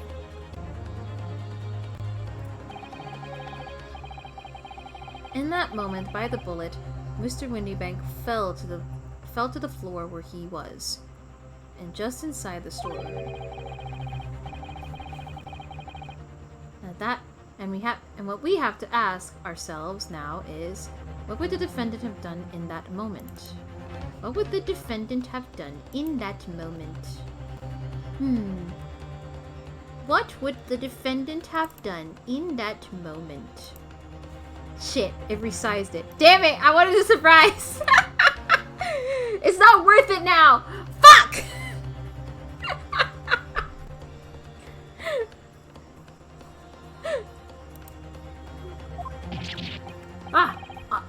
I'll see where you go with this.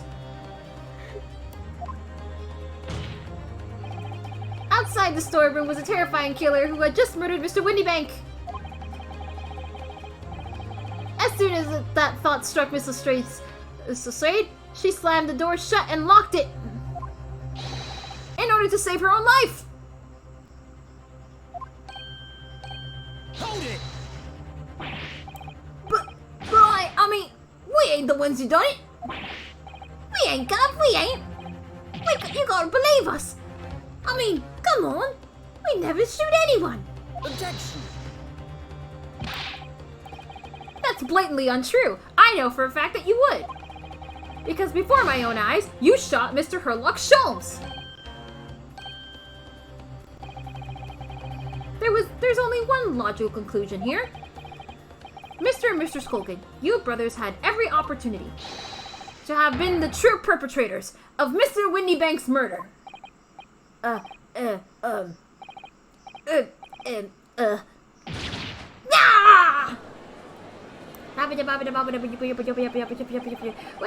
does this leave us? You mean to say it wasn't the pickpocket who shot the pawnbroker after all? I should have known it was those three brothers. They look as shady as a dense forest. That was amazing, Reno! Alright, that's enough out of you. What? I'm just playing. I'm just playing around. Don't mind me. I'm just playing. Wait, three brothers? Where's the other one? There. It's probably because like they were saying that Gregson looks like their long lost brother. All the members of the jury seem to be firmly on your side now. I know. First time ever, and probably the last. Well, I think you've done it. Surely they'll have to give a verdict of not. No.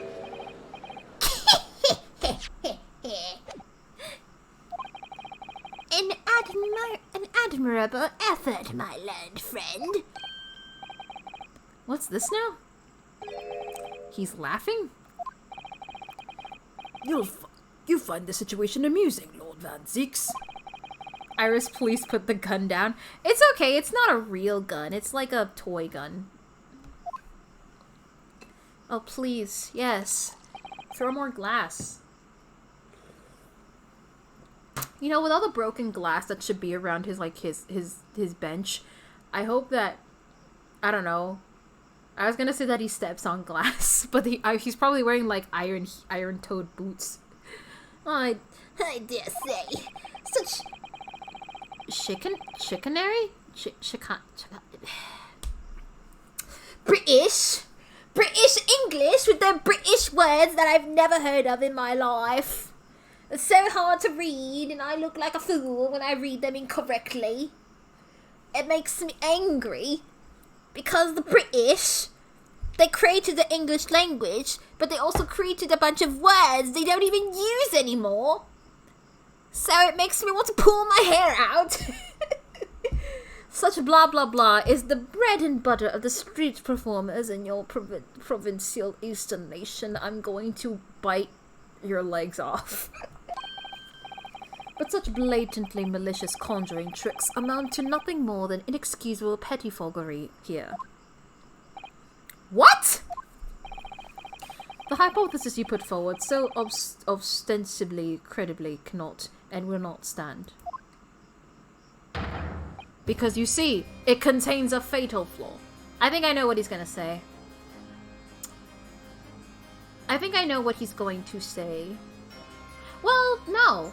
No, it's not. It probably won't be what I think he's gonna say. Remember what I said about his bullshit? This is the bullshit. Oh boy, I'm ready. I guess I have to be ready for his bullshit now. Oh, I just know he has an underpaid child sweeping up his area and the glass it breaks. Swipe your glass, mister, for 6 pence. A fatal flaw? Do you mean to tell me that you're unaware of your logic's failing? I'll say, Lord Van Zeeks. Might be an idea to explain this bolly conjuring trick or whatever it is to the troops on the ground, hmm? Poor Tiny Tim. The fatal flaw in my learned friend's argument is really very simple to understand. Alright, Tiny Tim, time to sweep up the glass. Assuming you're not too dim-witted to count bullets. Yeah, there it is. That's what I thought he was gonna say.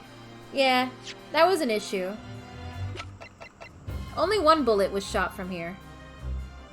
So, with our theory, it would imply that, like, 2 bullets would be shot at the very least.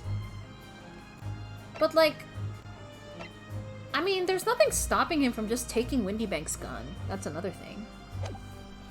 Windybank doesn't have a gun. Oh, wait, but Gina was holding the gun. Yeah, okay. Yeah, there's an issue here. Oh, George, count the bullets. Oh dear. He noticed then. Huh? What's everyone talking about? Counsel. Yes, sir? Don't sir him. Have some pride, Ryunosuke. He doesn't deserve your sirs. Tell the court how many bullets were found at the scene of the crime. No, that's wrong. It's 3. There were 3 bullets! Well, there were 2 found in the scene of the crime if you count the one inside Windybank, but there were 3 shots. I know this for a fact. I wish they would point it out already. It's driving me crazy. Correct. The dodgy eyes, yeah. I love that anime. I love Ryunosuke's animations. Poor guy. Correct. The first that which hit the victim on the back, ending his life. And the second that which struck the detective, Mr. Herlock Sholmes, on his arrival at the scene. Indeed. The defense presented a picture showing the damage caused by the second bullet earlier in the proceedings. No. What? No. What? Wait, what? No. That wasn't caused by the second bullet. What are you going on about, Judge? That wasn't... No, what? No, what? No. That didn't happen. That was already there when we came. No? Your lordship's understanding is correct. No, it's not! You're wrong! We can't prove it, obviously, which sucks. Furthermore, we know there are 2 firearms involved in the incident. That we know of. The revolver belonging to the victim, Mr. Windybank, and the Skullcan Brothers revolver. The evidence shows that a single bullet was fired from each gun. Yes, indeed it does. A single bullet from each. Now then, my learned friend.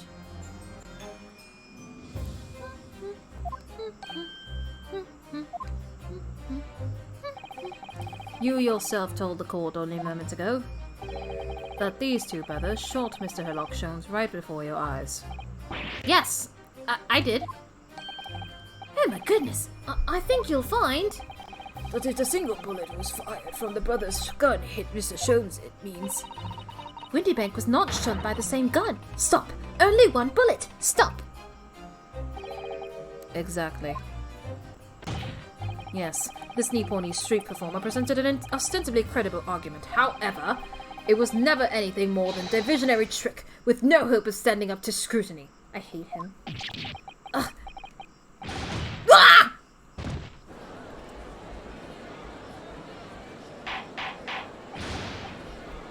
Order, order, order! The racism. I know, right? There goes the bottle. Tiny Tim? Tiny Tim? Another sweep around the prosecution bench, please. Pray forget to discuss as here flinging the dregs of this hallowed nectar into the public gallery. It's going great. I hate Van Zeke so much.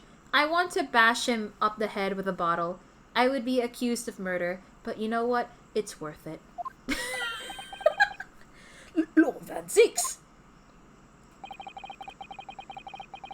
Don't forget the mop. That's true. Don't forget the mop. But this court needs to open its eyes.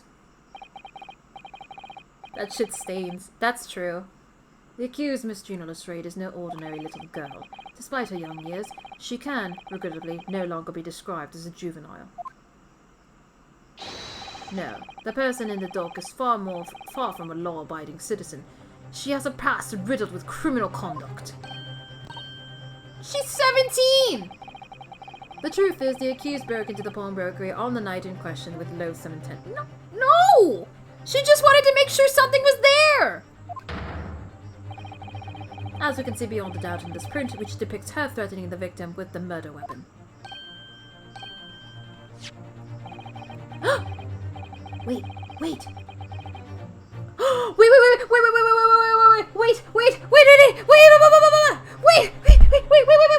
Wait, you stupid idiot! Give me that disc right now! Give me that disc right now! You stupid fucking moron! Give me that disc right now! I don't even want to read what he has to say. I need that disc! Give me that disc! Give me that disc right now! Shut the fuck up! Shut up! Shut up! Shut up! Shut up! Shut up! Shut up! Shut up! Shut up! Shut up! Shut up! Shut up! I don't care what anyone has to say. I don't care. I need that disc. Fiend, relinquish that disc to Car this instant. Yes! Give me that disc! No. Listen. I just need to... Look, listen. Edgar Benedict's blood is on that disc. We saw it. It's still there. If we can fucking use Iris's, like, little color spray thing and figure out the color, and if that blood color is the same as any of the ones in the crime scene, we have someone else that we need to get to the stand to testify, which means more time and more information so we can figure out who it is. And I'm so certain it's Edgar Benedict. I'm so certain it's him. Edgar Benedict probably isn't even his name! He probably has a different name! Wait. Hold on. Oh, fuck. Okay. Quick question. Oz. This not a spoiler, but it was something that happened. What were the initials in Edgar Benedict's, like, cane, if you remember? Because we've seen it before, so it's not a spoiler, so I can ask. Do you remember the initials on that?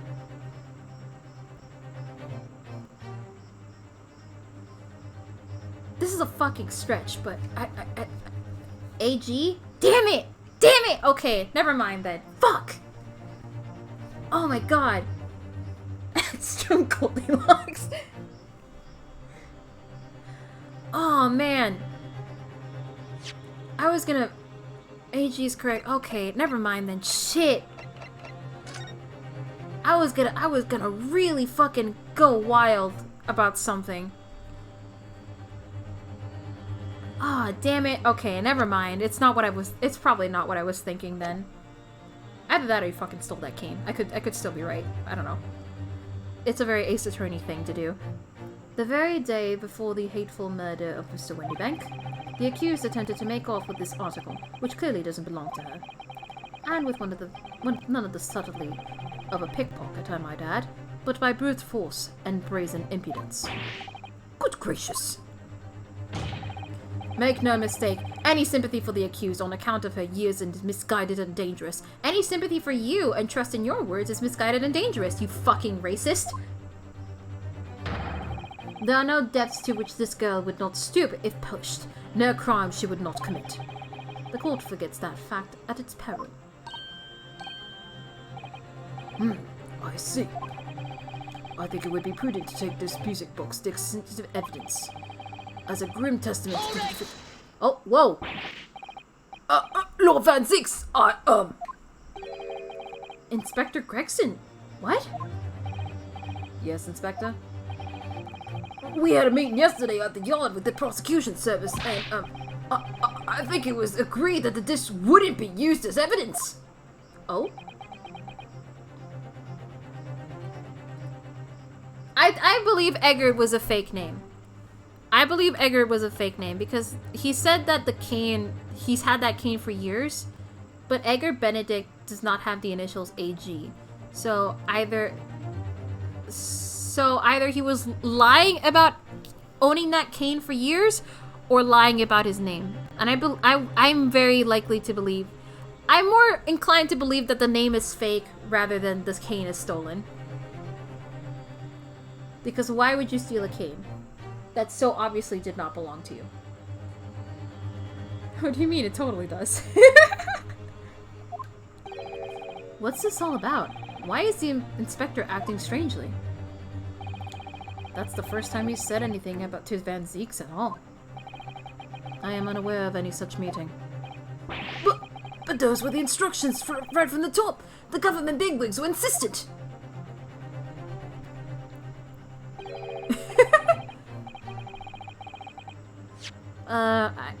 I hate to break it to you, Oz, but there's no A in that name.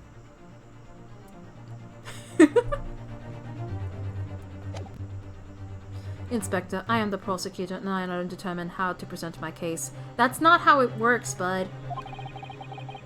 Your warning is noted. Thank you. The prosecution wishes to proceed with submitting this disc as evidence, my lord. Indeed, bailiff. Okay, can we check the blood, please? The prosecution has established the accused's motive, opportunity, and baseness of character. There is nothing more to add. There is plenty to add, you stupid idiot. Ladies and gentlemen of the jury, I await your informed decisions and rest my case. I hate him so much. I'm sorry, I keep mumbling, I hate him. I don't believe it. I had the jury on my side for once, for all of 5 minutes. Oh dear.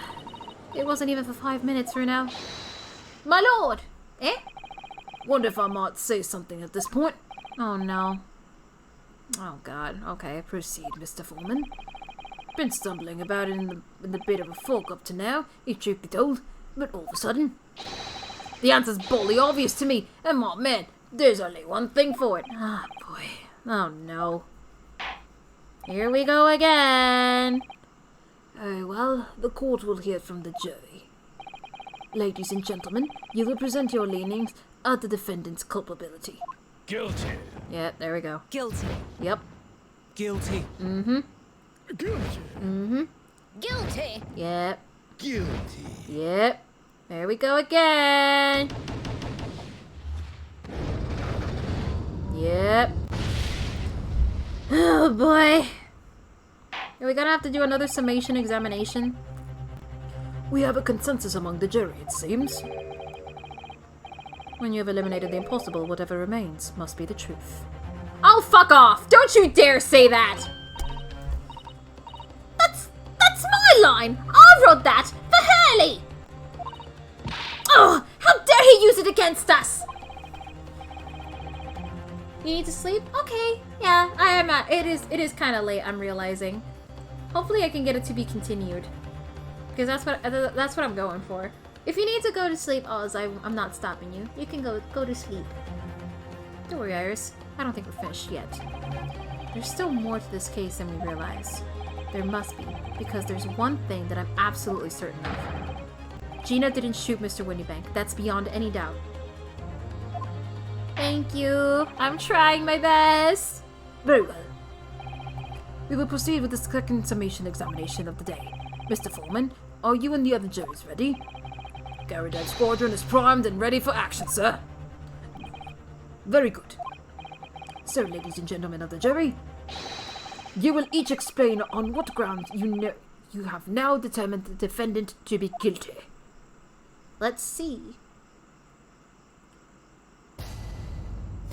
Let's see. What do they have to say? Once a rogue, always rogue, I say. Different breed to us law-abiding citizens. As only 2 bullets were found at the scene, I would say the whole case is done and dusted. I don't need a stereoscope to see the truth here. Sorry about that. I don't need a stereoscope to see the truth here. Every which way you look at it, it was that pickpocket. That's classified, Mr. Soldier Man. Classist. Yeah, that's pretty classist. Which is really funny for him to say, considering he's also, like, poor.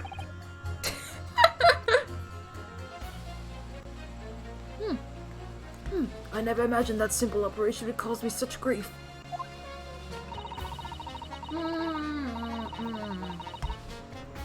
Class traitor!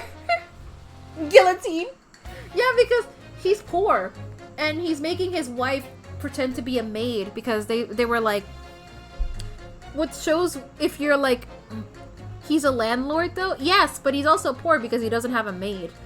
Like, they mentioned it in that case that what sets apart between like the poor and the middle class and the rich is how much like maids and butlers they have in service. And middle class, you would need at least 1 maid. If you didn't have one, you were considered poor. Or at the very least like below middle class. So he has his wife dressed up as a maid, so people won't realize that they can't hire one. Not only that, even though he's a landlord, he doesn't really have a lot of tenants. He only had 2, if I remember. It was 2 or 1. And even then, Soseki is gone, so he probably doesn't even have any tenants anymore. So yeah, I still say he's poor. I am ballistics expert. I have seen many shootings. There is nothing I do not know about guns. Oh, you're a ballistics expert, huh?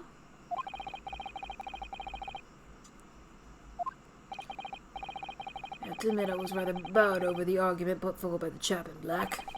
But when that fell apart like a house of cards, I saw that I'd jolly well been hoodwinked. Well, no more! Ugh, the whole courtroom is turning against me. God, that dude is for the people! I said it once and I'll say it again! It's not fair! Iris? That prosecutor's being mean. Just because Ginny's done something she shouldn't have done in the past, that doesn't make her a murderer. Allow me to savor this fruity vintage while I savor the spectacle of your fruitless debate of the matter. I hate you so much. Here's to the truth coming out, eventually. I want to punch him so bad. That's enough preamble, counsel. Proceed with the summation examination. When did you get that second bottle, racist? Oh, man. Yes, my lord. Summation examination time, baby. Do you have a second underpaid child providing those? Instead of little Timmy, it's like Tiny Jim. You gotta get out of there. Okay, hold on. Before we do any of that, I'm gonna is the gilded? Yeah, the McGilded note is still there. Is it really not gonna let me check the blood? Oh, Runa, look. This is blood. Yes, you're right. Just a small sphere, but definitely blood. Actually, I feel as though I might have noticed that before. Aha! Then it's my time to shine again. Yes! Yes! Yes! Yes! Yes! Yes! Yes! Yes! Yes! Alright, hold still. Can we get this done quickly, Iris? In a flash. Yes! Thank you! Let's see the color. Aha! Aha! Yes! Yes! Yes! Yes! Yes! Yes! Yes! I knew it! I fucking knew it! I fucking knew it! I knew it! Wait, that color! What is it? It's just that green. It's not the first time we've seen that color. Green eggs and ham, baby! Vamos a la mierda! I knew it! So we know who it is now. So we know. So he got shot. Where's the thing? Why is it like We know who these bloods, like, belong to. Why is it still a mystery? We know who it is! Why is it still unknown? Why is it still unknown? We know who this blood belongs to! It's Edward Benedict! Why is it still unknown? This game. Oh, this game is gonna make me lose my marbles. Oh, fuck. Why is it still unknown? We know who it is! Just because Mrs. Straight has a history of pickpocketing, she must be guilty of murder? Is that what you're saying? Well... Are all members of the British Army so quick to judge? I beg your pardon? Are you mocking Her Majesty's Armed Forces, the greatest military organization in the world? No, I'm simply illustrating my point. Making assumptions about people because they're a soldier or a pickpocket is wrong and dangerous. Well, yes, minor point there, I suppose. But let's not forget the girl had already shown she had it in her from before. She's clearly a criminal sort through and through, can't deny it. When you say that she's shown she had it in her before, are you referring to this? Exactly. Tried to swipe that only a day earlier, Or am I mistaken? Not exactly. Given that I was actually there at the time, it's hard to refute that. I've never actually seen the real thing. Can't wait to have a closer look at it. Oh, yes, of course. Ah, Sholmes, I miss you. Mr. Sholmes did use his caramel bars to make a copy of the discs, didn't he? And then ordered every type of music box he could find across Europe. I miss Sholmes. We still don't know what tune it plays though, do we? But I'd love to see how the original compares to Hurley's copy. The gilded disc. Could it be a clue somehow? Perhaps we should examine it in more detail. Yes! As only 2 bullets were found. Hold it! It's the number of bullets that has you convinced. Only 2 bullets were fired, and the 2 guns that fired them have been examined by the police. When the parlor maids ask me how many are invited for dinner, I always tell her to count the table settings. Well, that's logical, I suppose. Although... Yes? Sometimes after dining, crockery does go missing. 1 or 2 guests rather like the fine china. Does your employer dine with thieves? So, I suppose. If there was another bullet somewhere, of which we were unaware, I'd have to reconsider my position. A 3rd bullet somewhere on the scene? I believe I can prove it.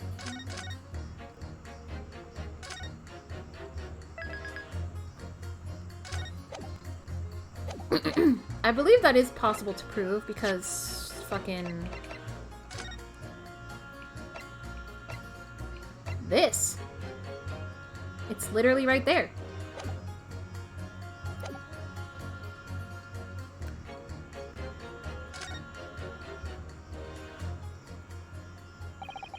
Allow me to show you then. 3rd bullet. I refuse to believe that the bullet passed through Sholmes. Take that!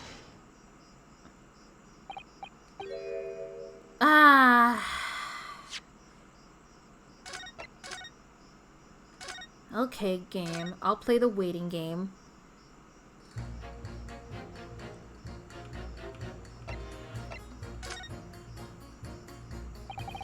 Unfortunately, only 2 bullets were discovered by the police during their investigation. Yes, I know. Right. And I don't imagine the good men of Scotland Yard would have overlooked anything.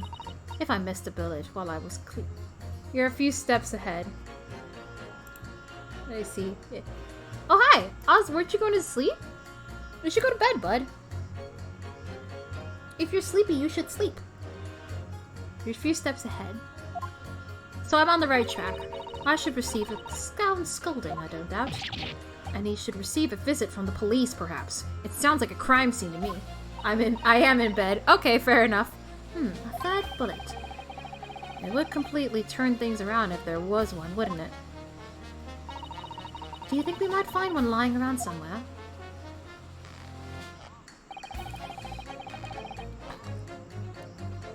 Hold it! So if I understood correctly, you need two pictures, a left one and a slightly different right eye one. Exactly! Then you can see the scene in 3 dimensions, like this! So, if you have 2 bullets, I don't suppose you can see anything useful with them. I think you'll find that no matter how much you squint, the truth of the situation always looks the same here. The only person who could have shot the victim is that girl in the dock. How can you be so sure of that? Think about it. The Skullcan Brothers shot the great detective, didn't they? Yes, that's been mentioned once or twice. Well then, surely it's coming into focus now, isn't it? This is a waste of time. I'm not going to change this man's mind anytime soon.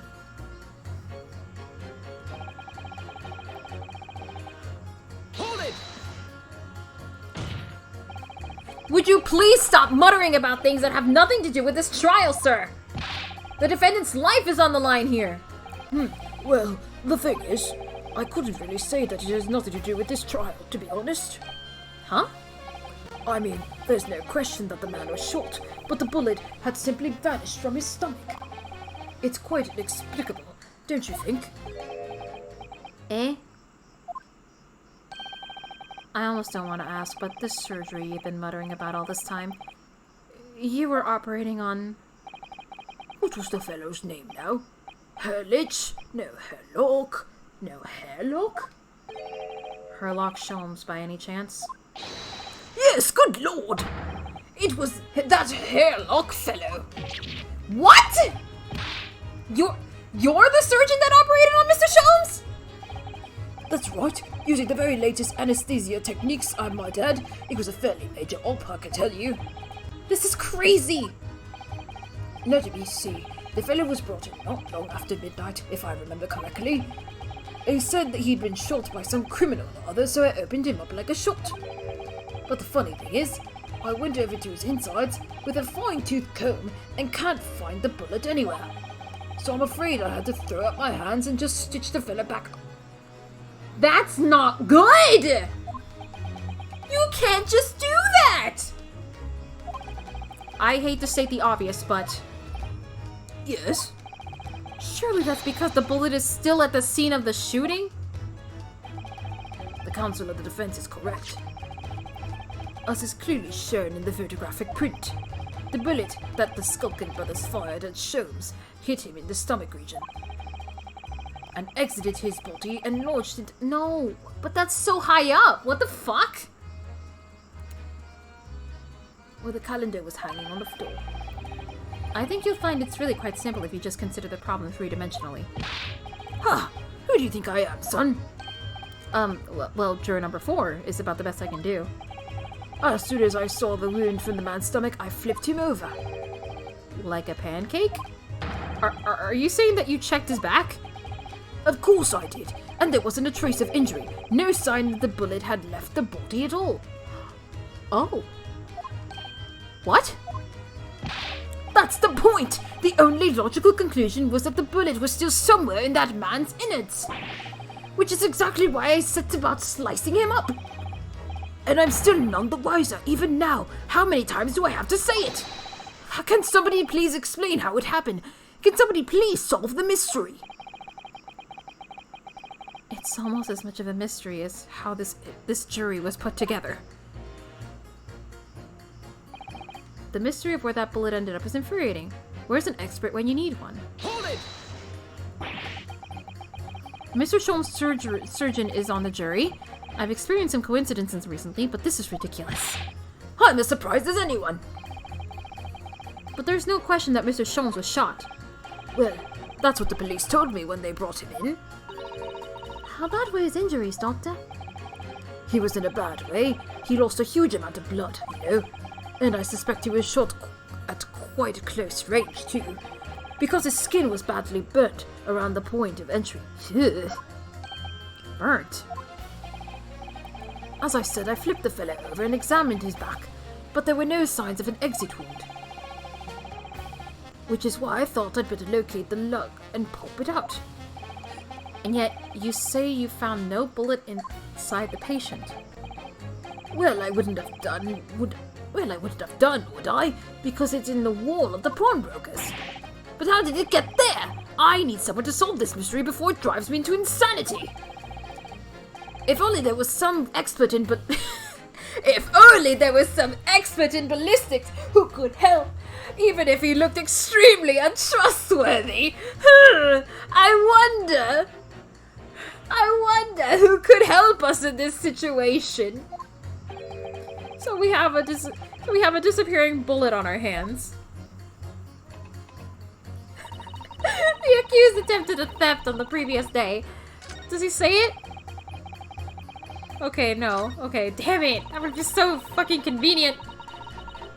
The accused attempted a theft on the previous day. I can see I'm in for a busy day ahead. Hold it! For the people.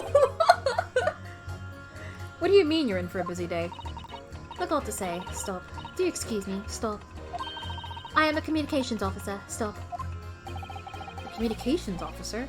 Does that have something to do with the sending telegrams? Everything from personal messages written by members of the public to the latest news in the capital. I convert all the messages into Morse code and tap it out to the entire world electronically. To the entire world? Thousands of miles of cable under the sea. Stop. Worldwide communication network. Stop.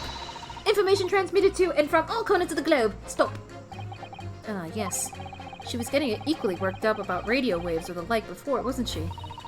I specialize in communicating information from government departments and newspaper offices. I see. That sounds pretty important. I'm sure I shall have to wire the newspaper reports of today's guilty verdict later. Huh? No sleep for me tonight, I imagine. Let's just finish the trial first, shall we? For the people! I am ballistic expert. I have seen many shootings. There is nothing I do not know about guns. Hold it! I thought we were just a tourist. Good day. I am visiting London for sightseeing. I would like to take boss to Crystal Tower, please.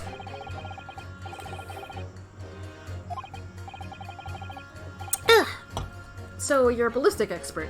Who knew? I have much experience with guns. Ah,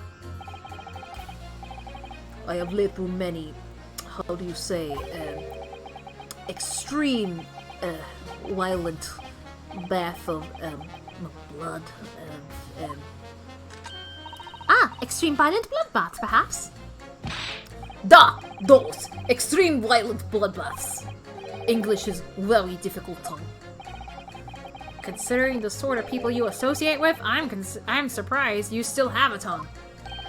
Anyway, if you have question about bullets and guns, you ask me. There is nothing I do not know. No mystery I cannot solve.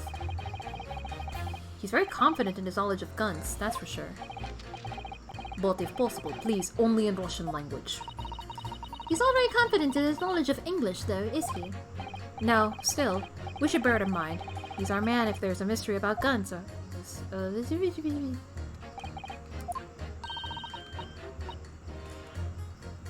When you eliminated the impossible, he said, but he hasn't. If we're going to fight back, we need more material. And we have to fight back.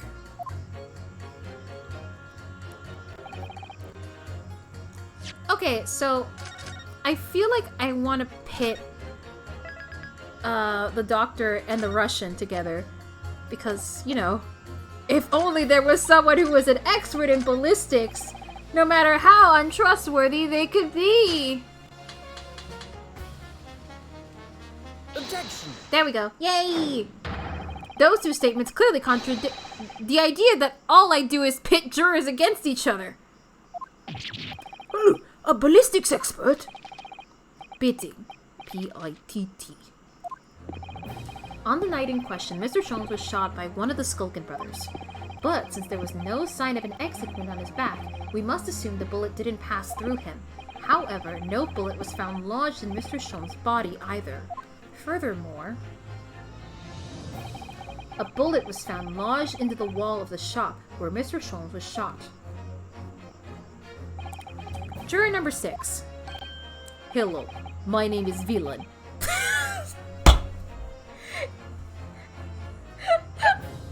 He just gave himself away! This apparent contradiction in the facts that is so clearly troubling juror number 4. Are you able to explain the mystery? I'm gonna say right now, yeah, his name is Villain Borshevik. Villain is his name is fucking Villain. I'm gonna say right now, Villain is probably my favorite character so far in this case. I have seen very similar situation in Motherland. It was night. There was blizzard. I was running away along mountain road in freezing cold. Golly! The snow was piling high on both sides of the road. It was very narrow and dangerous. My pursuers had hunting rifles, and they were on dog sleds. Mental note, don't ask too many questions. I was shot from behind and I fell down in snow. And this situation was very similar to what I hear today from doctor. They could not find bullet in my body, and no sign of, how do you say, exit wound. Then where'd the bullet go? Bullet never hit me. Oh? Well, if it never hit you, why did you fall down? Bullet hit frozen wall of ice very close to my side. Eh? What? One small piece, very sharp, broke away from lump of ice and pierced my body. It made deep wound that looked like it was bullet wound. Good gracious! Of course, piece of ice quickly melted inside of me. And that's the solution of mystery of disappearing bullet. But what does that have to do with Sholmes?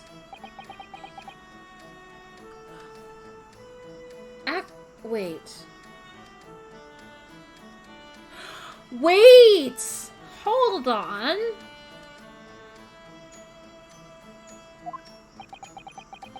I'm making like that exact same pose right now.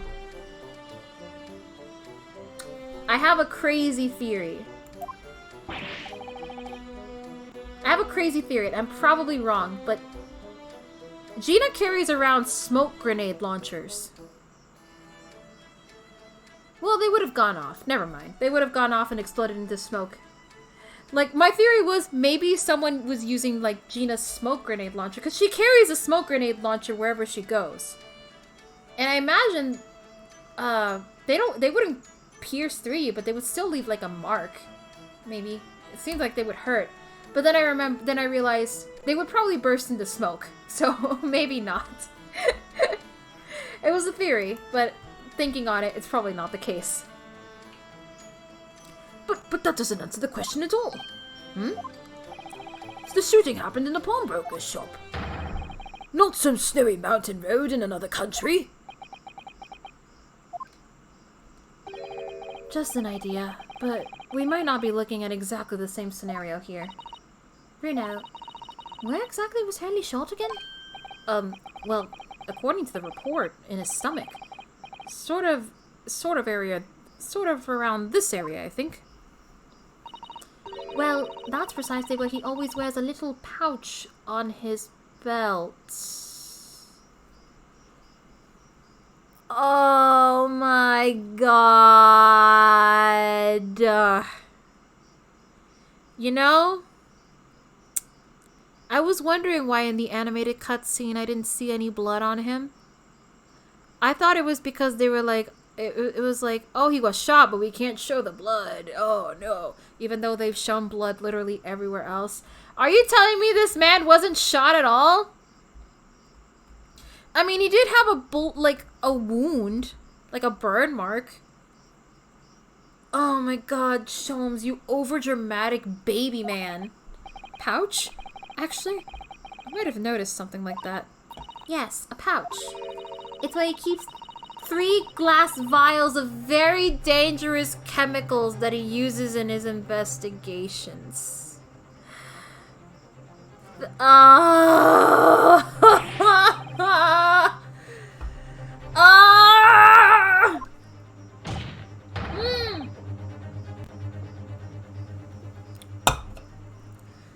Doctor, where is the pouch pouch Mr. Sholmes was wearing? Well, the fellow had nothing like that on his person when he arrived at the hospital, as far as I remember. If I may. Lord Van Zeeks? While I realize it is forbidden for the prosecution to interject during a summation examination, I should inform the defense that I have the pouch in question in the antechamber outside the courtroom. Sorry? As I understand it, when the police arrived on the scene and found Mr. Sholmes injured, they removed the pouch in order to assess the wound. Thank goodness! I thought I was getting forgetful for a moment. Since then, it has been in my safekeeping along with all other evidence relating to the cases. I can personally vouch for the fact that it has not been touched since the incident occurred. Bring us the pouch. Very well. While extremely unconventional during a summation examination, I must demand the prosecution present the item in question with all speed. Bring forth Mr. Herlock Sholmes' pouch. Chop chop. Let's see it. I see. Aha! So this is the pouch worn by Mr. Sholmes in the night in question, is it? Look at that! One of the files is broken. And the leather around is scorched black. It's almost as if the file exploded. Exploded? So, that night, the bullet from the Skullcan Brothers Gun struck Mr. Sholmes' pouch. And it was the glass vial exploding that caused the fellow's injury. This bullet did not penetrate the victim, but was deflected into wall of shop. I don't think it was deflected.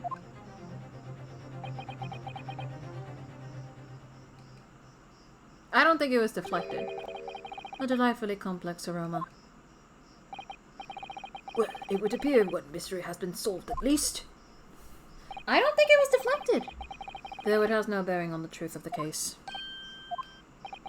The bungling and burgling brothers shot the detective and the accused shot the pawnbroker. The pertinent facts of this case remain unaltered. Ugh. But at least my mystery is solved. I can sleep easy tonight. Thank you, young man. Thank you very much. Glad I could help. Due to its bearing on the conundrum just solved, the court will sequester this scruffy pouch as evidence. Hurley's pouch isn't scruffy. Well, let's investigate it now. It would appear the defense is somewhat struggling to alter opinion. Please, my lord. A little more time. After all, that's a new piece of evidence. It could be a valuable clue. And you can't afford to overlook anything here, Ryunosuke. There's still a way to turn this around, somehow. I'm sure of it. Let's examine. Let's examine the thing. Oh. Eh, hold on. Hold the phone. Hold on! This file has been smashed to pieces. Presumably, this is where the bullet struck. As soon as the bullet hit the chemical in the vial, there would have been a really big explosion. A third fucking bullet! I was right! I was right! There was a third bullet! Yes! Yes! Yes! My brain is massive! A big explosion? Well, Hurley's potions and chemicals are amazingly useful for the investigation work he does, but they're also quite tricky to handle. Safely, at least. They're very dangerous. Oh. Vamos a la mierda! I'm sure that when this vial broke, the chemical inside would have ignited. Note to self, always talk on the right-hand side of Sholmes in the future.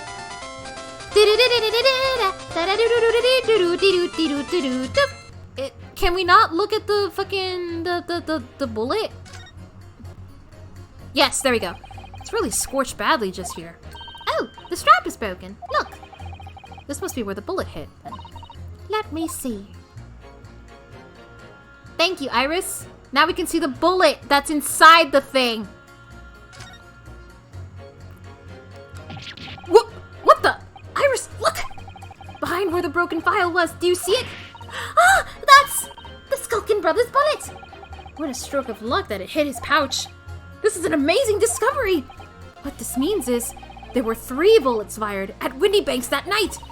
We found exactly what that juror was talking about. The third bullet. It's time to press that juror again, I think.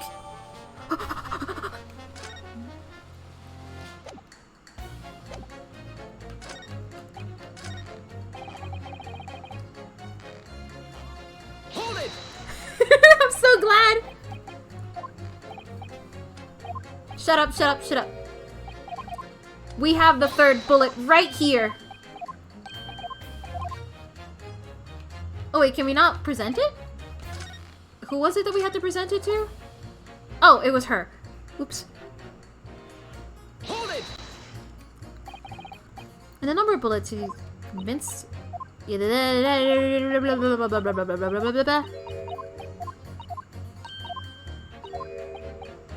Yes! I can prove it!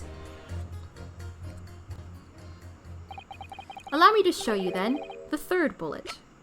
Dun da da da! Take that! Here it is. We discovered it just now. Yes! On the night in question in Windy Man's pawnbrokery, another bullet was fired! Hold it! That's right! What is this new trickery, you Nipponi's conjurer? Ah, shut the fuck up, you racist! Where did you find that bullet? It was lodged inside Mr. Shom's pouch. What? Well, at least we know he was telling the truth when he said he didn't mess with the evidence, because he didn't bother to check it. I love seeing him squirm! Take that, you racist! This pouch was removed from around Mr. Shom's waist before he was taken to the hospital. And since then, it has been touched by no one. Do you mean to say the shot fired from the Skullcan Brothers that night? Yes. As your lordship has surmised, it hit this pouch. But that makes no sense whatsoever. That's so racist, I swear to God, I'm gonna square up with this wine-drinking buffoon! I know, right? I can't stand him! I wanna fight him so bad! Oh my God! We already know the whereabouts of the bullet fired at Mr. Sholmes. It's clearly visible in the photographic print. Except it's not! It's not visible because that's not the bullet that hit Sholmes because it never went through his body, you dummy! It was stuck in the fucking pouch this entire time, which means that bullet is from a different gun that is not in the crime scene. So there you have it! There is a third gun! Fuck you! I have a massive brain, so I take. 2 guns from the scene have already been submitted into the court record as evidence. This is kind of like getting me all pumped up. Yes, that of Mr. Winniebank and the belonging of the Skullcan Brothers. An examination of both guns revealed that only a single bullet has been fired from each. Welcome to Car's Massive Brain Show.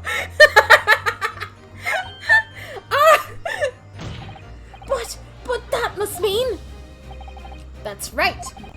We now know that on the night in question, 3 bullets were fired. However, only 2 bullets were fired from the guns recovered from the crime scene. And until that incontrovertible inconsistency is somehow explained, we cannot and must not pass judgment. Ugh. Yes! That's me like punching him in the chest. Order! Order! Order! Wow, this summation examination remains incomplete. The court has been presented with new facts. Facts that this would appear to shake the very foundations upon which the case against the defendant has been built. As is my prerogative in this situation, I hereby temporarily suspend the summation examination. Eat, you hoity-toity decorative towel of a human! By Jupiter! What? Bailiff, bring the witnesses back into the stand at once! Yeah, this judge knows where it's at. He knows something's up. He knows this is a mess of a trial. This kangaroo court.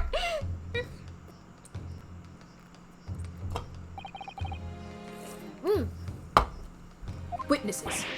Governor!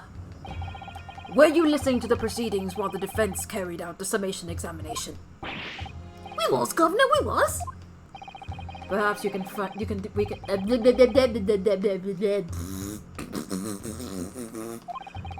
A third bullet has been identified in the scene of the crime. What do you make of that? Make of it, Gov? Don't make nothing of nothing if I can help. Is it one of yours? Fun fact, kangaroo court by capital still uses a mop. I will need to listen to that then. God blimey, Gov, God blimey, not a chance. In that case, did you have an accomplice? What? Never! The Skullcan Brothers work alone! I don't think they had an accomplice. I think they were the accomplices. It's just us two. It's just the two of us. That's our trademark. How soon we forget poor Sulky. Only 2 of the bullets from the crime scene originated from the firearms we have in evidence. The 3rd bullet was fired from another gun. Where is it? Lummy, that's an head scratcher. Apples and pears, Gov.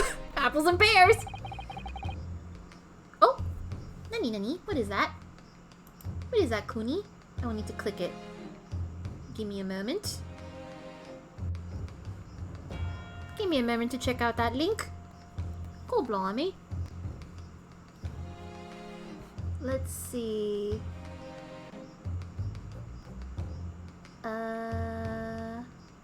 Freelance. Oh my god, not this post now!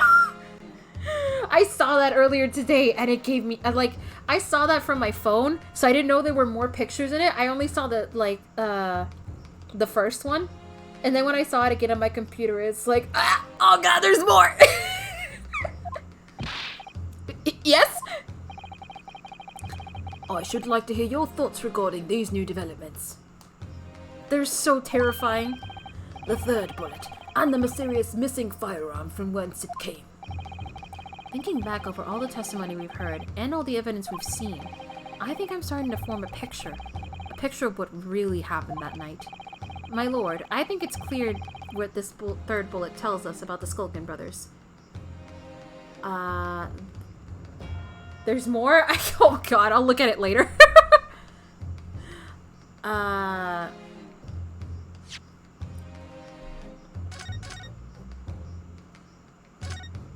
I know which answer to pick, but just in case, you know? I only have so much health. I think they had a secret accomplice.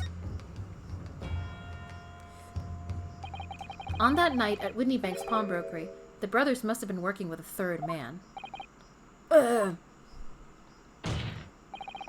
The witnesses are clearly doing their best to cover up the existence of this accomplice. But the evidence all points to the fact that there was someone else present. Someone carrying a gun. Objection! Objection!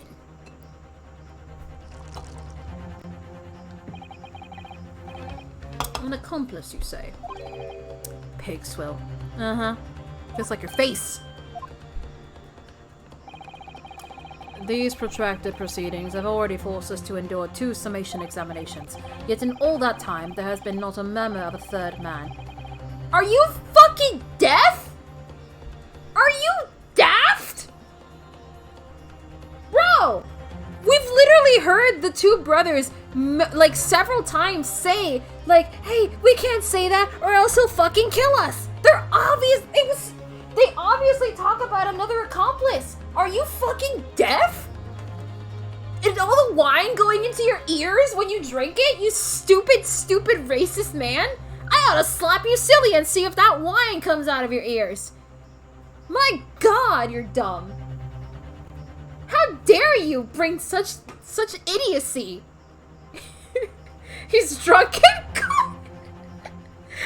Oh, that explains it. Yeah, he's fucking drunk. No wonder. There goes the 3rd glass. Timmy, Jimmy, come here. Zooted in court. The court must be shown hard evidence. Without it, this fantasy would be crushed. Sussy baka. Ah! The prosecution demands answers on 2 counts. Firstly, proof, evidence that this accomplice was ever at the scene of the crime. Tiny Jim, Tiny Tim, Tiny Jim, chop chop. And secondly, the identity of this spurious character. The Skullcan brothers are lying, I know that. But how can I ascertain the identity of a person they're hiding? We already know who it is. We absolutely know who it is. We already know. I'm supposed to prove the existence of this accomplice and reveal the person's identity, even In response to the prosecution's demands, my lord, the defense is ready to present answers. Very ready. It's fucking all-time low gas pump.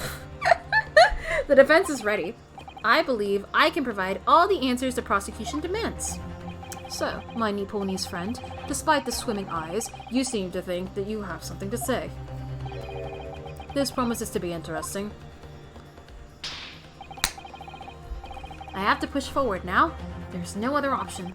I need to use every single piece of evidence available to me if it will make a difference. I wonder if this is one of those cases where I have to present it in a specific order. So just in case, I'm gonna save again.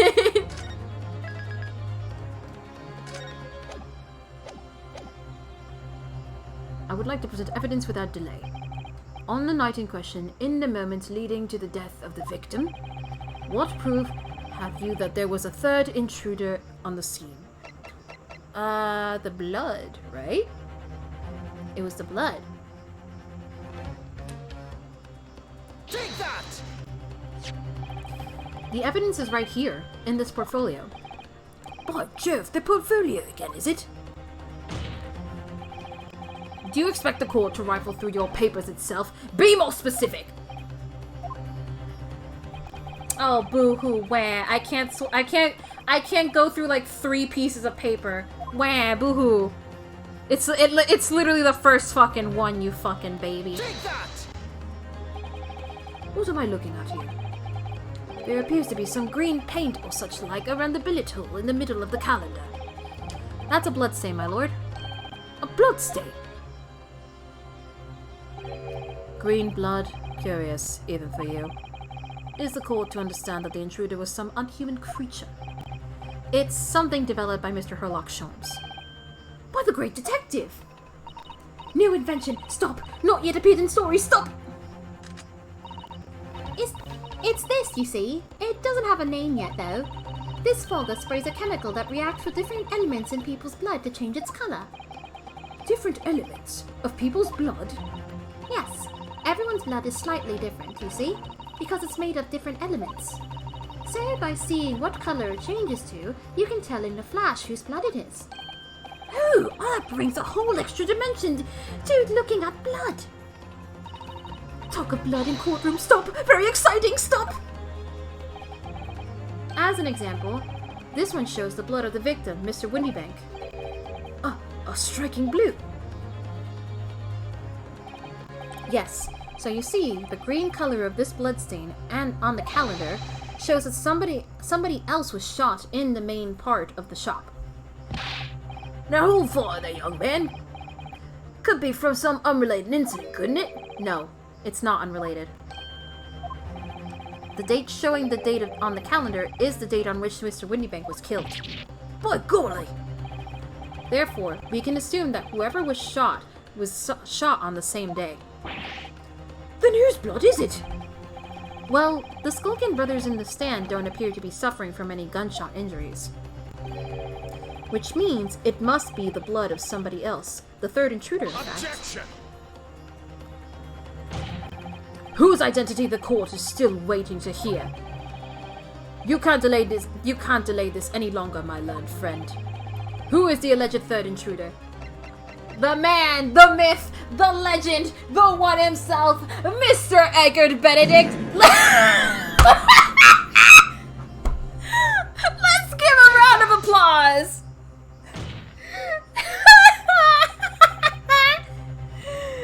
The man's name is Eggert Benedict. Eggert Benedict? Who on earth are you talking about, counsel? Perfect timing, yeah. He paid a visit to Windybank's pawnbrokery on the afternoon before the incident took place. Egg fart. When the accused attempted to deceive the pawnbroker into releasing this article into her possession. That's right. The man identified by the defense, Mr. Eggert Benedict, then attempted to take the article from the defendant by force.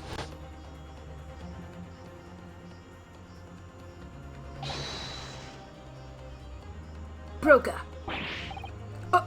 Yes, sir. And the best part about all of this is that fucking racist McGee over here can't say, oh, it's so convenient that you say this all happened, because we literally have Tobias Gregson as a witness to him, like, threatening us with a gun and running away. So, he can't say shit. So, fuck you. I believe this filthy pocket thief has just redeemed an article from you, no? Yes. The article in question belongs to me. I demand for it to be returned at once. No, that's a lie. What are you trying to pull?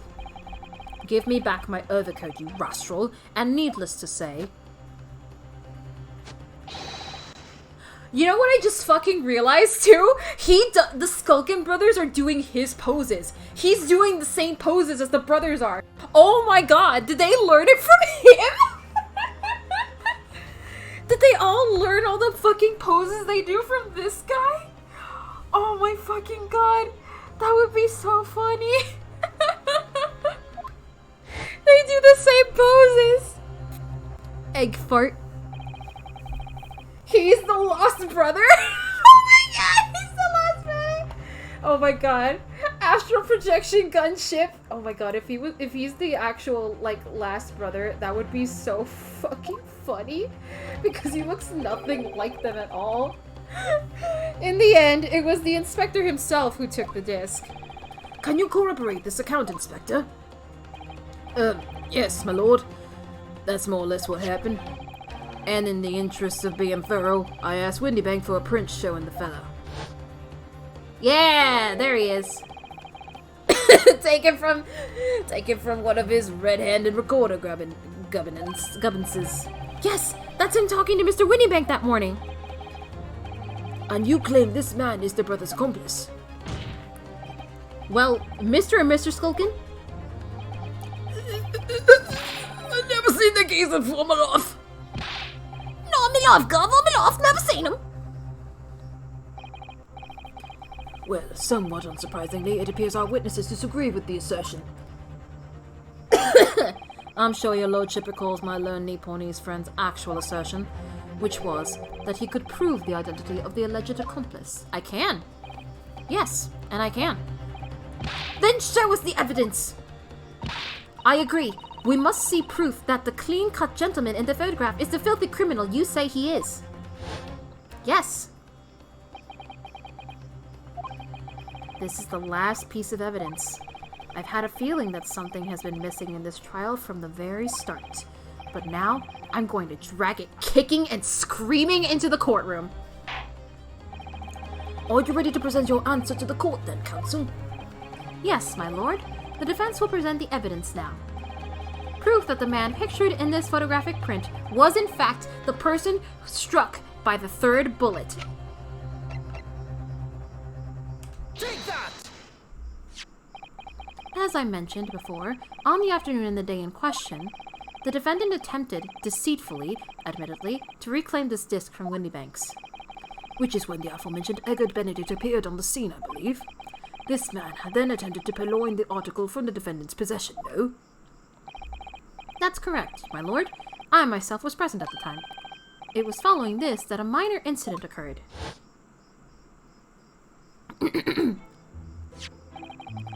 But of course, sir, here's the disc for you. Very well. Then I shall bid you farewell. Say goodbye to style.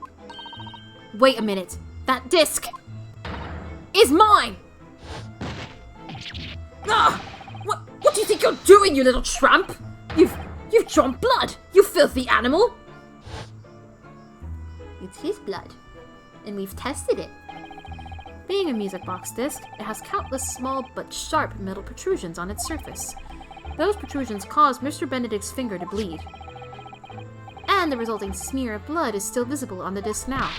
Goodness, a bloodstain, is it? My assistant and I have just analyzed the bloodstain here in this very courtroom. Using my trusty fogger gun. Yes. And we added the results to this portfolio. I say, It's green! it's exactly the same colour as the blood around the calendar. Was that the lady with the telegram lady or the surgeon? I don't know.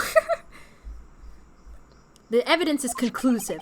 The man calling himself Mr. Edgar Benedict, who was in Wittybanks earlier in the day, is the accomplice who was present at the scene of the crime that same night. Vamos a la mierda! Let's go!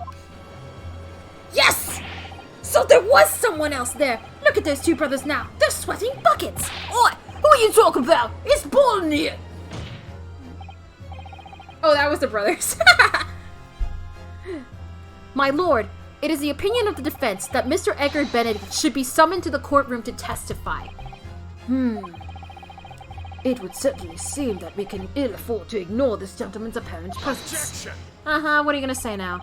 This has gone on long enough now. This flagrant ignorance of the mechanics of law. Oh my god. What are you gonna say now? Herlock Sholmes, you say? Yes, I've heard the name. The protagonist in a series of short stories for the vulgar classes, a god of detection of some such. And now you employ chemical substances devised by this fantastical persona in the highest court in the land. Do you expect us to take you seriously? The samples made by this plaything are not fit to be called evidence. Oh my fucking god, are you serious? So the bloodstain turned a shade of green. What of it? Here seal successfully proving that no other blood in the world would turn the same color. Well... There he goes. And pray, do not even think of suggesting we should take Mr. Sholmes' word for it. Is he right? I mean, he is a great detective. What are you talking about? We can't let him get away with that.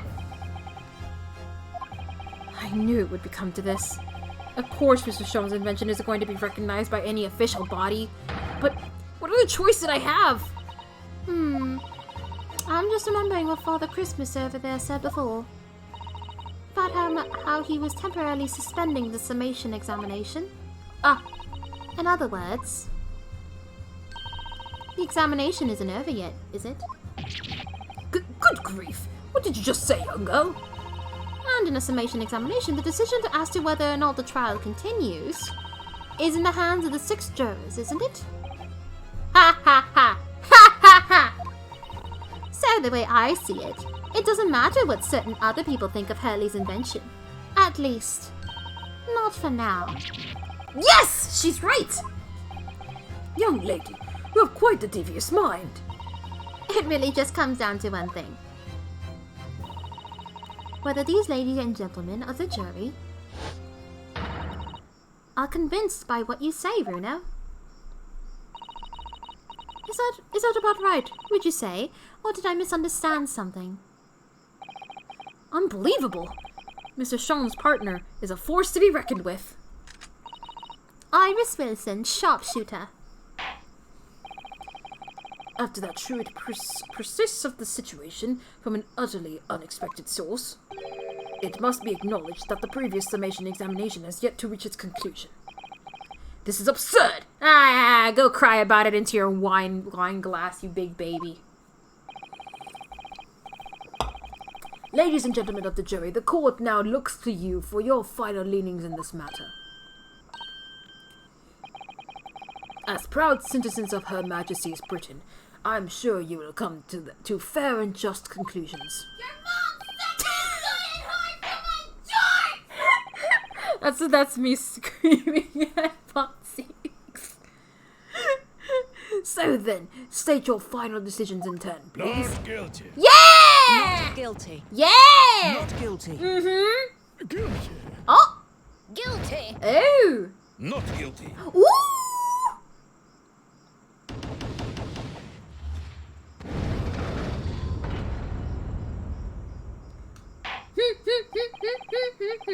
Two called guilty and 4 called not guilty.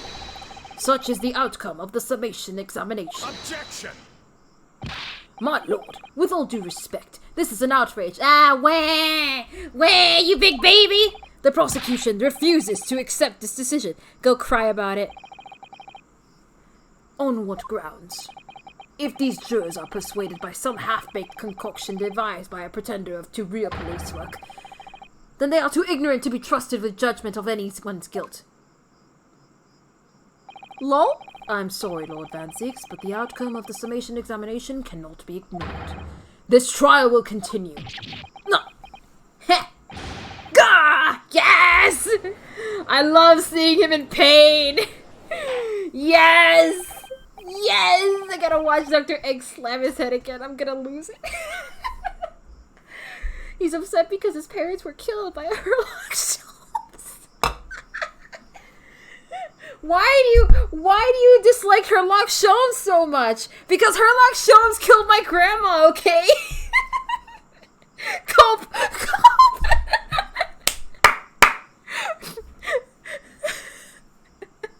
Yeah, GG, easy, knuckleheads. Cope, sieve, mold.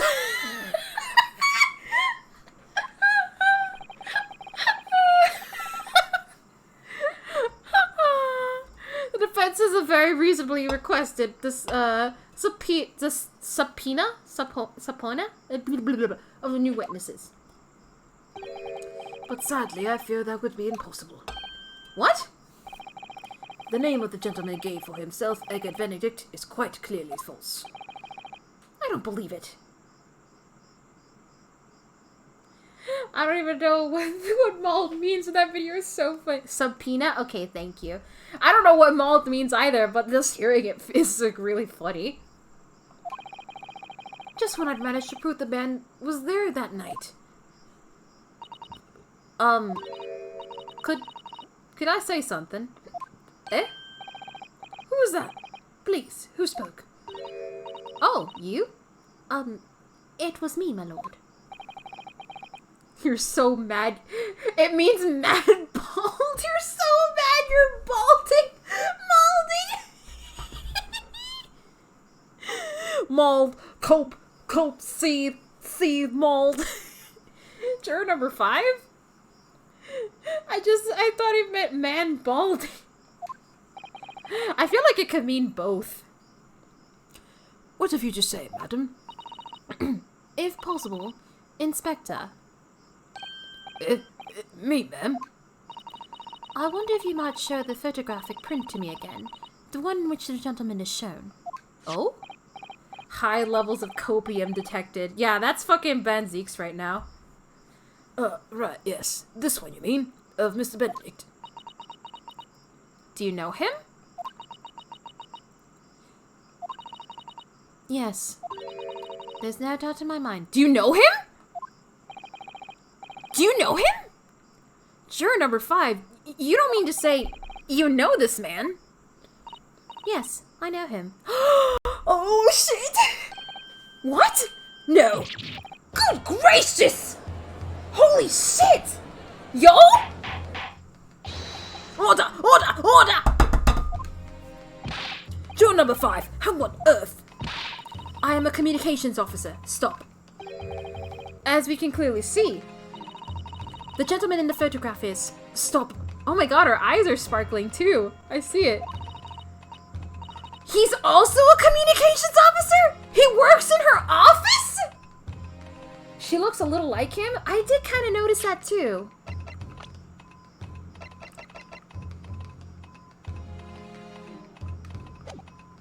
They are both blonde. But interesting. So they work in the same office. Huh. A very talented operator, in fact. Stop. He should be in the communication station now. Stop. Tapping away on the telegraph. Stop. This doesn't seem right somehow. I can't put my finger on why, but it doesn't feel right. I suppose we all imagine the accomplice to be some sort of hardened criminal. It's a bit unexpected to find out he was a respectable job by day, whatever he gets up to at night. Yes, I suppose that's it. I suppose that's why I felt something was wrong. If the gentleman is at London's communication station, we should be able to subpoena him within the hour. Lord Van Zieks, if you please. Yes, my lord. Make the necessary arrangements, with all haste. As your lordship bids. The court will recess for 1 hour. When the new witness arrives, we shall reconvene to hear the gentleman's testimony. Inspector Gregson? Yes, my lord. I should like to hear from you specifically about events at the pawnbrokery on the day in question. Come to my chambers during the recess. Yes, sir, my lord. It smells like bitch in here! Very well. Court is adjourned until 1:40 p.m. Holy shit. To be continued! Oh, hold on. Lunar whatever the fuck. That's a lot of numbers. I'm sorry for reading it like that, but please type in the chat if you are an actual person and not a bot. Otherwise, you will be gone within the next few seconds. I will not hesitate. You better be a person. I'm sorry, I have to be cautious about these sort of things. If not, I gotta do it.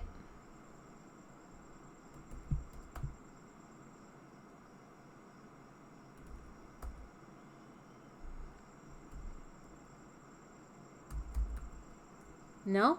Nothing? Kill? You were warned.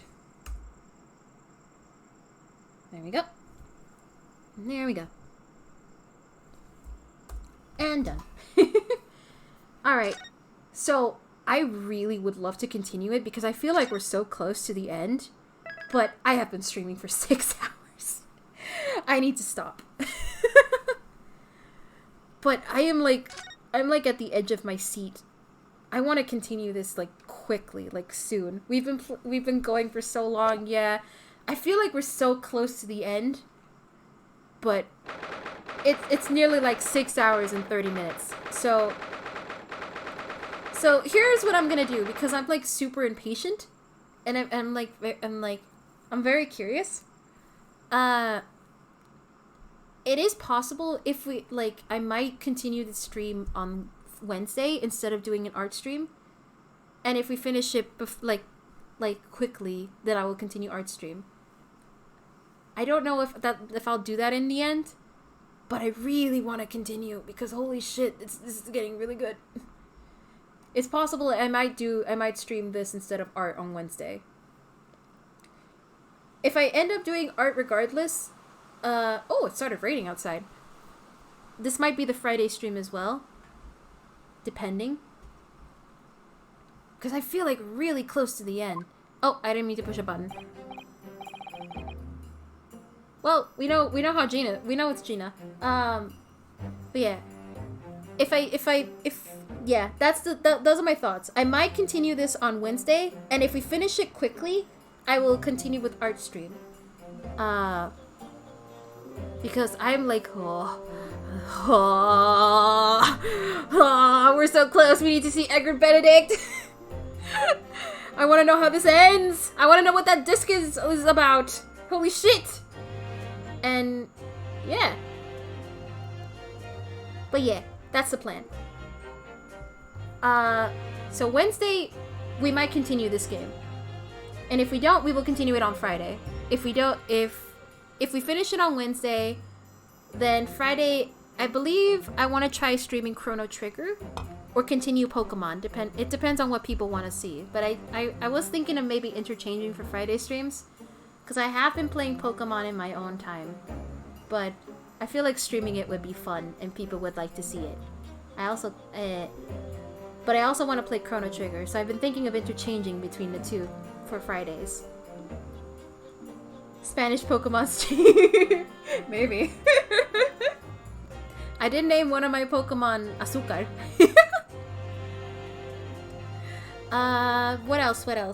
But yeah. That's all we're gonna do. That's the plan. Para la gente, Kai, para la gente. Exacto, para la gente. I'm still surprised we saw, like, you say that, and it reminds me, we have Villain Bolshevik in the juror. I'm kind of surprised we ended up actually seeing him. I didn't think he would actually end up being a character. But yeah. I will not keep you here. Normally I would check to see if anyone is available to raid, but I kinda like, I'm like tired. So I will just stop it here. Villain. His full name is Villain Bolshevik, biggest bull. I almost dropped my controller. But yeah, thank you so much for everyone stopping by. And I will see you next time. This shit's getting good. And who knows? We might not be done with Ace Attorney as well, because I also have the second game here.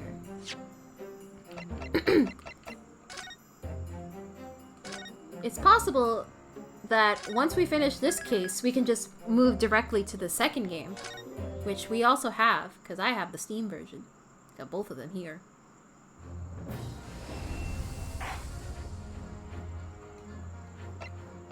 So it's something to look forward to, you know? We got 2 games to go for! We got 2 games to go through, you know? Oh, it has different music. Ooh! Oh! Oh, that's nice.